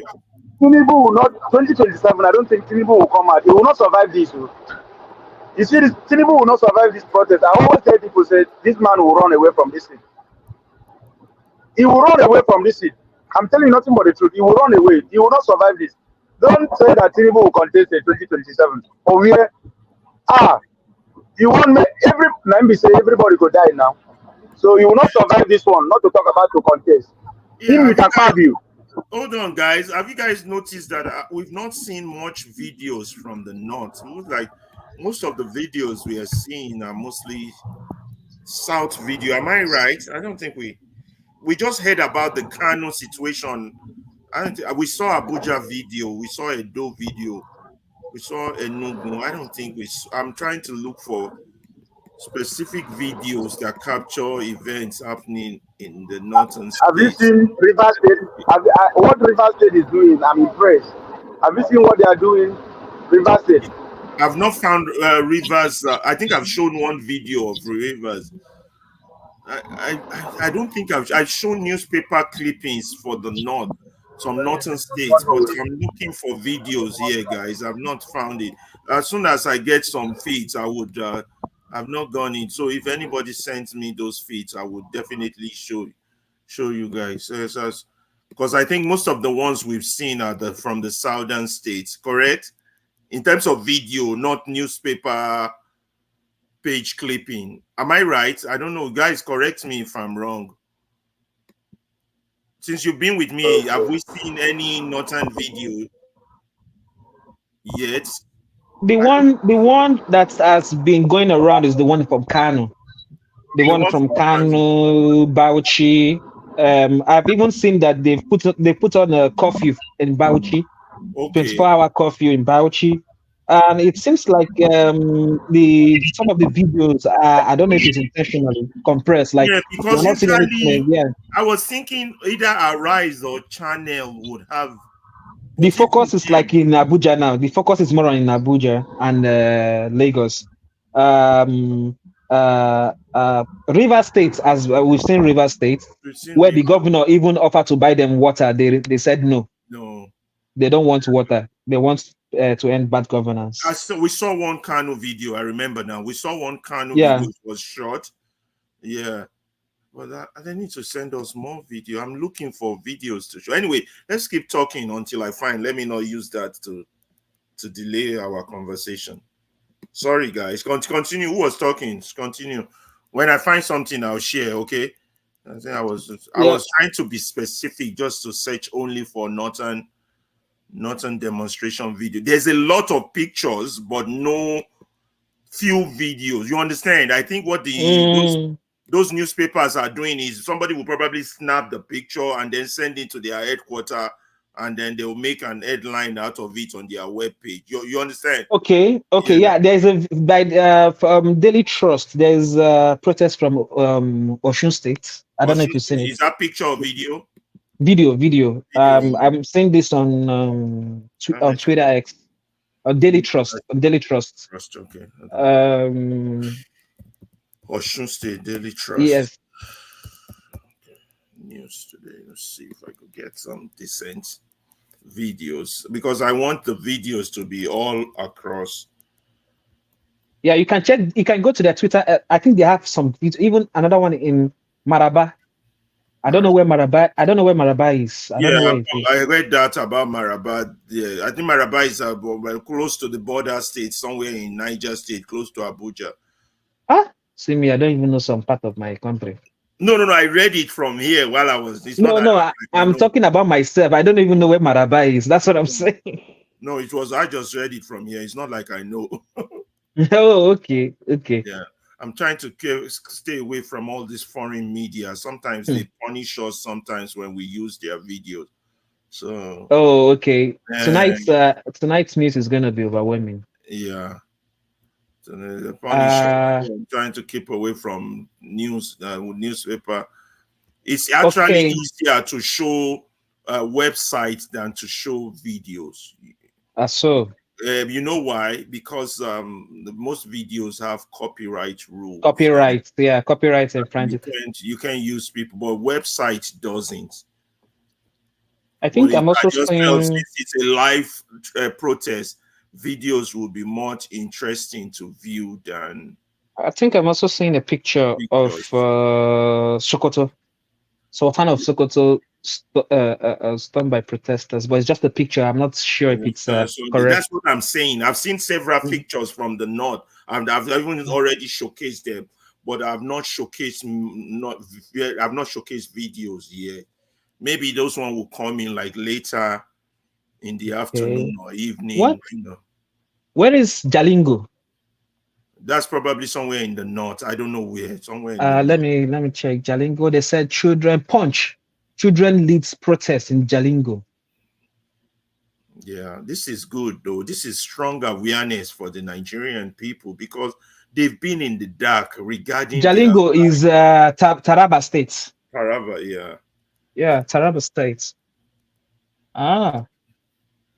They've been so much in the dark regarding their human rights. They don't even know their rights. I wanted to say something when I don't know who said something about the North that during the NSAS they didn't say anything. I think from my personal experience when I served, because I served at Duse. That's why I did my NYC Duse in Jigawa.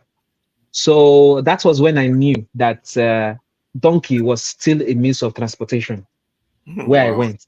Yeah, as of 2014, donkey was still a means of transportation. Camel in some parts of those areas, because those are farmlands, millet and everything. I saw something good here. Plateau State. Let me see if we can share that. I saw something here from Plateau State. It's a video. I'm only interested in video because I've shown the newspaper clippings earlier. Okay, see. Because I want to stay away from the South. We've seen enough videos from the South. We basically have a clear idea of what's going on in the South. It's just the North that we don't have video clips of. This is from Plateau State. And then let's see what we...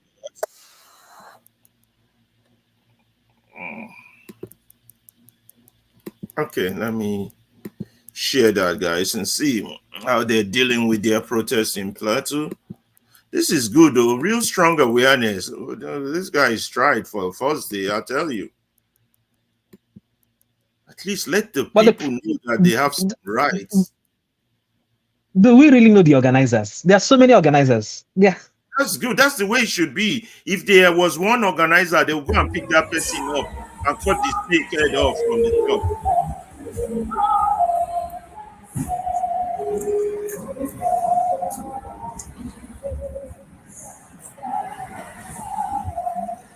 I can see Kulata running his mouth there in the chat section.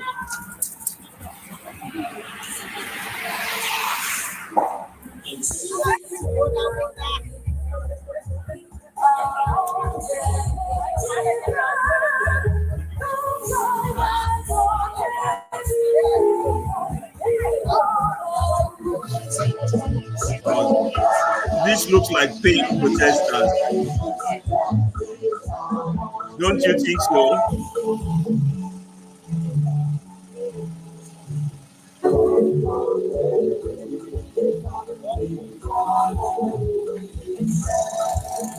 Oh, this is pro now. This is pro. This is pro. Yeah, this is pro. That's what I'm saying. Today we say Nigeria is going to be great again. We got to show some pro too. We can't just show only the other side. It's the venue. So the center of peace and tourism is the venue. These are people who collect money. Plateau State is our state. Yes, we believe in Nigeria's unity. Yes. We believe in Nigeria's progress. Yes. We believe in the dreams of our founding fathers. That is why we are here. Yes. Can we raise our flag to at least appreciate our founding fathers? Raise your flag anywhere you are to appreciate our founding fathers. All right, do you see the guy holding the flag? The guy holding that flag, you look like say never chop. Everybody did. Look at only one Nigeria. And on the premise of one Nigeria we stand. On the premise of one Nigeria we stand. On the premise of one indivisible country we stand. We are no cowards. We are not violent. We want to drive our point as intellectuals. And today we will drive it. Today we will say change those inimical policies. Today we say change those evil policies. Give us back our gari. Give us back our kuli kuli. Nigerians oye! Nigerians oye!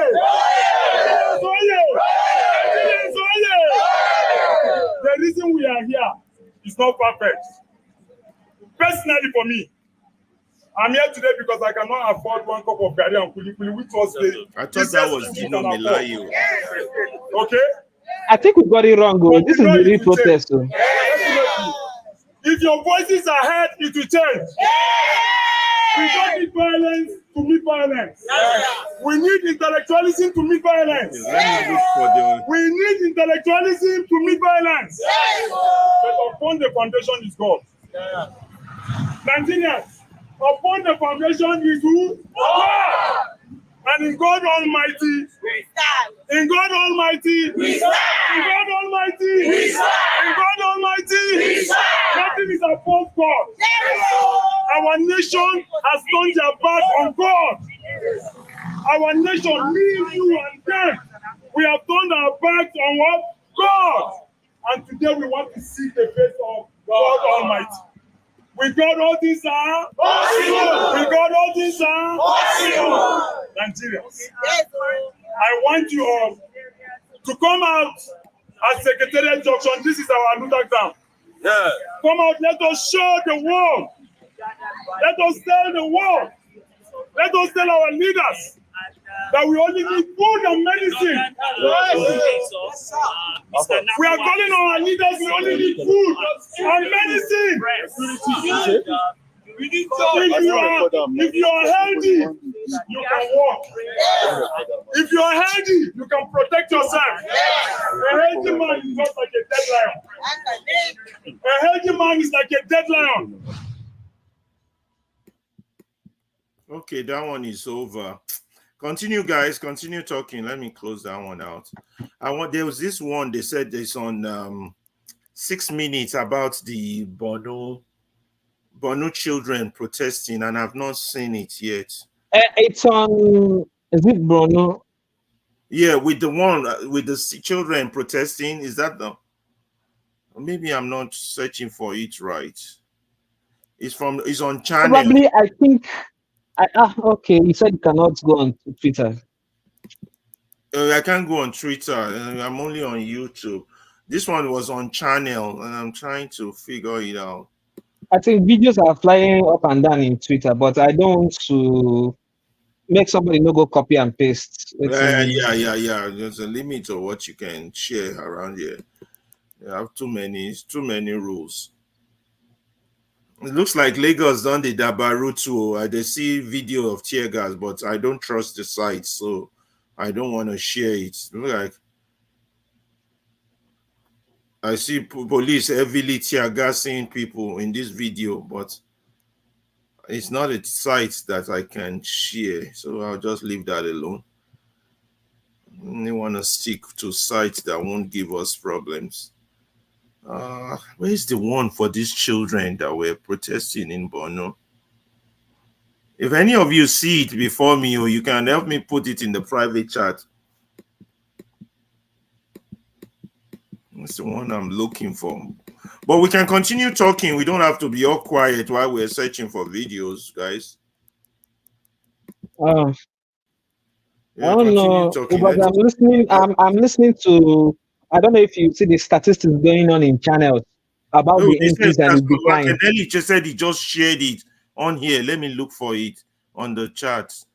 Hold on, let me look for it. Hold on. I still can't see it. I don't see a link, Mark.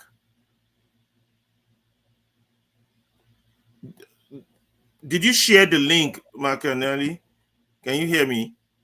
I don't see the There's a link here. The one that said also, police you saw attack. a link there. Can you copy it and put in the private chat? I still don't see it. It's there now in the private chat. It's there. It's in the private chat? Yeah, police attack injure prime time journalist. Hold on. Police.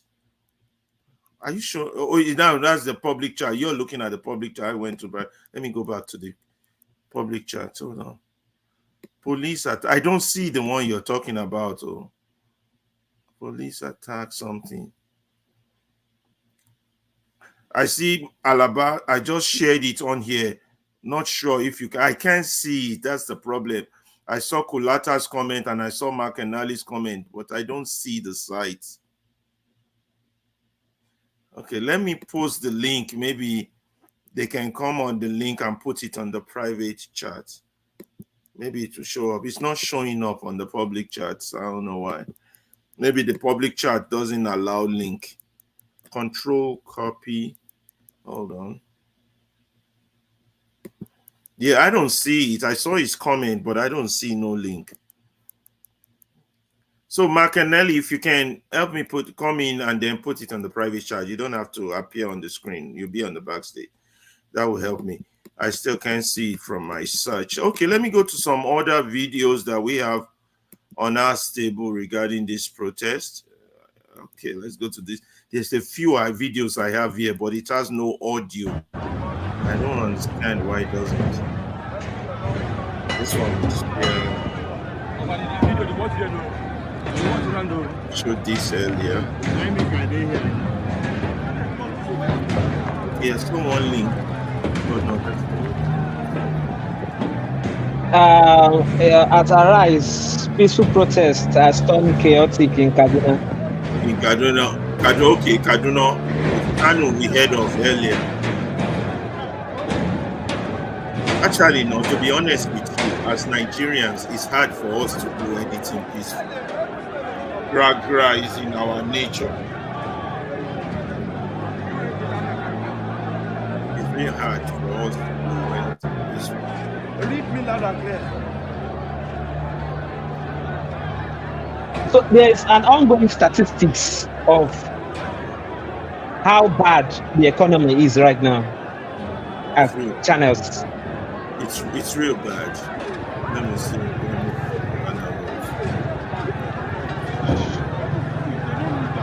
These people they don't understand peaceful protest.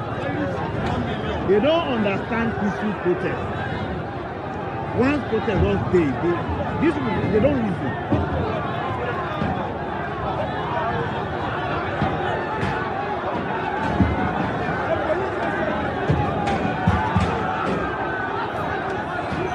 All over. This protest is all over. I wonder which state is this that people taking off their shirts.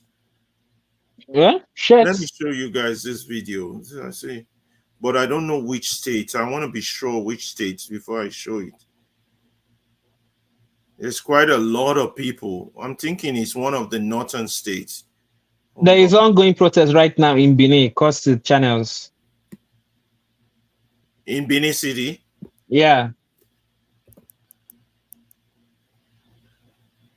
So there's this video I want to share with you guys. So the people, they're taking off their shirts and they're really angry on that video. That's what I want. Okay. Okay.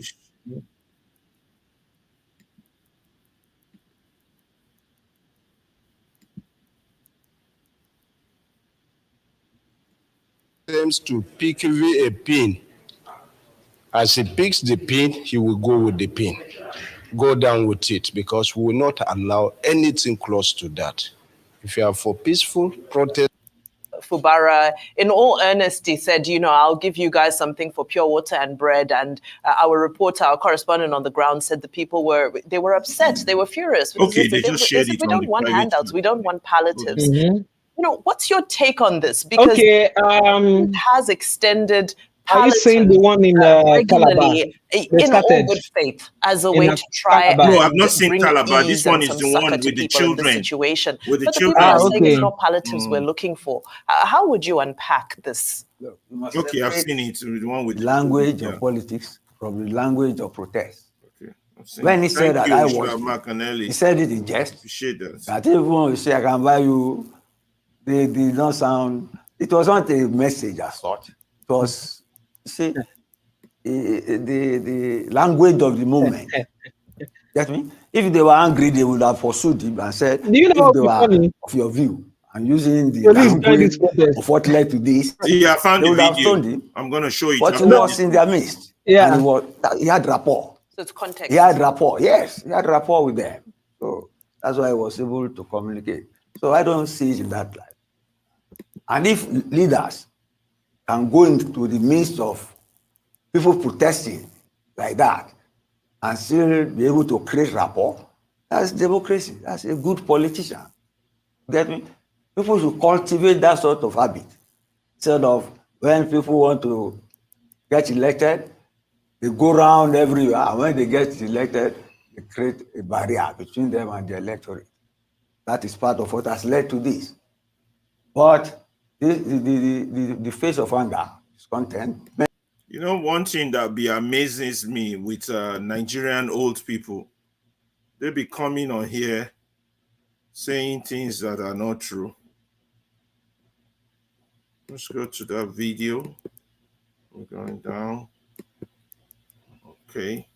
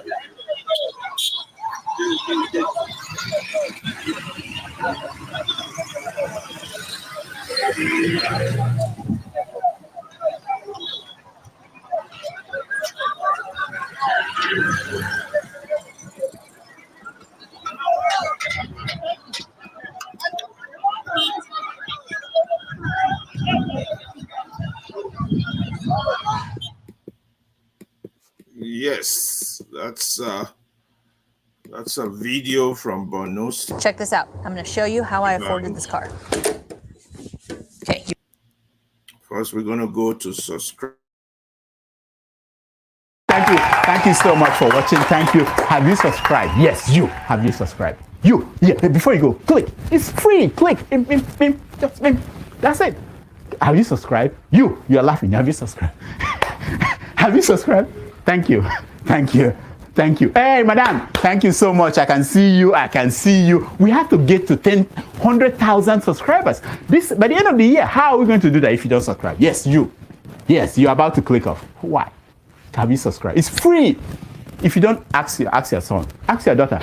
How to? Just one click. Thank you. Thank you. I see you. Aha. Thank you very much. Thank you very much. I'll see you tomorrow. Clear for police! For where? They don't get out. Now see where they put bomb? You see where they put bomb? Huh? Clear for police! Clear for, I don't know what they say. But that's not, I don't know the reason.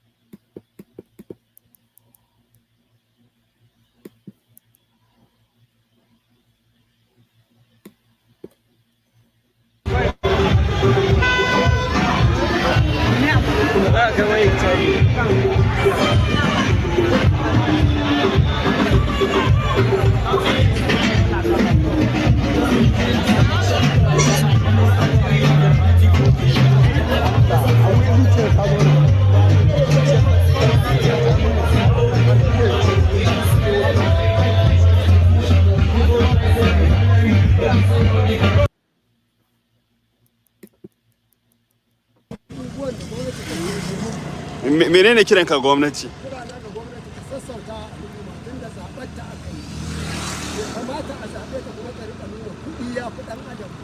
To Allah ya ba mu fita, na gode ba.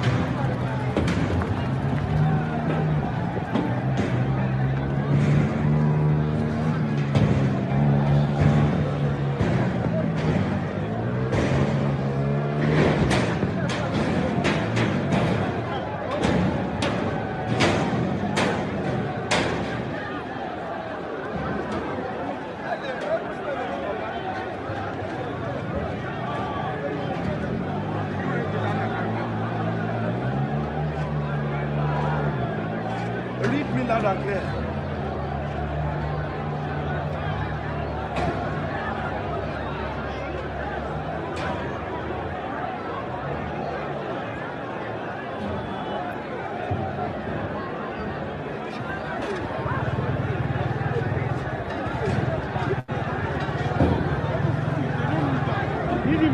They don't understand peaceful protest. They don't understand peaceful protest. Once protest was day, they don't listen.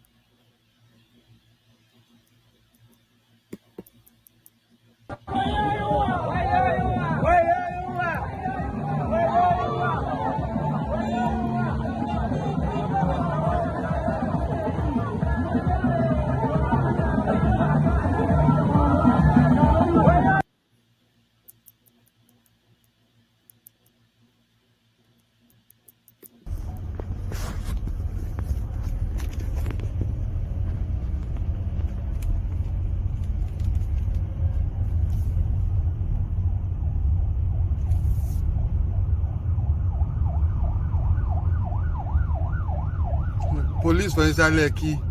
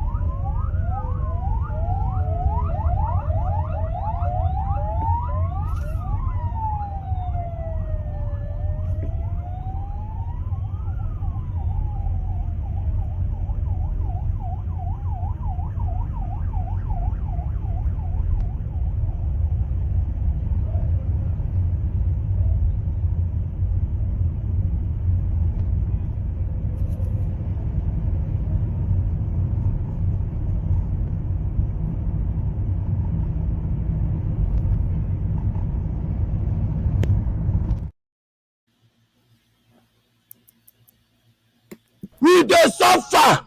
Mr. President, Nigerians are suffering. Mr. Senator, Nigerians are suffering. Mr. Governor, Nigerians are suffering. Mr. Minister, Nigerians are suffering. On that day, that one no mean say we are going to do violent protest. So now peaceful protest we want. We know if we go to behave like Kenyans. Make nobody advise you to go do violent protest. We need a peaceful protest. We need to work our country. Oh. We don't need to destroy Nigeria. Hungry day, my brother. Hunger day. People they suffer. Hunger day. People they suffer. You know me say we will go spoil our country. Oh. No go do anything Kenyans they do. Oh. Kenyans don't spoil their country. We no go spoil Nigeria. No go spoil Nigeria. We no go spoil Nigeria. But we go protest. And a peaceful protest we go do. Now peaceful protest we go do. Now peaceful protest we go do. Hunger day. Hunger day. Hunger day. Hunger day. Hunger day. Anybody when give you money, make you go hijack protest. Tell am say no. Make you send your own pikin to go hijack protest. Say na peaceful protest Nigerians wan do. You wey get bad mind, say you wan go protest, go spoil things there. No come out o. Remain for your house. Hunger dey. We no go use come despite our country o. No go allow anybody deceive you. Go use because of say hungry dey. Spoil Nigeria o. We know say hungry dey and we dey suffer. Na why I dey shout every day. Hungry day. Hungry day. Mr. President, help Nigerians. We don suffer. Mr. Governor, help Nigerians. We dey suffer. Mr. Senator, help Nigerians. We dey suffer. I don go. Let us.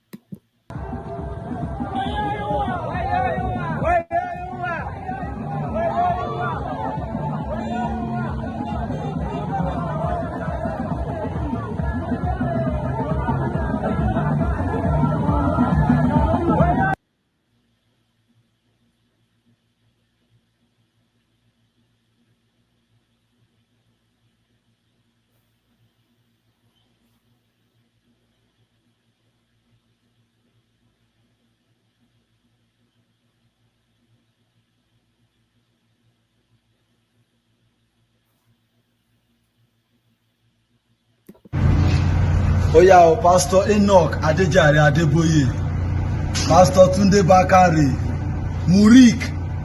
Murik na one Islamic group like that. Their mouth loud, they say sabi talk. All the Yoruba Nollywood actors, gbogbo yín wà ńsìn.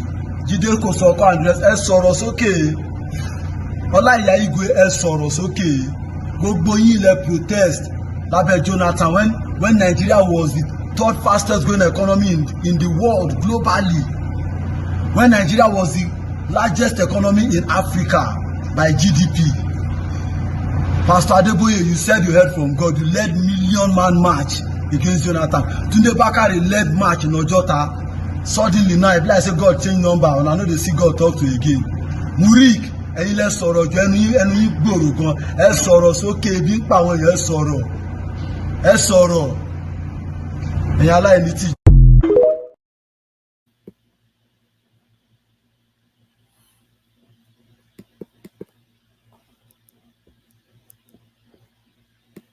There is a call for protest. I'm not a part of it.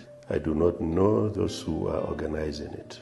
But I know throughout history, protests have ignited some of the most powerful social movements, exposing injustice, demanding accountability, and inspiring hope for a brighter future. Protest holds power. For example, unity in pain. When people protest, it shows them that they are not alone in their suffering.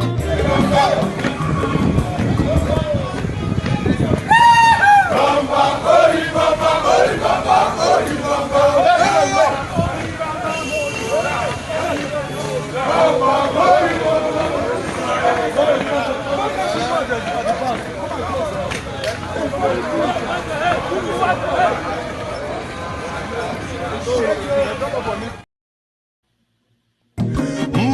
Lagadoni Piazigo, Abawa Wilochio, Biko Rapuzo, Konavazia. Onyo Matsura Biko, Abama Watsura, the Sari. Ibia Uyanaganamu, Lagadoni Piazigo. Lagadoni Piazigo, Abamba Wilochino, Bigarafuzo, Anamazia. Mazuakoma, Odoguna Quarezinaka, Onyomaniga Delemo, Mazini Piazigo. Go with the melody.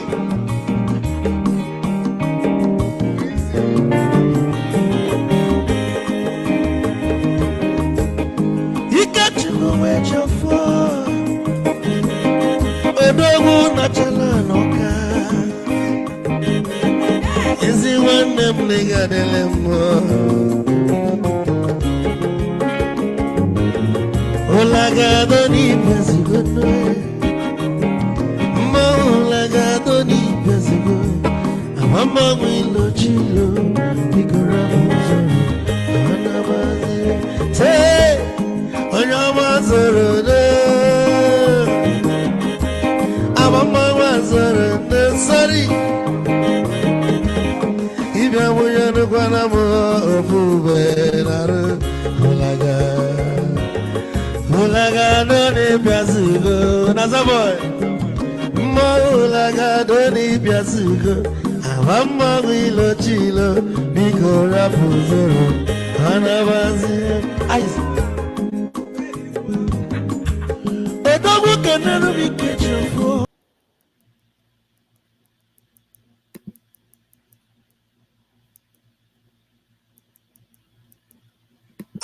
There's a heavy detachment of security agencies around here at the Eagle Square. There's a heavy detachment of security agencies around here at Eagle Square. You know, we are also hearing what you can see. You can hear shots being fired, people running. The question is a bit tense, but let your camera continue to roll as we get now the reaction of the first PRO to this particular situation. I mean, you see what's going on. What's your reaction to this? Please throwing tear gas at protesters. From the report we're getting, some of those protesters now have been injured.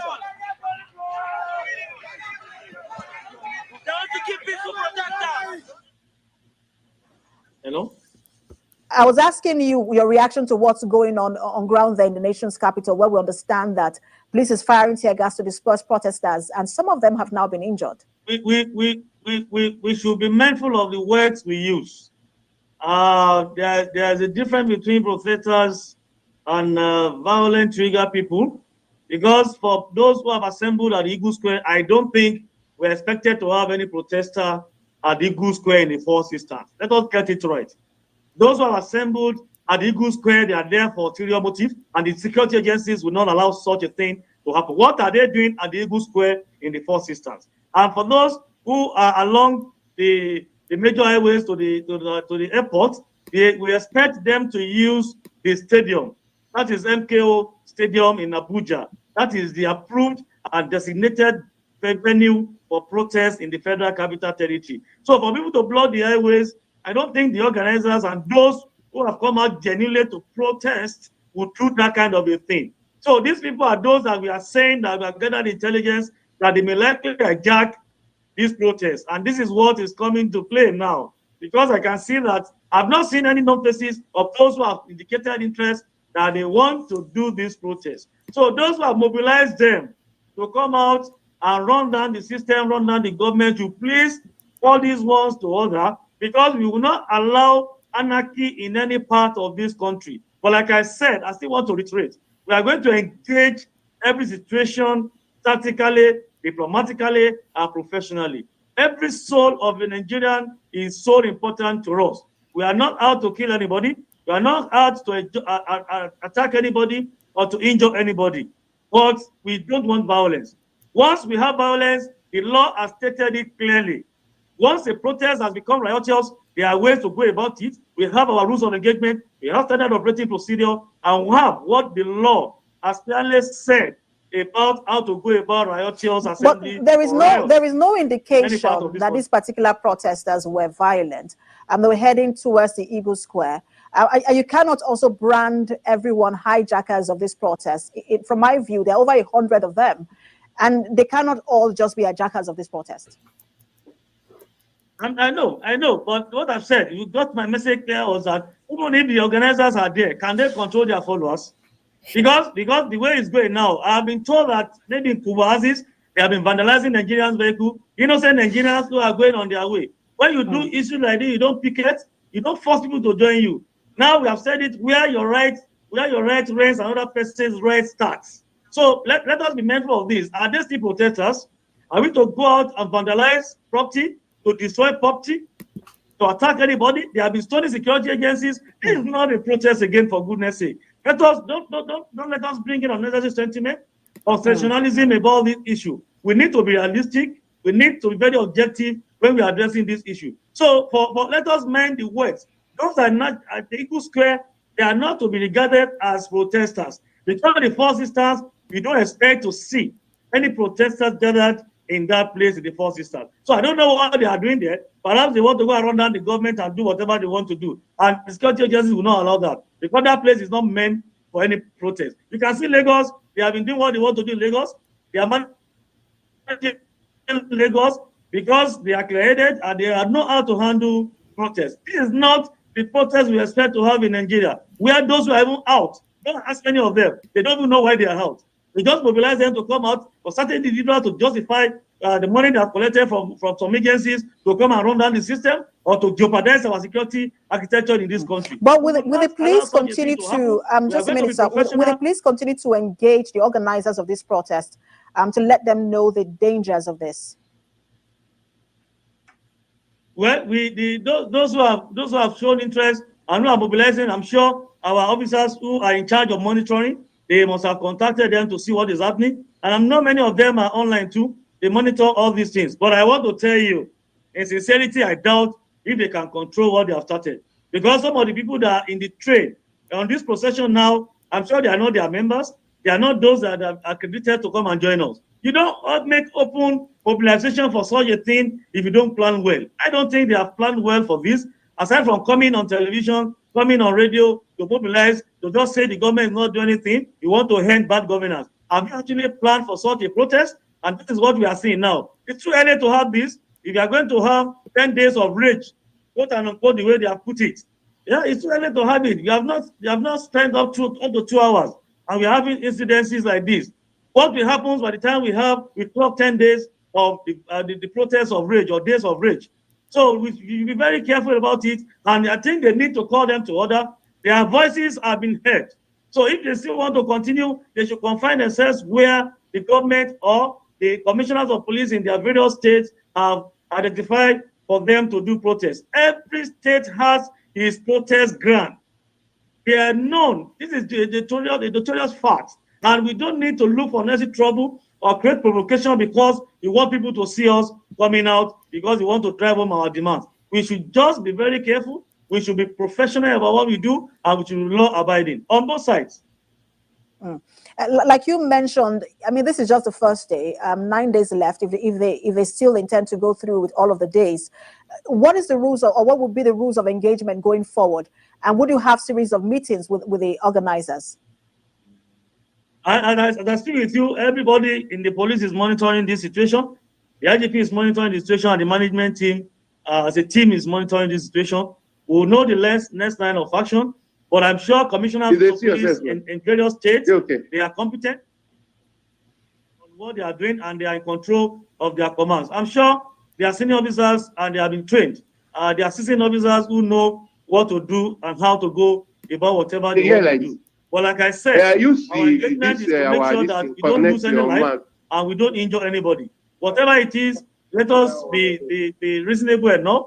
Let us be mindful of the fact that we have this country and we hold this country. And we have intelligence that people infiltrate this protest, and this is what is coming to play now. You can see it. This is just 2 hours to the protest that they want to do for 10 days, and it has been so violent at the beginning. I don't know what becomes this country after the 10 days of the 10 days of rage as the protest has been tagged by Take It Back now. So we want to appeal to leaders who are mobilizing these people to please let us talk to our followers who have taken over many of the streets, who have taken over certain national assets, and who are fomenting troubles, who are causing pains, agonies, sorrows, and leaving tears in the minds of other innocent Nigerians who are to enjoy their own rights. For those who have been vandalizing vehicles, please stop this. This is not protest again. It's criminal when you do this, and the law will surely take its course. That's the message from us for now. I need to attend to so many other things. You are going to excuse me. If you still want me, you're going to get back to me. I am available 24 hours to give Nigerians up-to-date information on this protest. But we love this country, and we must love this country. We have no other place to go. In brotherhood, we stand, and in motherhood, we stand. Thank you. Thank you so much for your time. The first PRO, Muyiwa did.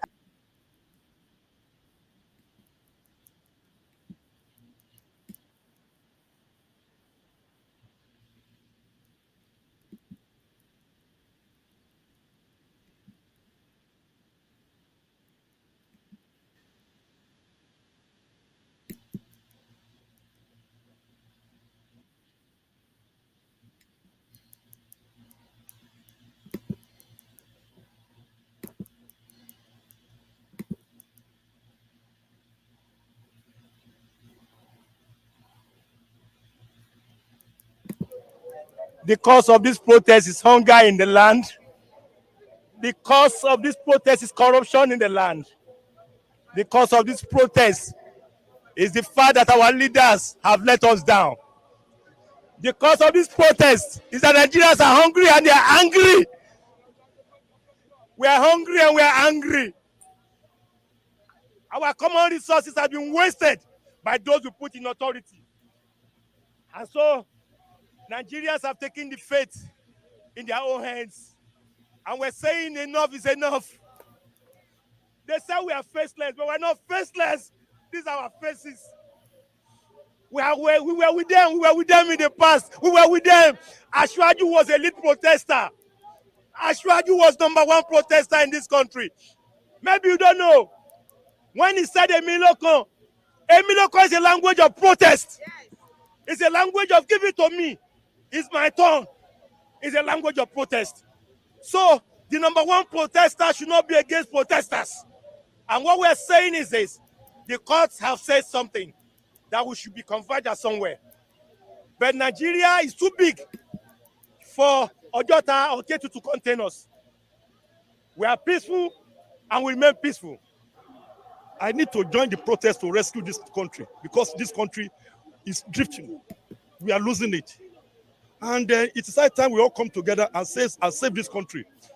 We put some people there. We voted for them for better living. And we've seen that better living. That we are suffering. It's not that we are exaggerating. You can go to market and see what I'm talking about. Are you getting me? Okay, they have approved 70,000 minimum wage. When that minimum wage was about 18,000 in 2015, a bag of rice was about 6,500 naira. Then you are paying 70,000 now. Then that bag of rice is about 85,000. What are we talking about? You see, things are very hard. People are really suffering. If you are living by your means, you will not survive in this country.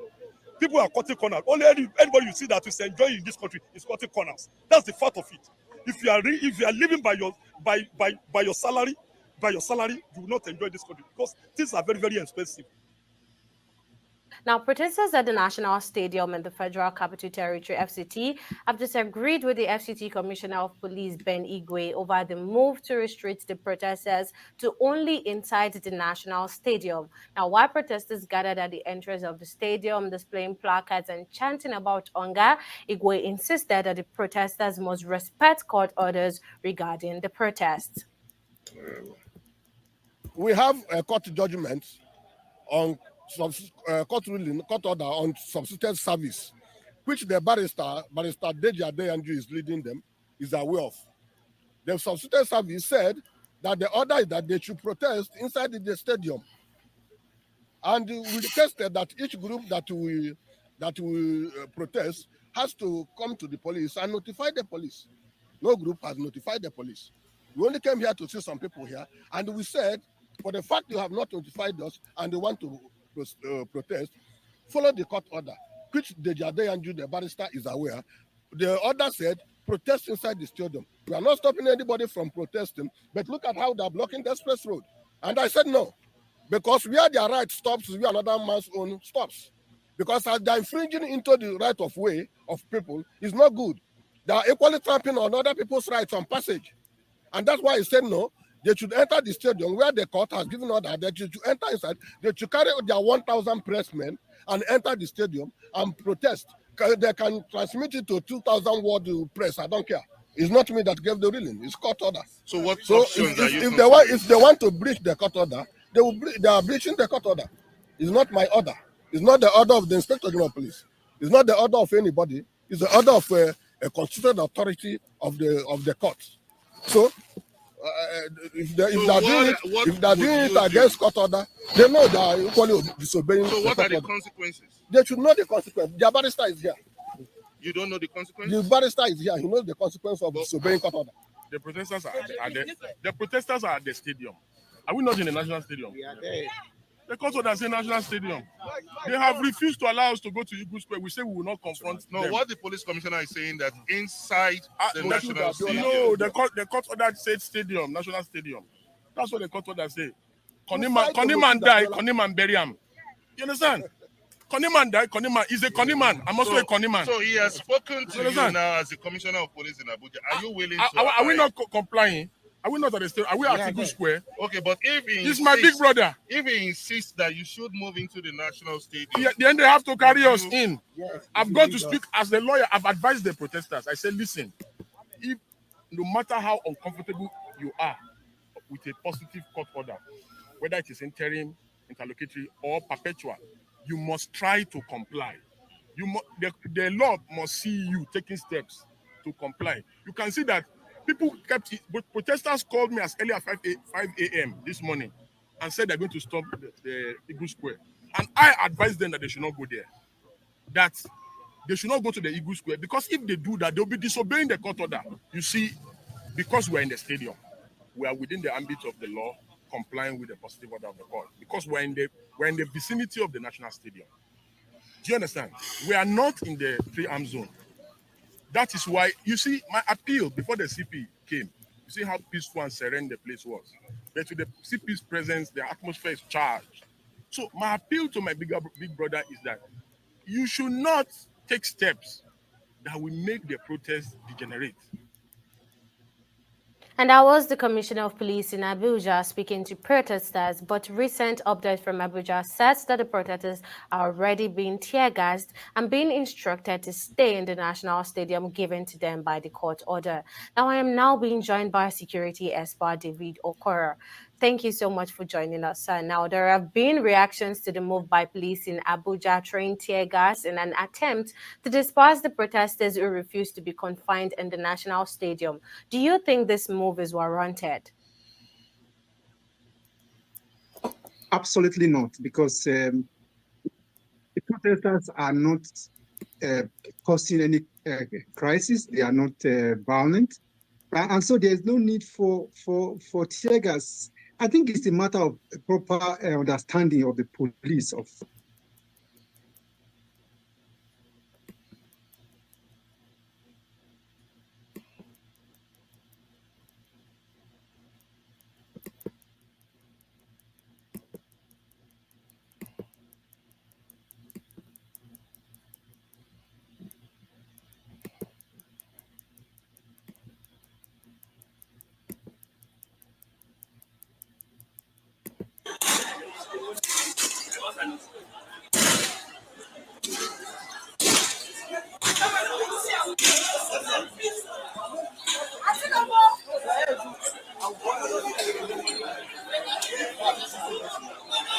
Da ci abinci ki gudu daga wujin nan.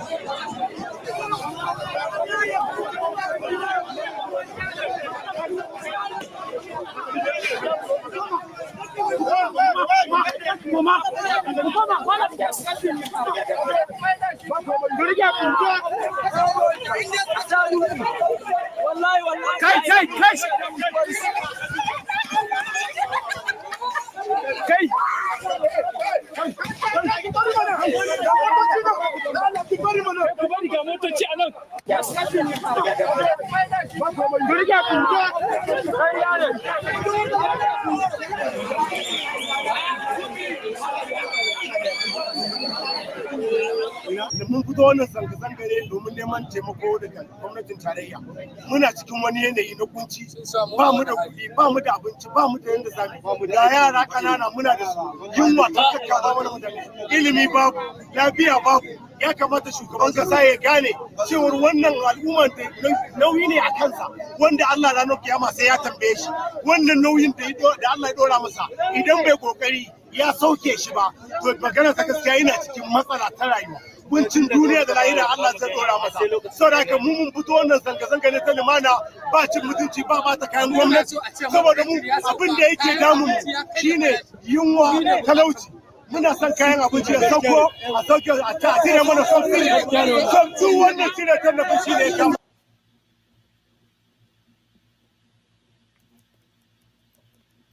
Guys, if you're looking for a school that is 100% online, offers low cost.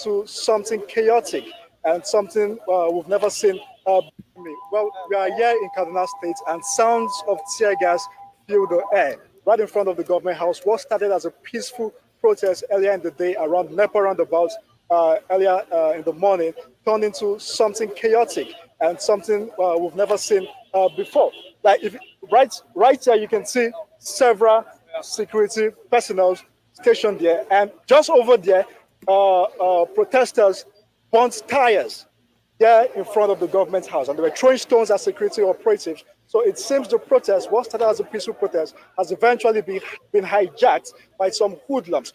Right over there, if my cameraman can pan there, you can see smokes, the smoke in the air. Tires are being burnt by protesters there in front of the government house. And we have the police PRO here with us, just to give us a sense of what is happening. Sir, please, can they move this car a bit so we can? Yes, it's one of our personnel that was injured. Okay, walk us through what has happened yesterday. Yes, you know, as usual, since day before yesterday, we have made it clear for those that are interested to come out for the peaceful protest, they should submit their letters so that we can know their route and whereabouts.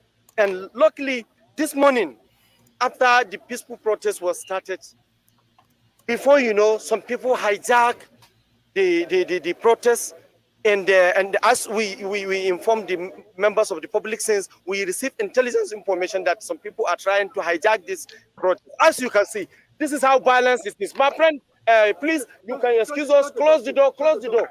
Close the door. You see it. Look at what we call the so-called peaceful protest in front of government house. They are trying to burn down the government house, which we cannot take it. No government will take it. As a law enforcement agencies, we cannot take it. And definitely, as these people turn to rioters, we will make sure that we do whatever the law says.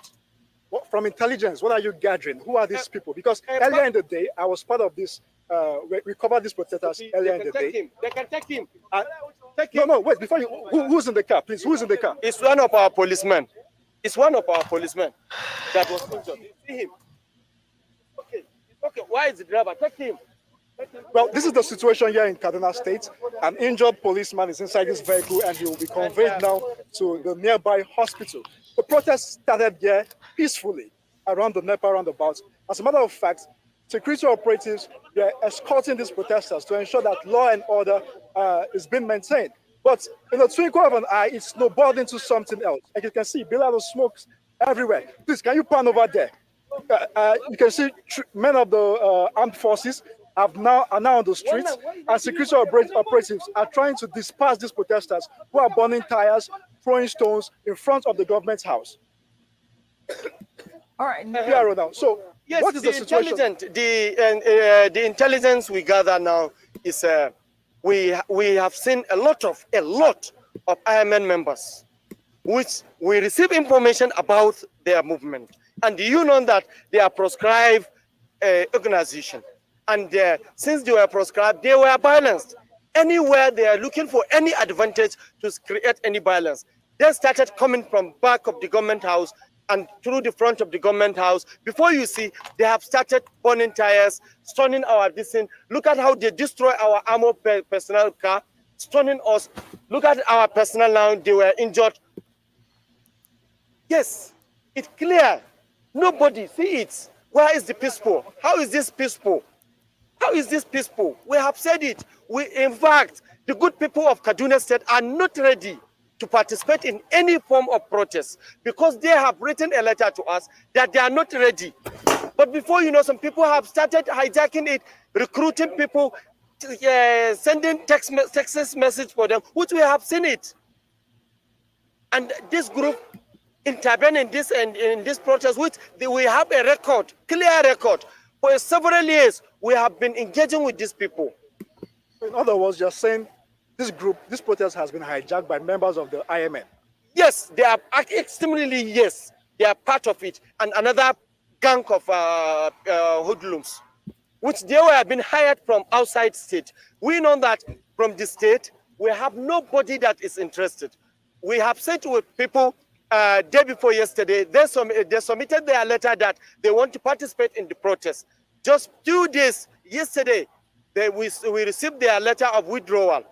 And the reason behind it is some people are trying to hijack it, and some people are trying to use money to finance it, and their aims is to destroy the state. Their aims is to destroy the state, and that is why they see that they are the people of Kaduna. The good people of Kaduna will never participate in destroying their state. The good 10 years Kaduna has been enjoying peaceful coexistence. And there is no way another people will come from somewhere and destroy this peaceful state. These people withdraw with their letter just because of the information and because of the people that intervened, that wanted to hijack, try to use money to buy them, to sponsor them. And they are people of Kaduna, we know them. But from that, we have come out several times without number, calling people that anybody who is interested in participating in any form of protest should submit his letter. So that the essence is to ensure that we give them cover, we give them the money. We also saw that. All right, back to you in the studio. This is the situation reports here in Kaduna State, and security operatives in the state are trying to curtail this incident to avoid a snowball. Nisi Gabriel, our correspondent live from Kaduna State, thank you so much.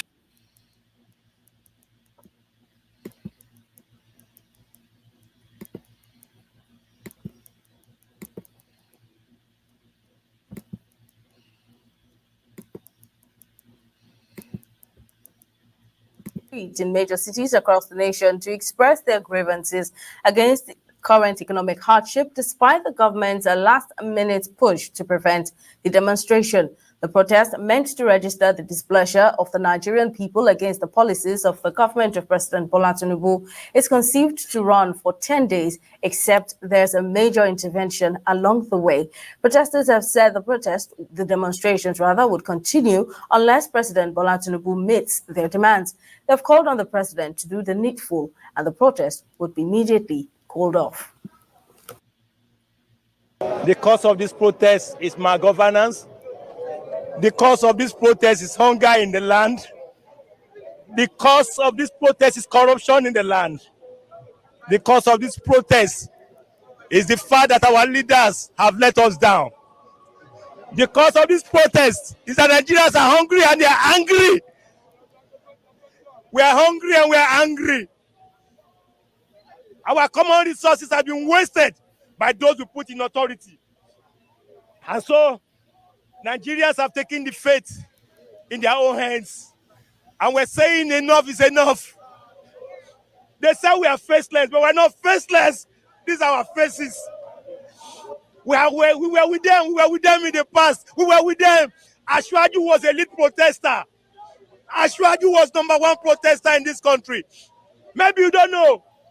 When he said Emiloko is a language of protest. It's a language of give it to me.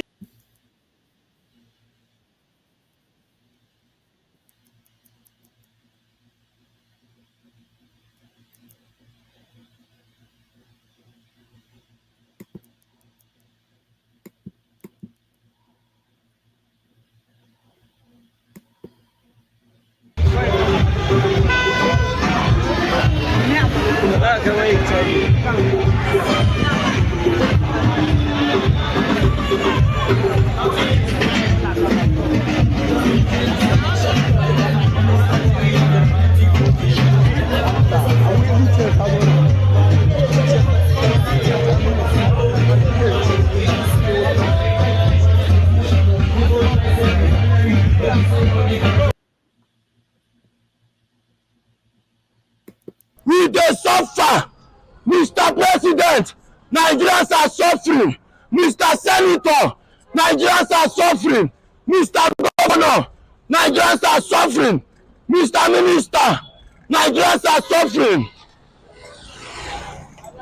On that day, that one no mean say we go dey do violent protest o. Na peaceful protest we want. Oya o Pastor Enoch Adejare Adeboye, Pastor Tunde Bakare, Murik. Murik na one Islamic group like that. Their mouth loud, dem sef sabi talk. All the Yoruba Nollywood actors, níbo ni gbogbo yín wà ń sìn? Jídé Kòsọ́kọ́ Andres, ẹ sọ̀rọ̀ sókè. Ọláìyá Igwe, ẹ sọ̀rọ̀ sókè. Gbogbo yín lẹ protest lábẹ́ Jonathan when Nigeria was the third fastest growing economy in the world globally. When Nigeria was the largest economy in Africa by GDP. Pastor Adeboye, you said you heard from God. You led million-man march against Jonathan. Tunde Bakare led march in Ojota. Suddenly now, if like say God change number, and I know they see God talk to you again. Murik, ẹ̀yin lẹ sọ̀rọ̀ jù ẹnu yín gbòòrò gan. Ẹ sọ̀rọ̀ sókè bí ń pa àwọn èèyàn sọ̀rọ̀. Ẹ sọ̀rọ̀. Ẹ̀yin aláìní tí.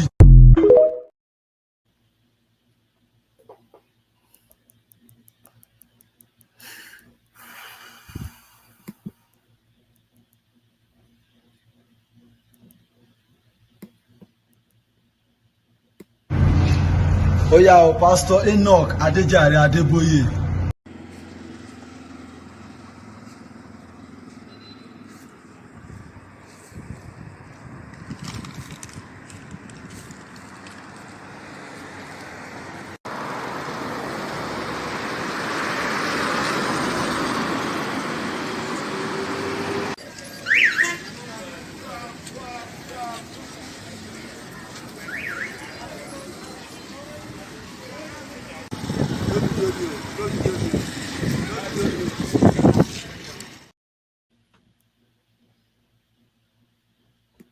We dey suffer.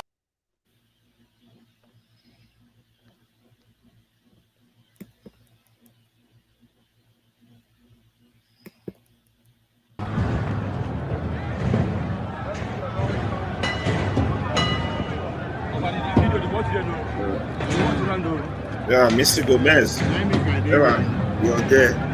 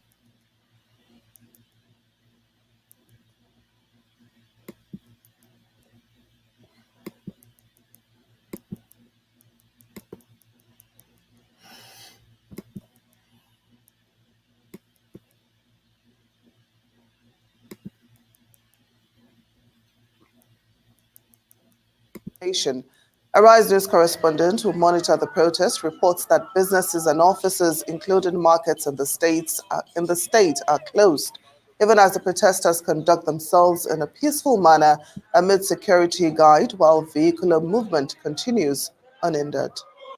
What we have come here to do is to exercise our rights according to the Constitution of Nigeria, that is written section 40. So we are here to establish what we are passing through. We are not demanding for our pockets. We are demanding that the hike in electricity must. Somebody will say that there is inflation in other countries. Nigeria as of today, inflation is over 40%. Food inflation is over 40%, while the inflation is over 34%. And you allow us to keep quiet. Are we going to keep quiet? No. There must be that one review of policy that is affecting people. Security have been conducting themselves in a very professional ways, and I believe, and I want to charge them that they should keep conducting themselves in this professional way. If they do not attack any protester, no one of us here, we are responsible citizens. As you can know, Osun is one of the peaceful states in Nigeria. We are here to conduct ourselves peacefully, and we are not to attack any police officer or any security personnel. A lot of hardship is confronting Nigerian masses, and we are expecting the government to do something significant, cogent, to ameliorate all those suffering. Protests have turned to appreciation in Adamawa State, as many protesters were seen carrying placards boldly written, "Thank you, President Tinubu." The protest started at about 9 a.m. from Great Interchange and terminated at the Mahmoud Ribadu Square. Comfort Ibrahim, who is one of the lead protesters, said they cannot protest against President Tinubu because he has changed the narrative of the country. According to the leader of the protests, those planning to protest against Tinubu's government are the enemies of Nigeria. The president is at the helm of affairs on the issue, on the crisis rocking the country, and I believe he's going to do something about it. And I want to say one thing again. In life, there's a good aspect of a human being and there's a bad aspect of it. We would like to appreciate the president on the issue of local government autonomy. He did a good job there. It is our prayer that the governors and the chairmen do the needful to the grassroots, to the people at the grassroots. And secondly, if you look at the issue of the student loan, is another plus to him because it will be of help to the students at the same time. And on the issue of agriculture, we heard what the minister said and we heard what he said, that about trucks of food will be brought to various states. And with that, it will help. Though one appeal we're making is that all we are after is that this issue of high rate of foodstuffs should be a kind of subsidized, and he has promised that by October things will move on. So we are appealing to you to calm down. Let's watch and wait. October is at the corner, so we should be peacemakers, not to promote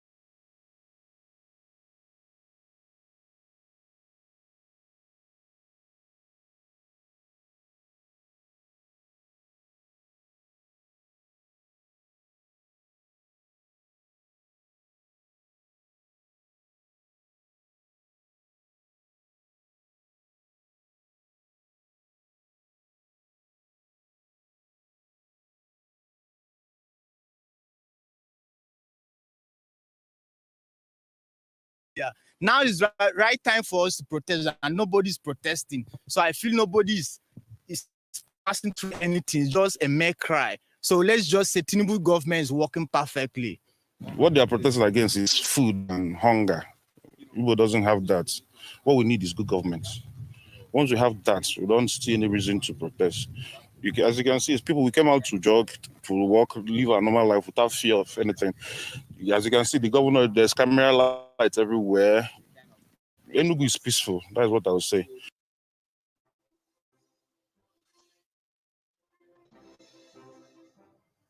On the other hand, protests turned to appreciation in Adamawa State as many protesters were seen carrying placards boldly written, "Thank you, President Tinubu." The protest started at about 9 a.m. from Grade Interchange and terminated at the Mahmoud Ribadu Square. Comfort Ibrahim, one of the lead protesters, said they cannot protest against the president because he has changed the narrative of the country. According to the leader of the protesters, those planning to protest against Tinubu's government are the enemies of Nigeria. The president is at the helm of affairs on the issue, on the crisis rocking the country, and I believe he's going to do something about it. And I want to say one thing. Well, activities in Uyo, the capital city of Akwa Ibom State, have ground to a halt as business owners have refused to open up their premises due to the uncertain atmosphere surrounding the protests billed to begin today. A survey of the city reveals a significant decrease in vehicular movement, with major roads and streets eerily empty. The usual hustle and bustle of the city has given way to an unsettling calm as residents and business owners await developments in the protest situation. The uncertainty has led to a voluntary lockdown, with many choosing to stay indoors until the situation is brought under control. Shops, markets, and other businesses and their premises remain closed, causing disruptions to the daily lives of residents. The Akwa Ibom state government have urged residents to remain calm and go about their daily activities when the governor addressed them a few days ago. My business is moving on, even though I have low customer, no people to patronize me, but everywhere is calm, and I think people are just afraid because of this protest. But I'm not seeing anything. Everywhere is calm. Everywhere is calm. Yes, everywhere for me. Everywhere is calm. I'm not seeing any issue here. Because if it's not calm, I would not be here. Looking at the environment, there is no sign of protesting. Personally, I heard it on the radio that the government of Akwa Ibom State, the governor in person has spoken to the public that everything should be under peace movement organization, that everything is going to be all right.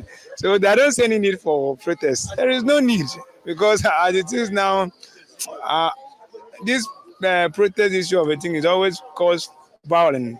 I recall the last time when there was NSAS protest, people were running and some died, some were having wounds and they were injured. So I don't see any need for protest. There's a chief security officer of this state, who is the governor, and he has seen the need to talk to the youth, talk to us, that they have heard our demands, and then there's need for peace. One thing about the protests, some people might have genuine intention, others might also have bad intention. So for us to maintain peace and order, I think for the governor to have addressed this issue, talk to us, I think it was the best thing that happened. There's no point of joining in the protest. What are we protesting for? We don't need to protest. Actually, I think this is the first time we are having the first democratic president in this country, right from 1999. So I am very, very pleased with the policies and the programs of this particular government. So I think there is no point. We need to bear with the government and go along, because we have to also contribute. It is our place to contribute. How do we contribute? We have to contribute in making sure we promote the programs of government. We also advertise democracy, because it is our government. It is our business. So there is no point for us to start telling the whole world that it is bad, it is this. So whatever we get, we'll definitely hope we can actually speak to our guests joining us virtually at this time. So we have Segun Wosoy as an institutional reforms advocate, founder, Social Intervention Advocacy Foundation. He's going to be joining us via Zoom. We also have Juliet Benite. She's a leadership coach, also joining us via Zoom. And definitely we're going to be talking about what to expect and where we are right now. But let me start with Mr. Segun Awosonya at this point. Definitely things are moving really fast at this time with this protests on hardship. But there's some people that say protests don't really work. I'd like to put that question to you first. Do protests work? Thank you very much, distinguished. I believe that protests can work if the organizers are aware of the use to which they can put their protests, beginning from their understanding of the issues, beginning from the understanding of the motive and the definition of what they are trying to do. If you look at the NSTARS reform police NG advocacy, it was well designed. It was well researched. It took time. There were interventions, there were engagements. You know why it's not showing me? And it got what it wanted, its objective, and also its end goal in terms of. No, I see me, but I'm not sure. And also removing the poster child. I've stopped screen and it's not showing me, it's still showing that channel. It did not happen overnight. Anything that would take government to see. Okay, I'm back. Yeah. Let me play some. Guys, I want to go on a short break. We will be back by 12:30, but first I want to thank those of you who are on the comment section and those of you who are on the panel. We thank you for joining us, but we're going to take a short break and we'll be back by 12:30 Chicago time, which will be in the next 3 hours, 3.5 hours. We'll be back. But first, let's go on to ask you to please press the like button and then subscribe. I'm going to spread the subscribe and then I'm going to end this stream to take a short break and then we'll be back around 12 to continue. See, let me stop this background behind me. Okay, let me repeat what I just said because I had something. I said we're taking a short 3 hours break. We'll be back by 12:30 Chicago time. That would be 11:30 New York time, and then we will continue from there. But first, we thank you all for joining us and those in the chat section and on the panel. We thank you. But first, I'll play the advert for you to subscribe. Please click the like button and thank you for your donations and help. We'll be back in 3 hours after this short break. Thank you for this historic day. Thank you. Thank you so much for watching. Thank you. Have you subscribed? Yes, you. Have you subscribed? You. Yeah, before you go, click. It's free. Click. Just that's it. Have you subscribed? You are laughing. Have you subscribed? Have you subscribed? Thank you. Thank you. Thank you. Hey, madam, thank you so much. I can see you. I can see you. We have to get to 100,000 subscribers. By the end of the year, how are we going to do that if you don't subscribe? Yes, you. Yes, you're about to click off. Why? Have you subscribed? It's free. If you don't, ask your son. Ask your daughter. How to? Just one click. Thank you. Thank you. I see you. Aha. Thank you very much. Thank you very much. I'll see you tomorrow.